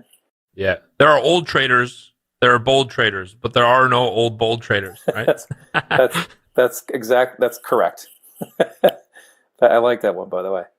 We discussed a little bit of transitioning the volatility in these markets, and I think it's fascinating to learn that. I think the micro has been a very innovative product that the CME's launched, because it really allows you for new traders starting in, because I know that in this industry, from an educational background myself, and teaching thousands of traders, a lot of them used to go to currency trading for the fact that there's super high leverage, low margin requirements, currencies and options, right? Like a lot of FX traders, like I could start $100 account and, by tomorrow I'm going to be driving a Lambo. And they pull out a spreadsheet, and yes, the math might theoretically work if everything you do is right and you make no mistake and, you leverage all the time. Yeah. But you'd be getting away with some errors that will eventually cost you money. So I think the CME coming in with these micros, it's vital for new people to start there and prioritize learning at the beginning versus going for money. Because we have a saying at Trade Pro Academy that, making money isn't this job. The job is being a risk manager. The money comes as compensation for how well you manage risk. Correct. I agree with that. And I'll tell you, I was thinking of something too I wanted to mention. People that are everybody that's long stock, right? So people have 401ks, at least in this country, similar in Canada, right? Where you have the equivalent of that, where your company, you allocate whatever, a few $1,000s a year to $10,000 or $20,000 a year, depending on your wage and what you do for work, where you own stocks, right? You own the S&P 500, you own whatever it is that's structured up for you. Okay, look, take this, the here and the now. Take this volatility, right? We went from 3,400 to 2175 in those futures in the S&P 500, right? Which was, we've all seen what's happened here. But trading 2850 area, it's been a nice recovery. But the big picture here is that, back to the micros or a full mini, depending on your account size of the long equity that you hold. So not what you have in cash or bonds, but just say the stocks that you are holding long term, which I'm a believer in, to hold stocks long term over time. I do think finding that 6 or 7% annualized over time, if it's balanced, is there. Now what's interesting is you can almost, with the futures, right? You can hedge out some of, in situations like these vol spikes. There's a spread trade there. The spread trade is using micros or using 1 mini or using 50 minis, depending on how much money you have of savings into the future, of picking some spots to be short against your long stock portfolio. How about that? So you're not getting out. You're not getting out of your long-term stock positions. But what you're trying to do is, in situations like this, maybe there are some opportunities. Be selective, and use those contracts to, how do I say, cushion the blow of what's happening. And it makes sense. You're short against your long book of stock. Simply put. I love that, because then you get to experience it from an institutional angle as well, right? Because that's what they're doing. They have the long portfolio and they're defending it with the futures. They think starting out just trying to be a scalper, like 100 trades a day, is the most stressful approach. If you just realize that this industry, who you're trading against, yes, there's retail, there's a smaller fraction, but the majority is large portfolios looking to hedge. And if you can really start to notice those flows, because you can see it on the charts, there's seasonal effects as well, quarter end rebalancing, all that stuff. Once you start to see that capital at play, you start to see the market at a different perspective. Because everyone wants to know, where's the institutional trader? Like, they're not going to put their hand up and identify themselves. I mean, there's a CFTC reports, but sure, right, and it's a good way to sort of learn the market and learn that. So I love that. It's a good, easy approach for most people to try spread trading, and that is spread trading. You're spreading. Absolutely, it is fantastic, yeah. Awesome. So we wanted to take the discussion from these volatile markets. Now, I want to ask you one question before we got into the News Squawk discussion, because that's a whole fascinating one as well. I got some things to say also. But if you were to hire a trader right now to trade your capital, what are the qualities that you would look for to give somebody your hard-earned money to put to work? Like, what are the trading qualities, from the beginning in an interview? What would you ask them? What's your Sharpe ratio? I mean, first and foremost, right? So your risk-adjusted return. I mean, how much are you risking to make a targeted return, right?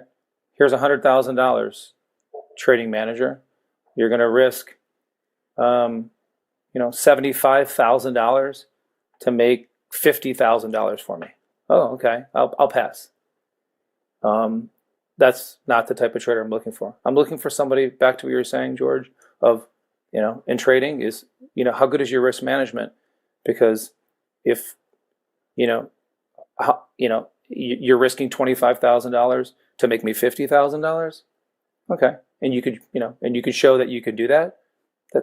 You're a good trader.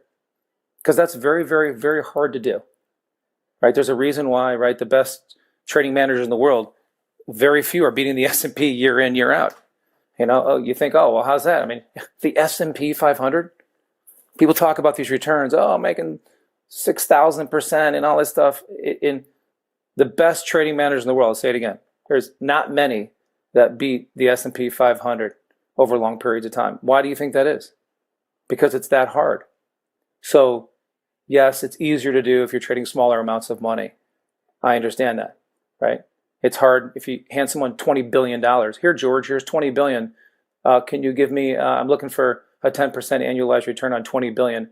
Or I hand you $50,000 and I'm looking for a 10%. Obviously, it's much harder to move around huge dollars. Okay, we all understand that. Even people that are retail people in trading, I think, would understand that concept. But I would, to answer your question, I mean, what's your risk management look like? Are you looking for that defined edge? Is your system, the way you trade, is it robust? Is it, that's what I'm looking for. That's what I would be looking for sure. That's awesome. And on the flip side, I only ask this because I think as traders, we're doing quite simply the hardest job in the world. There's a saying, it's the hardest, easiest money I've ever made. Yeah. Right. And yeah. And I love that saying because it's a hard job. It takes a lot to get to the point that you're consistently green, and it's a constant fight, right? So what is the quality that you would say on the flip side to that you would kind of be like, no, there's not a chance I'd even entertain this? Like, what are some characteristics or, challenges in managing the money that you'd want to avoid? And the only reason I ask this, it's kind of like you're focusing on the negative, but I just want some of the listeners to realize, hey, maybe I'm doing something that I need to adjust, So what would that be? What would be something that's a hard no for you, that you'd look at somebody you're hiring and be like, no, thank you, based on characteristics, behaviors, more so than a strategy? Being really prideful, not accepting that, not getting out of losers because your idealistic, world view of the markets is bigger than the markets. No, it's not. You're going to get destroyed. You are nothing in the scheme of the market, nothing, no matter how big you really are. So if some hedge fund manager has 50 billion and they're nothing, what, you think you're something with $100,000 in some trading account? No, absolutely not. So understanding, taking out that pride, and realizing that, being humble enough to sit there and take a beating and be okay with it, right? So that's the hardest thing in trading. It's funny you say what you said. So coming from the floor of the Board of Trade, I mean, we would say, similar to what you were saying, George, it's blue collar work and white collar pay.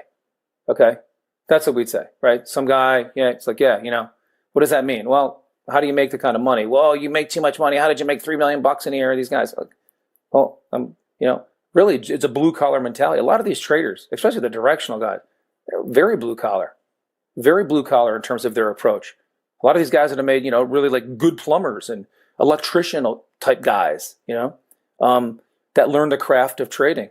And they were humble in the sense that they could take a beating and they would leave. And again, you wouldn't know if they were up or down, if they had a really good day or a really bad day, because they were just the same. They were very even keel. They weren't emotionally high or low. They could stay in the middle. And again, love it. Very easy to say, very hard to do. Okay, yeah. How do you do that now? Meditation, exercise, eat the right foods. All this stuff matters. People say, oh, it doesn't matter. No, it does matter. Your mind has to be clear. If you want to be a good trader, you can't have a lot of baggage in your mind relating to whatever. Tough relationship, maybe you're in a bad marriage, maybe girlfriend, boyfriend problems, other family problems, children problems, whatever they are. If you think you're going to be good at trading, you better get rid of that baggage. You have to make it in trading, because that's how hard it is. So all those things that's the mental side of it. And if you can do that, you can be okay. But you cannot be prideful and think you're bigger than the market. At the end of the day, I can tell you whatever I want to say about the S&P. Hey, S&P I think should be trading 2,500 right now. Well, Brad, it closed at 2,900. Well, what does that mean? It means I'm wrong, and it means I'm wrong big. And if I can't accept that, then I'm going to take a beating. That's just a fact. Yeah. So Brad, you just mentioned, I had written it down here, the mental aspect of trading. And you kind of mentioned something important that I think we can kind of discuss a little bit more in detail with regards to, you shouldn't really be trading if you've had, an argument with your spouse, you haven't had, your time to meditate, clear your head, etc. Can you kind of speak on that part from the professional traders aspect with regards to, maintaining and protecting your mental capital, as well as your, obviously as traders, it's our goal to protect capital and to grow it. But can you speak on maybe the mental aspect and how traders can grow their mental toughness so that they can survive in these markets? Yeah, I would say the first thing I would is to put a routine in place. I think a routine is very important. Whatever it is, get up. I mean, listen, exercise and eating healthy, I think are, the routine, exercise, eating healthy. So however you want to put that together, I would say those kind of three things are a good place to start. Listen, with this coronavirus and everybody's at home, I mean, listen, people are drinking more, eating more. I mean, I've picked up a couple pounds, and I'm like a health conscious, and I work out because I've been lazy, I admit. But in my mind, I'm still like, it's funny. I woke up this morning. I was like, I'm going to take a little jog today, and just, because I have been. But you just don't lose that edge. And if you don't have it, start to pull it into your life, right? Put that routine in. It's simple. I mean, habits happen, right? It's been proven, right? Like you got to do things for a few weeks to create a habit. And I think that's a good way to do it in these markets. I think with trading, you need to have it because we've already talked about how hard it is. I think the biggest thing is people underestimate how hard trading is and how hard it is to make money. I think it's very, very difficult. And I come from a place where it's pros. I've seen the best of the best, and the best of the best say it's hard. So if they say it's hard, then gosh, it's got to be hard, right? Yeah, exactly. You also mentioned the aspect of meditation. And I think that's super big because not a lot of people, when you mention meditating, a lot of people kind of brush it off as fluff. But the fact that, you mentioned as well that this is a hard industry, man. This is a really difficult industry to succeed in. And I think meditation kind of opens up, it allows you to kind of visualize having a good day. So I guess my question to you is, is there any sort of meditation that, you kind of get into before the trading session, and if there's any visualizations or anything you can kind of share? Well, to be clear, I mean, there's no active trading for me anymore. I'm looking at markets, and aside from being long and stock and bond portfolio, my own passive money, I'm not active in that way. I'm active in the sense of what I do with the service and having a bunch of people, that proprietary trading firms, everybody that uses a service that we provide. But I can tell you what I do, and I can answer that for people that are trading. And again, this is me and my bias. I have a big fishing background, so I have a technical fishing background where I largemouth and smallmouth bass and using artificial lures and all this stuff that I've done for a long time. But it can be that, or it can be anything else. So for me, it's fishing, but for everybody, to each his own. I think what I do is I visualize. So every day, I kind of will sit back and I take just a few minutes is really it is to just pull yourself away from the world that you're in and have this visualization of something that brings you to a calm place. Okay, for me, it's like I said, I'll think about some lake I fished, or it could be saltwater or freshwater. It could be throwing a fly in Montana. It could be, you name it. I mean, it could be anything. And I, take my mind there. And when I come back, I'm pretty relaxed. And it helps me. I think it's that visualization. I think that's really what meditation is for me. And I know by definition, maybe people could, describe it differently, but I think if people do that, it's a wonderful thing. It brings you to a kind of a calm spot. And I think it's good to do that early in the morning. And then if you can do that midday, right? In trading, do it early before, and then a midday, and then go from there. I really like the part, Brad, that you mentioned. So it sounds like you have a reset switch. So I mean, I know now that you're not as active in your trading other than your own personal portfolio management, et cetera. So I'm sure you still use that reset switch to this day when you encounter any kind of challenges. And I would also challenge the trader listening to this podcast to find your own reset switch, because what ends up happening is that I find from our experience and educating traders, disaster happens when you get to that edge of what's acceptable and then you cross it. You have no way of keeping yourself back to like what's required, being disciplined, focused, patient. I think more losses occur just outside of that edge, and then the emotional trading happens. And then that's how you finish a session. You're like, holy crap, 80% of these trades, I don't know who did, but it wasn't me. And the reason being is because you gravitate so far away from the center, the core, where you're balanced and you're performing optimally. That, and if you don't have a reset switch, once you cross that boundary, nothing good happens. And so it's not about making more money. It's about losing less and finding a way to have that reset. For me, I like to meditate as well. I meditate every single morning. And it's very important to me because, honestly, if you look at traders who tend to be successful, Brad, I'm sure you could vouch for this, in prop firms back in the day, in the heyday, a lot of them were hired in performance. Athletics, superior athletes make really good traders, poker players, people that manage risk and also are understand the dynamic of high performance in any other mindset. And I think that's important. And I love that you shared the fact that your visualization, going back to being on the fishing boat, going through that process, is relaxing to you. So I would challenge every trader listening to find one thing that could be their reset, right? A visualization or a simple procedure, any small, short routine that resets your mind. Because personally, I've gotten the most trouble when there came a moment where I know I'm about to lose it. You're like, here we go. You're kind of like skirting around the track. You're losing traction. So in trading, right, you're in a bad trade. It's not working. You need to get out. It's like if you don't have something that tells you that, you upset stomach, you feel like you're like, ooh, this isn't right. It's that whole thing where if you never have any type of nothing that indicates nothing internally that indicates, wow, this is wrong. What happens is you don't get out. And like I said, I mean, the key thing for everybody trading, man, you just have to. It's so humbling, but you just got to be able to take losses and get out. I mean, if you have, if you know what you're doing, you'll find your winners. You just need to understand that you can't directionally trade and not take losses. I mean, it's just not possible.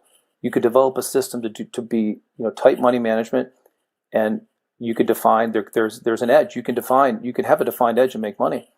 You just got to be systematic in terms of getting out, and you got to be able to be humble enough to take your losses.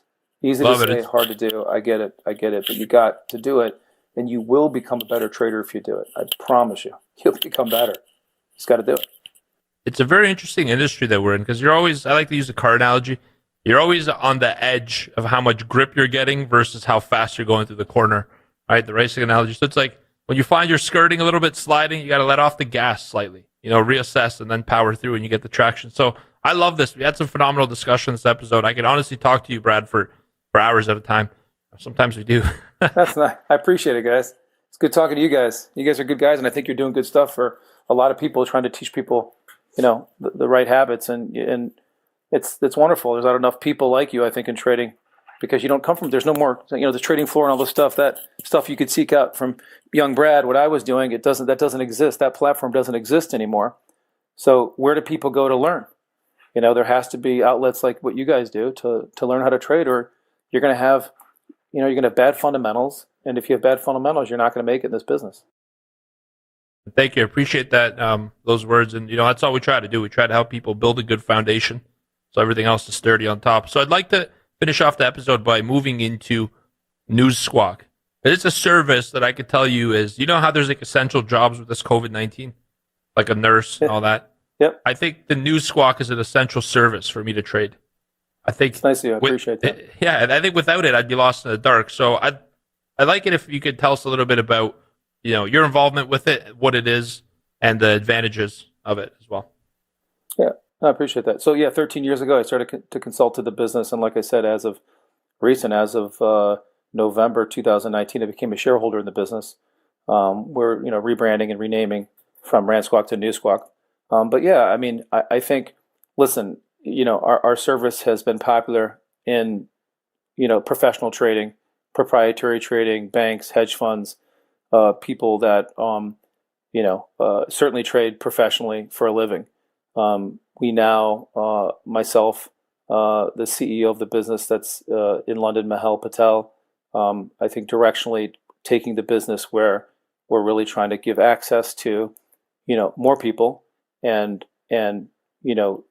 really working on a price that's going to be able to kind of fit for, when I say a non-pro, I think it's a really great word. I think it's interesting is that when you have retail self-directed people and someone that trades at a proprietary trading firm or a hedge fund or a bank, they're really, to me, there are people at home that are really, really talented traders, and I've seen this transition. So someone that could be considered retail, I would say, hey, this person, take a look what they're doing. This is a pro to me because look at the kind of money they make and the type of trader they are.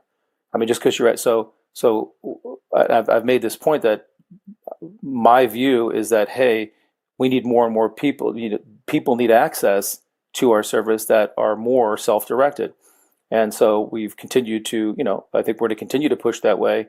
And especially in volatile markets, like when it's volatile now, our price point of where we are, right? So we're that $150 to $300 a month, depending on the license. But, it's easily to justify if you're trading active at all in this kind of volatility where to pay that price, where in a 14 VIX, if you're paying $250 a month in that environment, I think professional traders can justify that, but harder for people that, aren't trading as much. But in general, yeah, we look at, we have a full, we have a desk in London that, looks like a trading desk, but it's all analysts, and we're around the clock. So we're European, US, and Asia Pac trading session for the past 13 years, right? It's been covered. We've become eyes and ears for people. So we take out 95% of the crap, okay? And not that to talk bad about CNBC, because there's good stuff that they've done and they're doing. But there's, we give you 5% that if you're looking in terms of stuff that can move markets, that's the stuff that we talk about. You hear it to the ear, you can focus on your screens, you get to hear it to the ear. And that's what we do. You're covered. You're not in a vacuum trading at home, because if you really are being active intraday and you're looking at CNBC and you don't have like a service like ours in your area, I mean, you're definitely, people that are listening to our service have an edge over you. There's no question about it. That's amazing, man. And a few things I want to mention about News Squawk, because I use it daily, and we, all of us do, in the team, including a lot of the members in our trading room. And I'll say this about the membership. I find it very interesting that if you listen to a channel like CNBC, obviously not knocking them, but it seems to be more tailored towards entertainment, right? And you're getting people's opinion who may or may not be doing the same thing as you. What I like about News Squawk is that it strips the opinion. It gives you the vital information tailored to a way that a trader listening to it would understand quickly. Because at the end of the day, when news drops, you got two things you could do. Read the news and miss the trade, or listen to the news as you do the trade. And I think for shorter term day traders, there's tremendous value. But as I've sort of explored the platform a little bit more myself, Brad, I'm finding things I never knew existed in there. Like, I love those reports that you guys do, pre-market, post-market. I love earnings calendar. You guys have a wealth of research that I think even an investor who isn't a day trader has a lot of wealth of value there, because at the end of the day, I think that the product you guys put out isn't a cost and investment. I've paid for my newswire from your analysts. Tell them thank you, by the way. I've paid the subscription many times over. Nice, in single days. So I think there's value in it to more than just the active trader, to the investor. Those circulars are super important. And I love what you guys do. And I thank you for, first of all, motivating the team and continuing to do what you guys do, because you help me immensely. And the ability to chat to your analysts as well. I think people don't realize how valuable that is. It's been super, super effective for me. So, awesome work at NewsSquawk. I love it. I always use it. And, actually, it's the number one recommended NewsSquawk on Trade Pro. So we had I appreciate that, George. Like a list, and, you guys are a go-to. So I appreciate it. I appreciate that. I'll tell the analyst team they like to hear that, because, the trading crowd that we provide information to, they can get mad really quick, but then they're like, but I'm like, come on, and I know some of these people that, I'm like, you get mad. Oh, they missed this one thing one time. How about all the, oh, well, yeah, you're right, Brad. Man, you've been a client for 10 years. You've done pretty well. No, you're right. You're right. I mean, well, have we paid for, how do you justify what you've paid for us? Well, oh yeah, I guess you have. Now you think about it, Brad, it's been paid over, 100 times over you've been on your investment. Well, thanks. Can I tell my analysts that? Yeah, I guess you can. But in the meantime, piss off because I'm a mean trader, right? It's like the trading crowd is like, they don't want to, and it's nice to hear that. And I have to tell the analyst team, because it's like talking about people that just don't get credit and have done this for, again, around the clock, 13 years, no time off. I mean, you don't realize how tough that job is. And they've done a great job, and it's great. It's great to have the morale where it is right now. And I think we're doing a wonderful job, and, we're a small business and we grind away like everybody else, and we want to add value. And if we're not adding value, I'm not, I wouldn't want you to have the service. But I think, to your point, yeah, CNBC and this stuff, you got to be careful. You start looking at that stuff, you're right. It's a lot of opinions, a lot of entertainment. And if you're trading actively, it's almost like you don't want that. You want a service like ours, and you kind of want to not have, or if you have CNBC on, just have it where it's turned off, listen to us, have CNBC muted. And if something crazy happens and we pick up something and we start talking about something that's really creating a lot of volatility, fine, you can start to, you can look at CNBC while it's muted to see if they're breaking some other, some things that could be interesting. But I do believe that it's distracting, and it's something I would never in my life, in terms of trading, ever want, CNBC, listening to CNBC while I'm trading. I would always use a professional service like ours that's filtering for me, because I don't want to hear the noise. Absolutely. The noise is not doing anything for me. And that's what I tell to people that are actively trading. You want to get rid of the noise. The noise will hurt you, not help you. Absolutely, man. It can outright distract you. It would lead to a lot of disaster situations. So, Eddie, I'm super happy with the service. And you got to remember that the service is interesting, because where there's money, there's emotion. So the people who have the negative feedback once in a while, I think it's just in the heat of the moment that, but to me, overall as a net, you guys done a fantastic job. And I always pop them a little comment, sending them love, joy, and happiness here and there to kind of keep them. That's nice. I want more people like you, George. We need more people like you. Yeah, that's for sure. And, it's tough. It's a tough world, but that's welcome to the business of trading. And, that's just what it is. And I understand that, because every day isn't perfect. I tell you, every day isn't perfect. Ain't that the truth? Well, thanks so much for coming on the podcast, Brad. I had a really great discussion with you, and I'm sure Mark did as well. Yeah, really, Brad, it's been an absolute pleasure. But a pleasure with both you guys, George, Mark. I appreciate it, and I appreciate the time, and I hope this helps people out. And we're going to get through this virus, and we're all gonna come out on the other side. Awesome, brother. Same to you. Love, joy, and happiness to you and the team. And for anyone who's listening to this podcast, look in the description and the show notes. We're going to provide you some information about NewsSquawk and how to access the service. Thanks so again, Brad, and have yourself a great day. Thanks for listening to the Mind Over Market podcast. You can find us at tradeproacademy.com.